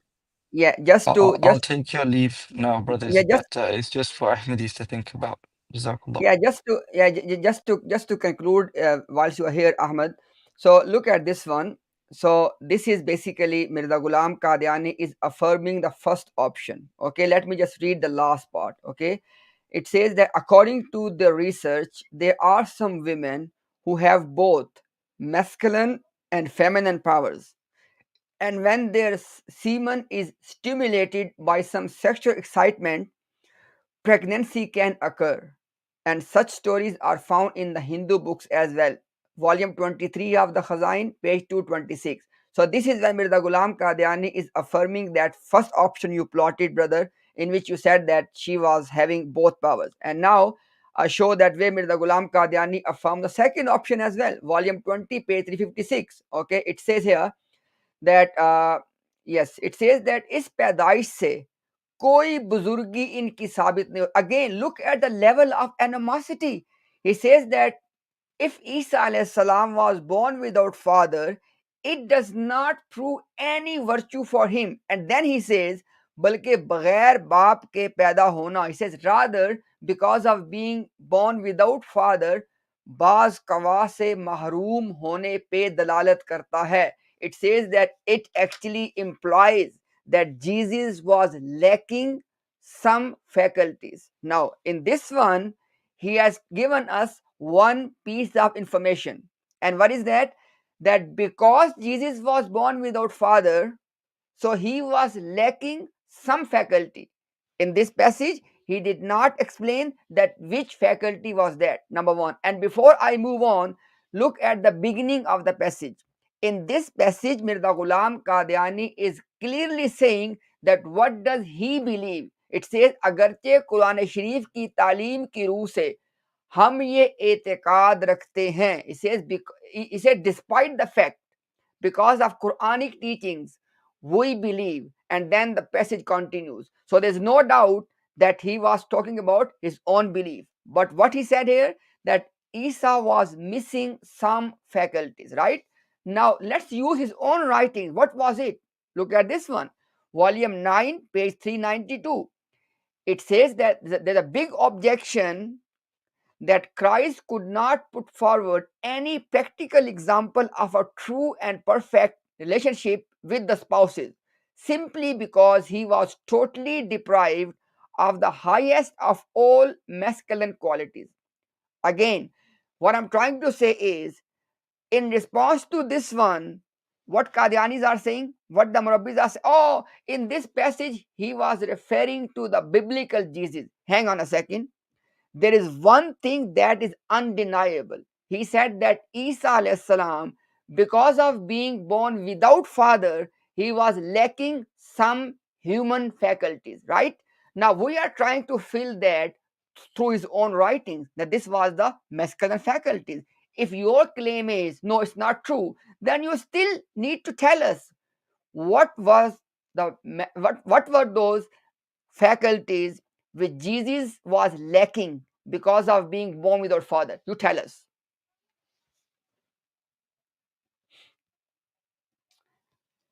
Okay, Brother Ahmed, if you want to say something or you want to finish here. Yeah, no, it was just I know it's something that probably doesn't make a sense to a lot of people who are listening. It might have been a bit too scientific, but it's just to target those Ahmadis who like to be very scientific and claim that these things are possible in natural law, like the True Islam UK guys who've claimed several times that the virgin birth is possible naturally, etc., etc. That in order for you to believe that beyond the science, you have to believe these two things: either Mary alayhi salam was faulty, or Isa alayhi salam was born a woman. And Jazakallah. Thank you, brother. And you know, brother, I'm actually, I must thank to you that this is the first time actually we got another question for them.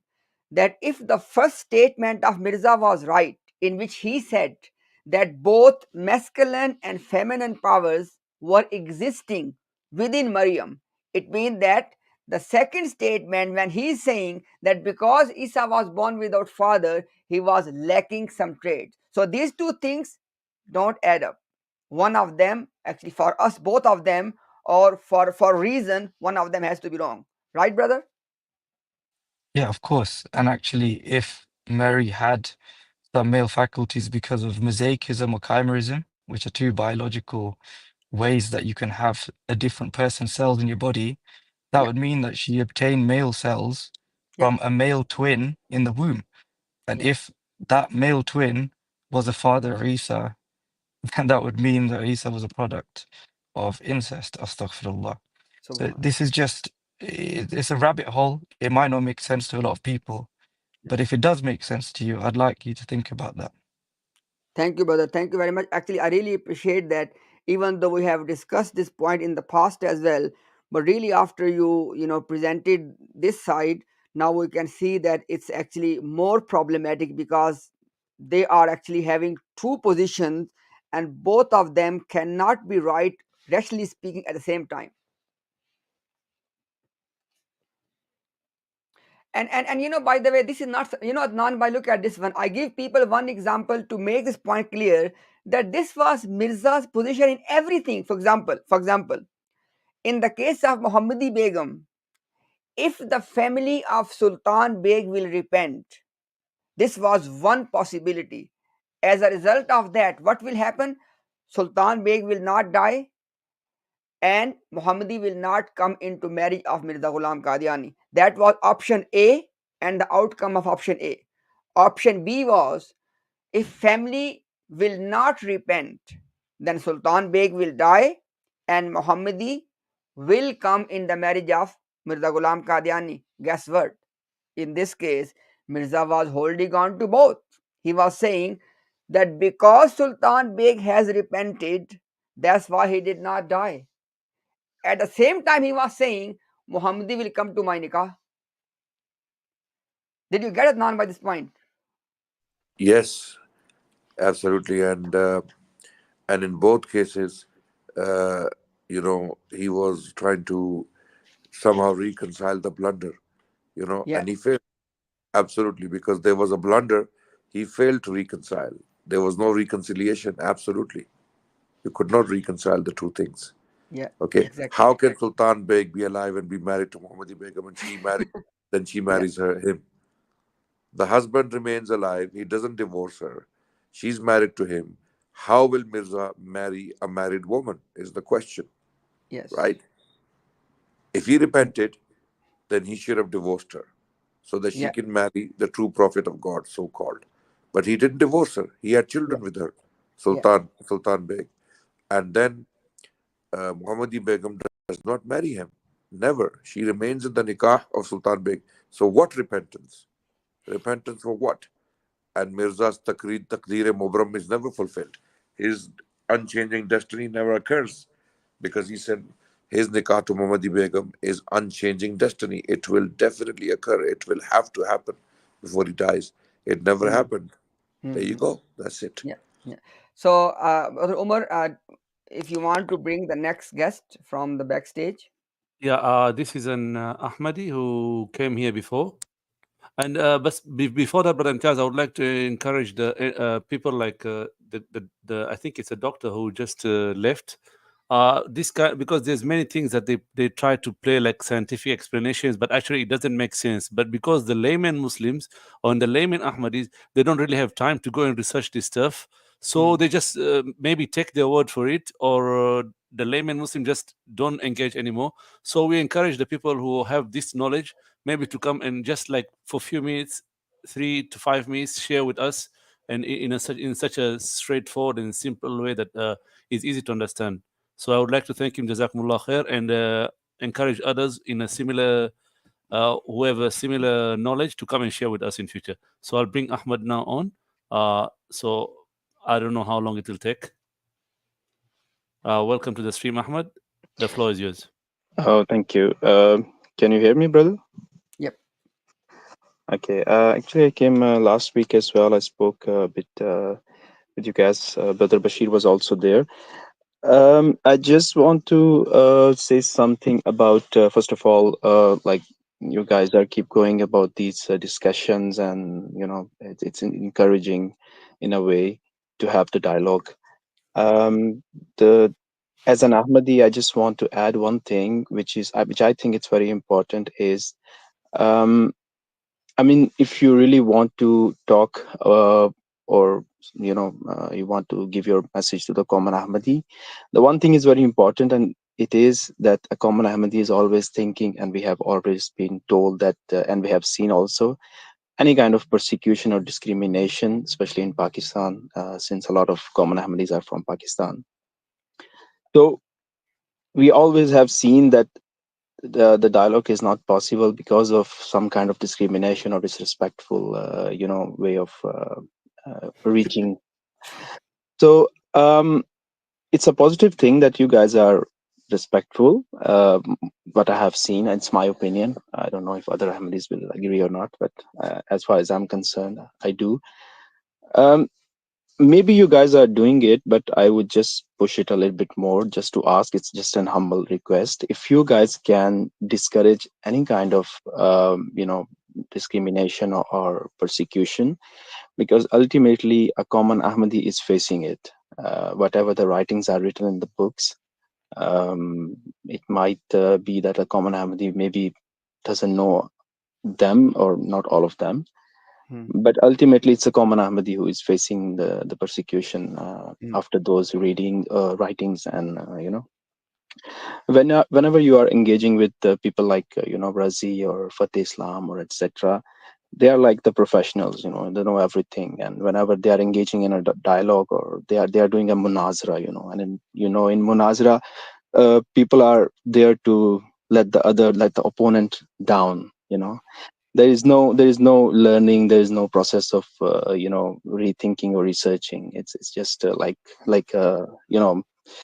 yeah, you know what I mean. But Hmm. whenever you are going to talk to a common Ahmadi, it's there is some kind of agreement and disagreement as well. So the small portion of agreement, it initiates the thought process. They start thinking about it, they will go and search maybe.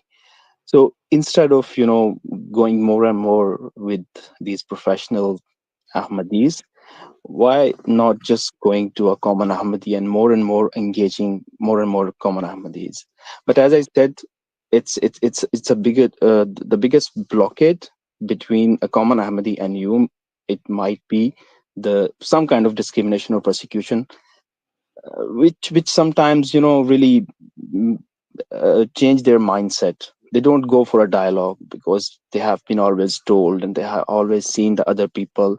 I know not all non-Ahmadis are the same, but that in the recent or in the past years we haven't really seen a respectful or fruitful discussions. So people are not really confident to go and talk to non-Ahmadis. So in some ways, what I will just complete my what I want to say is try to maybe often discourage the non-Ahmadis who are doing some kind of discrimination, who are doing some kind of persecution. I know you cannot stop it. I know you cannot finish it. Of course, it's all over. But while you are doing this, a common Ahmadi or any sane people, they will at least start thinking to get engaged in a dialogue with you with some kind of confidence. When I see Razi is sitting with Adnan Bhai and having a coffee and having a discussion openly, there is some kind of a mindset that okay, Adnan is not like maybe what we have been told. That's why the discussion is happening. But I think when you are going to have the same discussion with a common Ahmadi, there is the process of, as I said, agreement and disagreement, which will initiate the thought process. Mhm. So, by engaging these people who are just there for munazara, I think we have to go and talk with people who are really not aware of maybe these writings as I was, and now I'm really searching on it. I think it will be more fruitful. Let's agree, disagree, and anyway, but I think it will be more fruitful.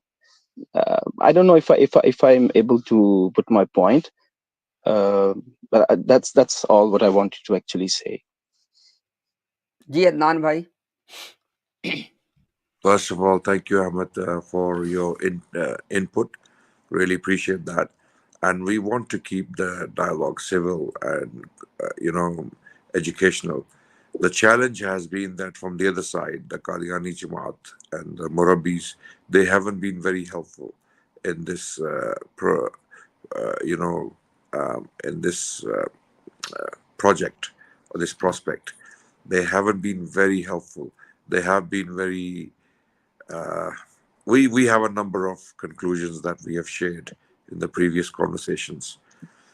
But I agree with you 100% that we should engage with common Ahmadis, those who are willing to talk, because most of them are not willing to talk. Unfortunately, they've been brainwashed by the Jamaat into thinking that the Muslims are hostile, they are haters, they hate you, they want to kill you, they want to destroy you, which is not true. Actually, most Muslims, if anything, they are very, very polite people. They are very uh, enthusiastic in talking to the Ahmadis and inviting them to Islam because they see them as a broken off limb from the same body. You know, once upon a time, the the Ahmadis were part of the Ummah. And then Mirza Ghulam Ahmad Qadiani was born, and a group was formed around him, and that group simply broke away due to the beliefs and the ideas and the claims. And we're trying to bring them back to mainstream Islam, alhamdulillah. So I agree with you. Engagement with common Ahmadis is very, very important. And our intention in doing these streams is to engage with the common Ahmadi. We're not necessarily concerned about the murabbis or the paid, uh, you know, priests, let's say. Okay, we are more concerned about the gullible, decent middle class Ahmadi who is just trying to live a normal life. And we're trying to reach out to them Yeah. and trying to convince them that, guys, look, enough is enough. Think about your akhirah. Think about your hereafter. It's not a joke. Life is not a joke that you just ignore it. And just because you like the melas or the, what do you call it? Uh, Salana Jalsa, You just like being there, having food with the rest of the Qadianis, and you like the culture. You feel comfortable. Your comfort, it's just like the Sikhs. They like the Vaisakis, you know, the Mela, right? Hmm. Or the Hindu festivals. They like them as well. That doesn't make them right or true. This is something you have to understand. You really have to seriously study Islam. If you are serious about Islam and you mix with mainstream Muslims, you will fall in love with Islam. You will see how you have been missing out on so much. You have actually divorced yourself from the main body of the Ummah, and you have your own little jalsas going on and your own little gatherings going on, and you don't pray in our mosques. You don't mix with us. That's why you don't know us. So we're trying to reach out to them. So this exercise is just a step in the right direction, hopefully. And inshallah, there's a lot more to come. Imtiaz Bhai, over to you, inshallah. Ji Adnan bhai, Jazakallah khair. I want to actually show something to Brother Ahmad. Give me 1 second. And Umar bhai, you can say something if you want. I just trying to find something to show him. Brother Ahmad, are you the one who asked about 735 last week? 735. No, I don't think so. It was me. It was about the. Are you the one who asked about the finality of prophethood? No. I didn't engage in any question. No. All right. Oh, okay. Yeah, I remember you. Yeah. Okay. Please check the backstage. Yeah? Sure. The chat in the backstage. I'm just trying to show, because what Ahmad has said, I just want to show him something, that this is how we are responded. To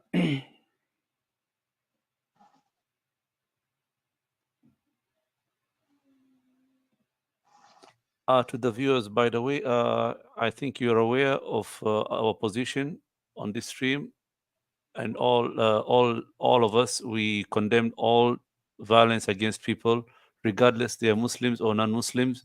You should not. There should be no violence against them. We condemn that categorically, and we have said this repeatedly before. Brother Imtiaz has said it, but Adnan has said it. We do not condone any violence against any community, whether they are Muslims or non-Muslims. May I just add maybe a comment in the meantime? Yeah, please Okay. go ahead. Okay. Now, Brother Umar was just talking about. So, Brother Adnan also said about the hostility. So that's exactly my point. Is that when a normal, common Ahmadi wants to engage in any kind of dialogue, the hostility around, the hatred that he felt maybe in the past or by the generations, that needs to be gone. And what I see in your dialogues, there is a potential of lifting away those those things.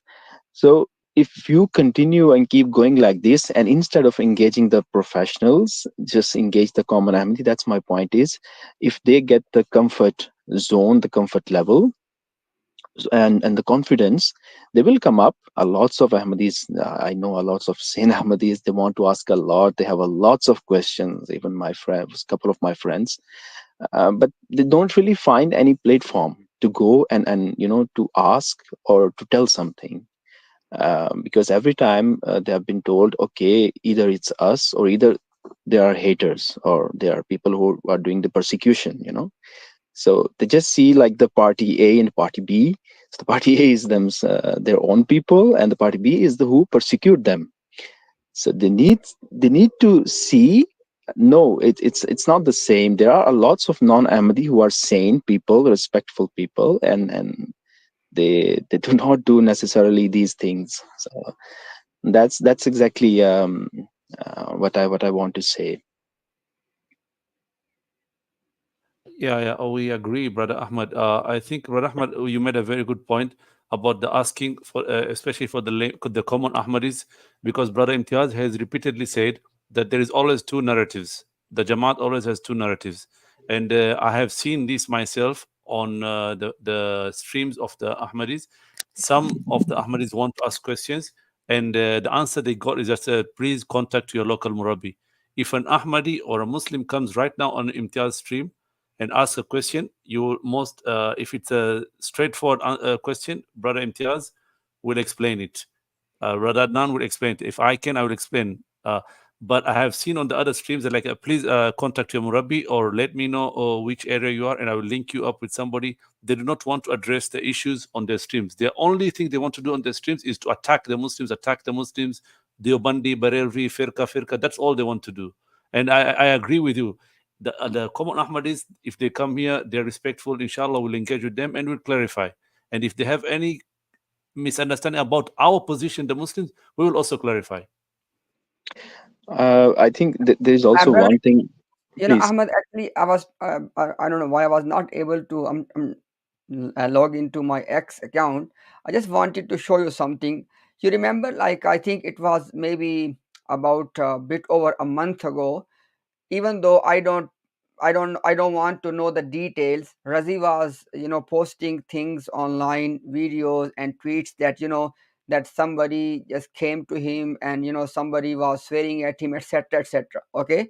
So when this was on 30th of August, so as soon as he posted this one, this was my response.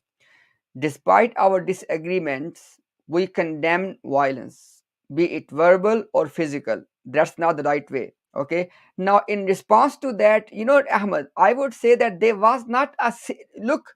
We are not in physically in a battlefield. Yes, we do have the battle of ideas, arguments, etc. In response to this, Ahmad, I would ask you, wasn't it a fair that at least there should have been something from their side, from Razi's side, that yes, I appreciate what Imtiaz, etc. No, nothing at all. Okay. Instead of that, this is what their you can say their Hawariyun were posting. Look at this one. You are the primary cause of fitna, shaitan. You shameless fools hate against you shamelessly fuel hate against Ahmadi Muslims by falsely accusing them of disrespecting Rasulullah and etc., etc. What I'm trying to say is that it's not only that we condemn violence, and definitely we have to condemn because this is not part of our religion, but at the same time, when we see something, we directly respond to that as well. But what is the response? I have just shown to you. From Razi's side there was no acknowledgement, and from the other people, obviously all of these are the fake IDs. We don't know who is who. Okay, but I have shown you just one response, that this is what we get. And by the way, we are not saying that, oh, because he said this, in the future I will be different. No, even if something happens in the future, okay, we're still gonna condemn that. Okay, we don't condone any type of violence. But what I'm trying to say, Ahmad, is this is exactly what we are doing. But despite all of that, there's nothing happening from their side.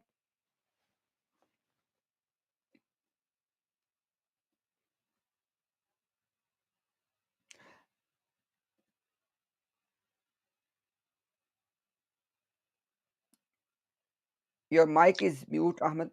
Yeah, sorry. I was having a problem with the sound. I couldn't hear you clearly. Now it's good. Please. But did you get the point I made? Yes, exactly. I got the point. But what I was about to say, you also know that there are also categories. If when I say a common Ahmadi, I mean most of the Ahmadis are from the villages, and they are like simple people like me. There are also people like I really don't want to use the word, but I mean Havaris and the kind of people who are really just keep going. The message that you have just showed. Of course, I do not agree with it. No, I'm not saying. What I'm saying is, when Razi posted that, and I condemn that as a gentleman, what should Razi have done? No, of course, he should have appreciated that, and he should have publicly appreciated that. That's all I'm saying. No, I do understand that. But what I was saying, I just wanted to say that if your message of condemning these things are going often to the common Ahmadis, um, then it's had a really strong impact, common Ahmadi. When I'm saying common Ahmadi, you need to know that these are from generations, the simple people who were like really like that, the Hathis, like my grandparents and my my parents.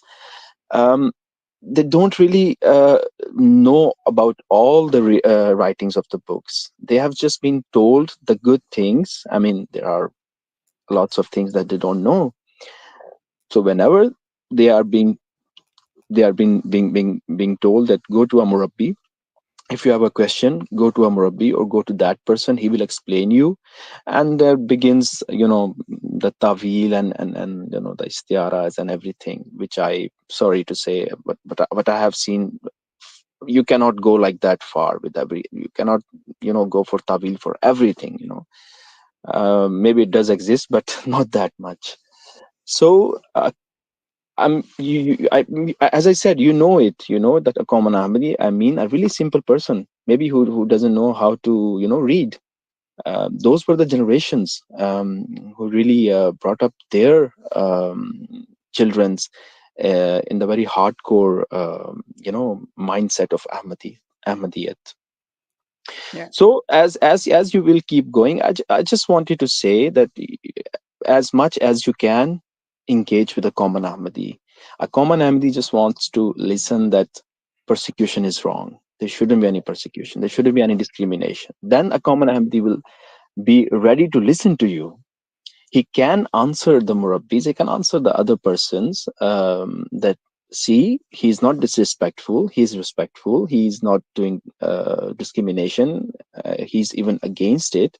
Why I cannot have a dialogue with him? Why I cannot have an agreement or a disagreement with him? You need to know that it was the common Ahmadi who 100 years ago followed Mirza Sahib, and it has become like this big today. So if a common Ahmadi starts thinking today different way, if he gets the environment, then there will be another impact. That's only Actually, what I. Brother Ahmad, obviously I cannot share those conversations which people are sending us from their internal groups, in which they're having discussions between themselves. I give you two examples. For example, they were having this discussion that that we have been taught by the Jamaat that the prophethood is continued. But now we are learning from the social media platforms that Mirza Ghulam Qadiani, claiming to be the Akhri Mursal, the final last prophet. He said, my people are the last Jamaat, tum Khuda ki Akhri Jamaat ho. And he about himself, he said that I am the last messenger. And by the way, this last messenger, as a translation of Akhri Mursal, it is done by Jamaat itself. So the point I'm making is, so they were having this discussion on this point, that we have been told by the Jamaat, or our elders are thinking that Jamaat Ahmadiyya believes that prophethood is continued. But now we are learning that Mirza Ghulam Qadiani is claiming to be the last prophet. So how to reconcile this? So what they said in response, they said, look, don't worry about all of these things. Just stick with the narrative of the Jamaat. That when you are in the public, you just say the prophethood is continued. But as your own belief, just be sure that Mirza Ghulam Qadiani was the only one and last prophet to come after Nabi Muhammad sallallahu alaihi wasallam. I swear by God that this is exactly what they were discussing. Yes, I you had shown me the last time as well, the last Akhri Mursal. No, You no, showed me no, no. the. There was the reference, but what I'm telling you right now, Mhm. this is the discussion happening amongst the Ahmadis, Oh and they yes, are yes, yes, exactly. basically what I'm Hmm. trying to say is, Ahmadi. This is my actual point. The moment they are saying that when you are in the public, our public Jamaat narrative is the prophethood, which is not law bearing prophet, a non law bearing prophet can come, the one who will not cancel the Sharia of Nabi Muhammad sallallahu alaihi wasallam, such prophet can come. They were saying that in the public, just say this much. But at the same time, in your heart, you have to believe that Mirza Ghulam Qadian is the last prophet. What I'm trying to say is that it shows that they themselves want to be in this delusion. And you know, the problem of these creating of these delusions, and also that they have really gone far for the tawils. The problem is what I have seen around me, in my friends, in my circle, that a common Ahmadi is now really going far, not just far from Ahmadiyyat, they're really going like towards, you know, the agnosticism and atheism. They really start thinking that way, because they have already been, you know, they have already the hate in their minds about the non-Ahmadis. But now when the Ahmadis are also creating this kind of delusions and all this, they are really going far, because whenever, especially the generations are living in the Europe and the other West, they really ask the question. They started asking the questions, and when the questions are being addressed in this way, what do you expect that which way they will take? So that's the most alarming thing that I have seen around me, that people are going outside of the circle instead of coming back, you know, Yeah, I agree just with you. because of these delusions, and it's all because of this. Yeah, I totally agree with you because some of the conversations I have received, this is exactly what's happening. That they are not interested. For example, what I mean by interested is that they have many of them, if not majority, many of them have no interest that in terms of the proper or right theological position, what is more Quranic or what is according to Islam. They have no interest. They are saying to each other that look, this is our home, Jamaat is our home, okay, and we cannot leave the Jamaat no matter what, even to the point, subhanallah, I wish that I can share this with you, Ahmed, to the point that they are saying that even if it is announced that Jamaat is just a fraud, we are still going to stay Ahmadi. Can you imagine this? I mean, what can I say? Because it's again a dead mind, and we are creating dead minds again and again, and it's just multiplying. And that's they were already born in a better Islam according to them, and now whenever a couple of them, as I said, in my circle of people, you know, a lot of people, they start asking the questions, and then they start asking the question themselves. We were born in the better Islam, and now even this is not the true one. So what left? Okay, now Hmm. I'm going to be an agnostic, I'm going to be an atheist. So this is how it's going, and I don't know why they're not realizing it, why they keep And this, going.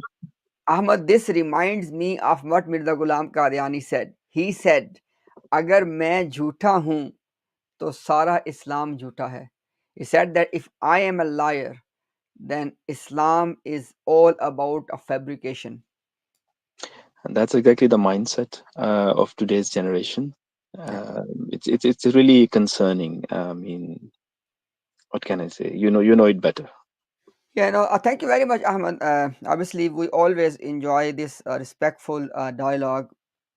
Even if it was with a Murabbi, we love to have this respectful dialogue. And by the way, Ahmad, if you go and watch the last stream, the very last stream after which Razi or any of them Rabbis, they started to gradually disappear, they are admitting on camera, we have proof on camera, they are admitting that we have been treated with respect, we have been given enough time, etc., etc. We know for sure because we know from the history that now they wanted to have a cop out because they wanted to not engage in the dialogue and they need some excuse and they are making excuse one after the other. For example, the moment we are saying that don't worry, you don't want to come here, we are ready to come on your platform. Why? Because we care about your community, we want your community to know the truth. So the moment we are ready to come on on their platform, the moment we are having no problem to bring somebody as a moderator, as whoever is going to basically between us and you, who can actually see that who's saying what. If they still are not interested, people should use their mind.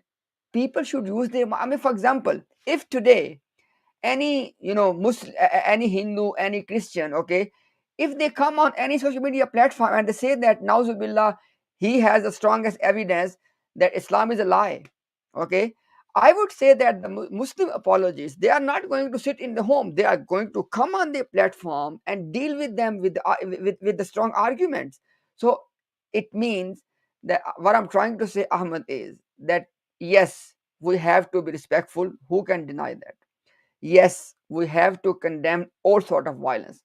But there's one thing, Ahmad, which we cannot do on the behalf of common Ahmadis, and that is we cannot make a choice on their behalf.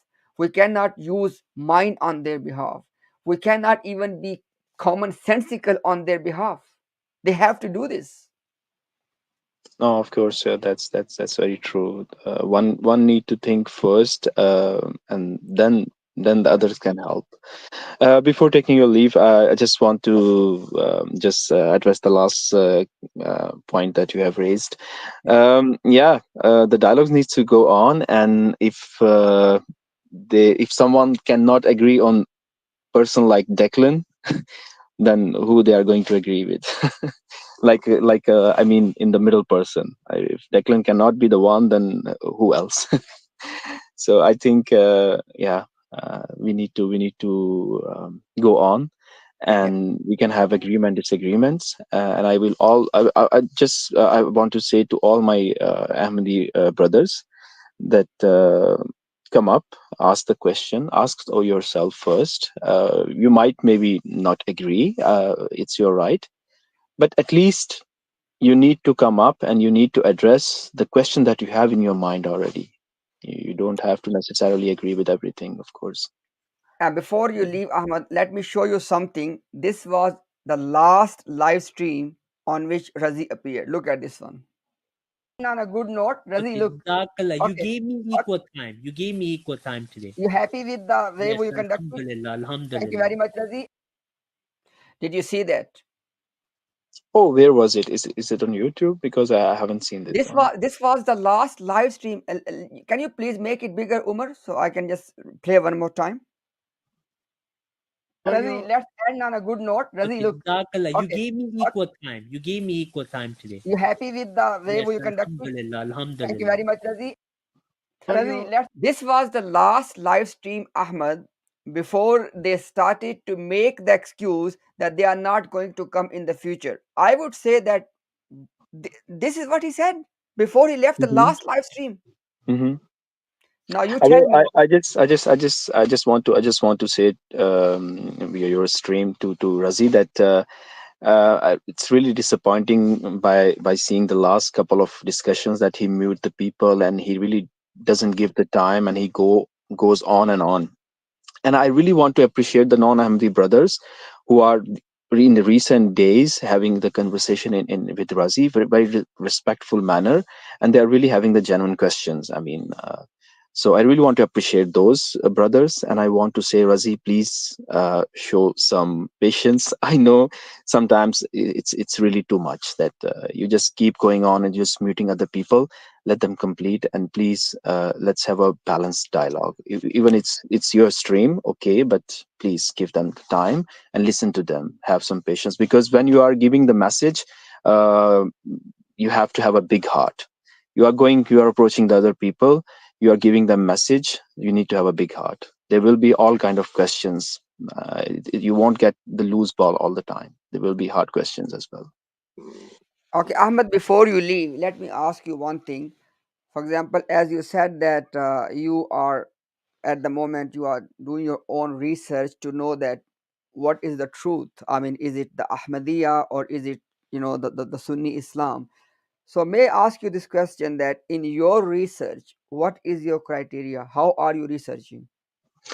I mean, first of all, because I am born as an Ahmadi, so I am searching on first on Ahmadiyyat. That what are the things I never came across, and why not, and why are these things written, and in what context. So I'm doing that kind of Any research, example? Any example? like the recent writings that you have shown of about for example about Hazrat Isa alayhi salam. the writings of Mirza Sahib. I never came across these writings. I never knew that they existed. So I'm really concerned about those, and I'm really reading those as our Ahmadi brothers say, read the 2 pages before and 2 pages after. So I'm trying my best to read the whole context. Also, like the words they have used against the people who didn't agree with him, why he used those words in which context, and then also a couple of his dialogues and munazaras with like Christians or Hindu people. But I'm really Anyways, right now so far, exploring. yeah, I'm sorry. I got your point. I got your Mhm. point, Ahmed.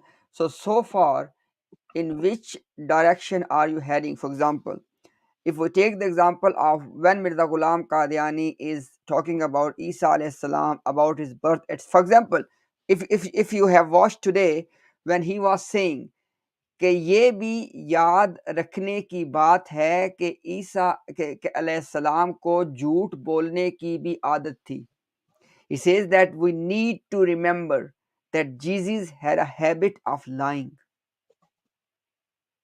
So, um, honestly speaking, I'm really distancing myself from all these things because this can't be this can't be acceptable. I mean, Now, I can understand that. But when you are saying Ahmed, look, forgive me if I'm being a little bit more kind of pinpointed, because when you say that after seeing all of that, you are sort of distancing yourself. What does that mean? that means that I started thinking about that. Whatever we have been told, it doesn't look like what it is. So what and that's the reason that I start listening to you guys, you people, and also other non-Ahmadis. Got it. Got it. But I Ahmed, cannot really, yeah, yeah. yeah, just one thing, Ahmed. In your understanding, obviously we all different. In your understanding, what could be that one thing that could possibly lead you to that point on which you say, you know what, that's it, I can't stay in this Jamaat anymore? What could be that? If the root is proven wrong, like the root is that Mirza Sahib is the Masih Maud, and he claimed to be the prophet. He came to be the Isa, or the second coming of Hazrat Muhammad Sallallahu Alaihi Wasallam. So if that root is wrong, which is already suspicious to me, yeah, then it's already gone. I mean, No, it's obviously, done. I understand. Obviously, that is the main big thing, that he was not truthful in his claims. But in order to reach to that conclusion, there are many paths. For example, one of the paths you have taken, as you said, that you are researching the writings of Mirza Ghulam Qadiani, where he is talking about Isa alayhi salam. On this particular topic, what do you think that what he should have said that will make you think, you know what, that's it, he can't be a prophet? What is that in this particular case? I mean, for me, there are already a lot of things that he shouldn't have said. Okay, Uh, now yeah. if the Ahmad, look, again, you have every right not to answer if you don't want to answer. If that is the case, okay, then what is stopping you that you still should stay in the Jamaat? What is it? I, I mean, first of all, what I think that I'm answerable to God, to Allah. Okay, Of course, of so course. if I am still here, but I know my heart, my mind, which way I'm taking, or the way of thinking has already been changed. Hmm. I'm still here. I'm researching. I'm confronting again the people who are convinced that no, we are the right ones. So I really want to initiate the dialogue in between my circle. I want to ask my friends the question that why are you still here? Look what is written. Look what have been said. So I'm Got really it. I just don't want to go alone, you know. I mean, I don't want to just, you know, fly away and okay, I'm gone, okay, that's fine. But I really do care about the people around me. I want them to also initiate the thought process, you know. I understand that, Ahmad. But okay, Ahmad, just last two things. One is in the Quran, Allah subhanahu wa ta'ala says that ku anfusakum wa ahlikum nara, that save yourself and to your family from the fire. So even with regard to family, it first says save yourself. What I'm trying to say, Ahmad, is obviously it's very noble intention that you want to create awareness in the circle around you as well. But at the same time, Ahmad, don't forget, okay, that if something becomes clear to you that look, this can't be from God, or Mirza Ghulam Qadiani could not have been a prophet of God after saying all of this stuff, then in all honesty you should think about yourself as well. At the same time, I'm acknowledging that, I'm appreciating that you are concerned about the other people. And last thing, Ahmed, is this: before you leave, obviously I'm not going to say to you that tell us, what is your number, the unique number ID that you are Ahmadi. There are many people, I can say with 100% surety, okay, there are many people right now, either they are Ahmadis or Muslims, they must be doubting that this person could not have been a part of the Jamaat because the way he is speaking. Okay, because look, we've been talking to Ahmadis for more than, you can say, it's been like over 1 year now, and we have spoken to the common people, we have spoken to, their main guys, etc.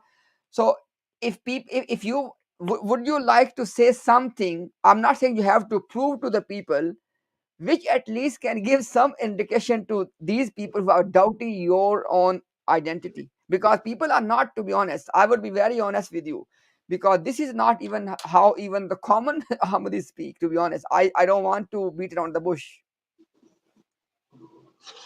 Yeah, of course, I cannot disclose my identity as you said, but Of course. of course, I know the whole nizam of how they work, how they are kicking out people out of the nizam jamaat. And I would just give you one example. Whenever there is somebody, let's say, has a fight or some kind of, you know, problems, or how you can say, a conflict.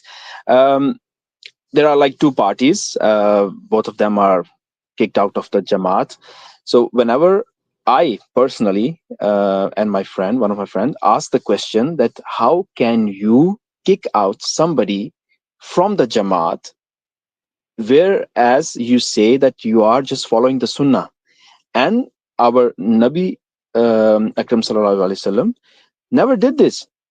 He knew that there are a lot of munafiqeens, but he never kicked somebody out of the the circle. For example, how can you that when you are claiming that you are following 100% Nabi Akram sallallahu alaihi wasallam? So they always use the word, no, we are not kicking out of the Jamaat. We are actually kicking out Nizam Jamaat, Mhm. which includes the not taking the chanda, or not letting you participate in the jalsas and the other activities. So I do know everything about the system. If somebody doubts, he can come and ask how they place with the words, and how the nizam, the system, works. how Okay, many well, how many how many Ahmed, let me give you example. It's very recent example that one of the murabbis, he's from America. So he is having, some sort of conflict with the Jamaat. Sorry, And I'm really in having I can't hear you. Let me just rejoin otherwise, because I can't hear no you. worries, no worries. Okay, Umar, we have let me take Abbas in the meantime. Abbas, are you there? Brother, Assalamu alaikum. Walaikum assalam. Abbas, How how are are you? you? Alhamdulillah, Alhamdulillah. Alhamdulillah. Brother Dan, are you there? Can you hear me now? Yeah, Ahmad, let me talk to Abbas because he was waiting for a long time in the No, back it's gap. okay. Sure. You can carry on. I actually just wanted to talk to Brother Adnan really quick. I'm not an Ahmadi. I'm an ex-Shia. Alhamdulillah, I'm following the Sunnah right now. It's okay. I'll come back later on. You can carry on. Okay, no worries, no worries. Sorry. Yes, Ahmed. I was saying that this particular person, the Murabbi, who has having some problem with the Jamaat, and he somehow made his way to Jalsa Salana, and when he went inside the temple for the prayer, so that's when the Jamaat came to know that this guy is here and he should not have been here. So the khuddam or whatever, they came and they just forced him to leave the premise as soon, and they asked him just to leave the place, and just make him took him to his car and asked him to immediately leave. What I'm trying to say is this person has not left the Ahmadiyya religion, okay, but he's having issues with the Jamaat, and as soon as Jamaat realized that. And by the way, this person is very sincere, quote unquote, sincere with the Jamaat, giving a lot of chanda. His family is very dedicated, etc. But as you said, just because of having some, and by the way, those who will be watching or listening or in the future as well, they must be surprised that how does we know all of that. So I didn't really catch the question that you were I trying. basically backed your point. When you said Oh, that, okay. So that as soon as somebody dares to raise a voice against yeah. the Jamaat or the system, Hmm. even he is still part of that religion, but he will be persecuted somehow. Yes, and I mean, if somebody has a doubt, he can just ask, via you or via somebody else. He can just ask me any question about how the system works. I can even tell how many kinds of amlas do they have, how many kind of shuras do they have. I mean, if somebody has a doubt, For he example, can just.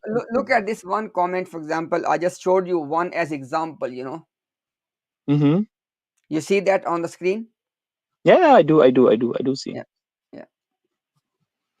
So anyhow, Ahmed, I don't want you to, basically, you are not under any obligation to prove to us Mm-hmm. that who you are. Obviously, regardless of who you are, you have every right to come in the future as well and to speak your heart.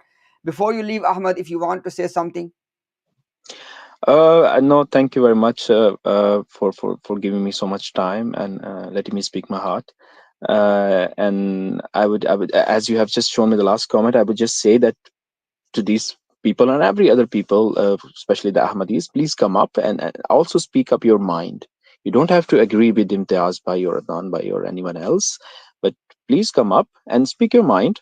Let's have a discussion. Let's talk.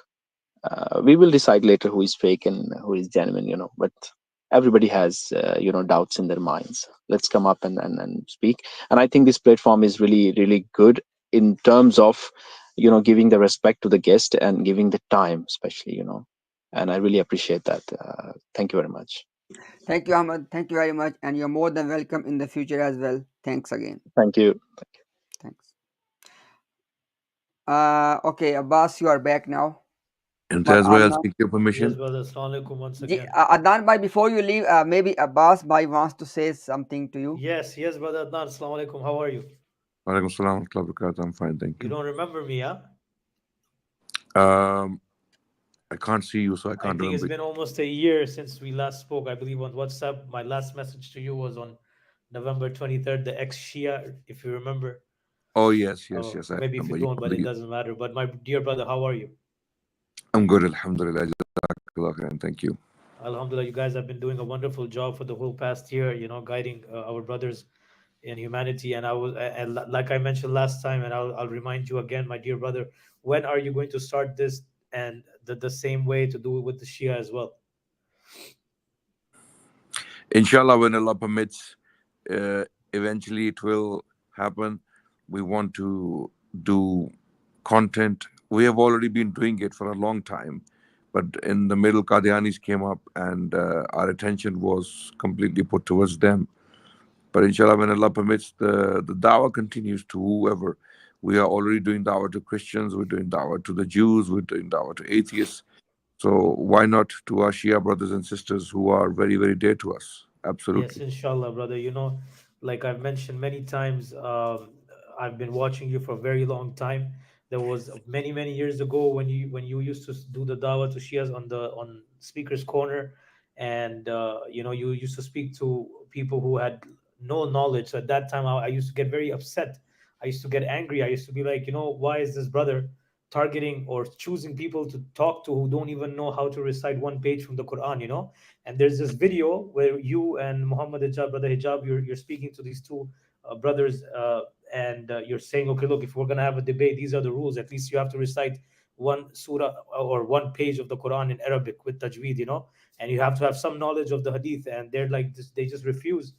And then I was like, why don't you target, or why don't you approach the Molanas or sheikhs? And then I realized, man, like, we don't have any leg to stand upon. So how are we going to debate or defend anything, right? Because when we look at the actions of the imams that we claim to follow, their actions goes against the Shia school of thought, right? So and Yes. many times you have brought this same arguments when debating or talking to people. When you talk about, for example, Hassan's actions with Muawiyah, then how can Muawiyah be a munafiq and all that, right? And Alhamdulillah, I'm sure you have guided many people through that. Allah guides, but He used you as a way. Alhamdulillah, even my father, before passing, many months before passing away, he accepted the truth. So please, brother, just carry on, and Allah, inshallah, maybe you can start something similar to how you have been doing these debates with the Ahmadis. Maybe you can start inshallah. that with the Shia as well, inshallah. Inshallah, definitely with Abbas. Pray for us, inshallah. Yes, inshallah, I will, brother. Thank you so much. Yeah, I'll take your leave now. Jazakallah. Assalamu alaikum. Thank you so much. Thank you. Adnan bhai, if you want to leave, inshallah, you can give your last words. Inshallah, you can leave, bhai. Thank you so much. And I'm already in bed. I'm speaking from my bed. So my eyes are closing. So inshallah, I will be back in the next stream. May Allah bless you. Imtiaz bhai, continue as long as you not want. And everyone, please pray for me. Make dua for me. May Allah protect us and Allah save us. Inshallah. Ameen. Ya Rab. Jazakallah khair. Jazakallah khair, Ustad. May Allah protect you as well, and may Allah accept all your efforts you are doing for Allah's deen. May Allah subhanahu wa ta'ala make them sadaqah jariyah after we leave this world. And as this brother Abbas said, inshallah, there are many people like him, many brothers and sisters like him, whom Allah has guided, alhamdulillah, through your dawah. May Allah accept it, brother Adnan. Ameen. Jazakumullah khair. Assalamu alaikum wa rahmatullahi wa Wa barakatuh. alaikum assalam wa rahmatullahi wa barakatuhu. Okay, Umar, if you want to say any last words before we end. No, I would just like to reiterate what Ahmad said, that all the common Ahmadis are welcome, because as we saw from the officials or the clerics, they're not genuine people. Afat Islam was insulting Adnan in the backstage, and that's why I think Brother Adnan was justified to say that he should not bring him on. And I know, Brother Imtiaz, you wanted to demonstrate to Declan, but maybe you can just give him the last stream and he can watch that. But yes, I think genuine people are always welcome. If you're not genuine, you just want to call people liars, please make your stream and call Imtiaz liars and Adnan liars. It's up to you. You can do that on your streams, but you on your streams you try to act very nice, and you come on all streams and throw these insults and just want to basically sour the mood, and we will not entertain that going forward. We just want genuine people, and if you want, you have to apologize for whatever insults you did before. You are always welcome. We are still open for any discussion anytime. You can invite Brother Imtiaz without making any conditions to do takfir of the whole ummah, and he will come, inshallah. He is ready anytime. Thank you, Umar bhai. Jazakallah khair. And inshallah, let me share my last few words, and then inshallah we end. Okay, alhamdulillah. Alhamdulillahi wa salatu wa salamu ala rasulillahi amma ba'd. Once again, bismillahir rahmanir rahim. So let's end with these few points. Point number 1. We have presented today with references, with evidence, that what is the narrative of Mirza Ghulam Qadiani regarding Sayyida Maryam Salamun alayha. Now, obviously, these Qadiani clerics, these Murabbis, as usual, they want to do their own monologues in which they want to give this impression that as though as they are responding to our arguments. Okay, we have mentioned many points, many things. Okay, there are three things I will end with. If you are trying to give this impression, we want to see the evidence for these 3 points. Point number 1, Mirza Ghulam Qadiani said that this was the historical mistake of Muslims to believe that Maryam alayhi salam did not marry, and then he corrected this mistake, right? We want to see the evidence from Quran and from Sunnah, which establishes this quote unquote belief that Maryam alayhi salam did marry with Joseph the carpenter. We have given you, and you can watch that part, Mr. Razi and rest of the Murabbis. We have given you our reasons from the Quran that why this entire narrative of Mirza Ghulam Qadiani regarding the marriage of Maryam alayhi salam, it is anti-Quran. Because I know they're gonna give this same deception that look, if Quran has not mentioned something, you can quote that from other sources. Hello, mister, you are not addressing the actual point.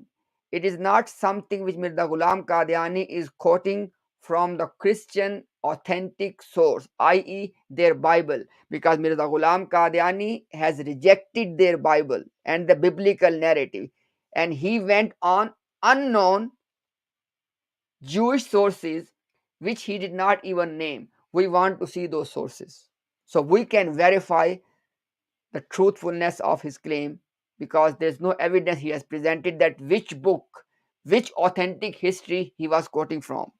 Next thing is, we have presented clear evidence in black and white in which Mirza Ghulam Qadiani is conceding, admitting, and acknowledging that this nikah between Joseph and Maryam, it was against the law of Allah, it was haram, it was unlawful. We presented that. Now we want to see evidence from your side in which Mirza Ghulam Qadiani is saying that this nikah was according to the law of Allah, it was halal, it was permissible. He never said that. What he did is he conceded that nikah was haram, and then he tried to give justification that family was forced because of the circumstances, because Nauzubillah Maryam was pregnant and they wanted to hide the pregnancy. This is the entire defense he has taken to justify this nikah, which he himself is declaring as a haram nikah.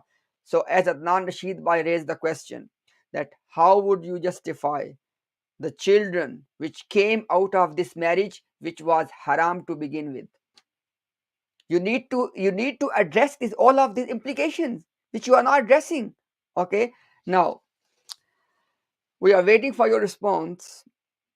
We can give you loads of questions, but I want to see response for these 2 questions which I have just mentioned. Up till next week, Jazakumullah khair everyone. Thank you very much. To all the common Ahmadis, keep watching. If you have any question, reach out to us. You can reach out to our email address. You can come on our live streams, and you don't need to reveal your identity. We are always here to help you to see the truth, or at least to present to you the evidence. After that, it's your choice. May Allah subhanahu wa ta'ala accept these little efforts. May Allah forgive our shortcomings. And may Allah subhanahu wa ta'ala bring every single Ahmadi back to the fold of Islam. Thank you very much. And assalamu alaikum wa rahmatullahi wa barakatuh.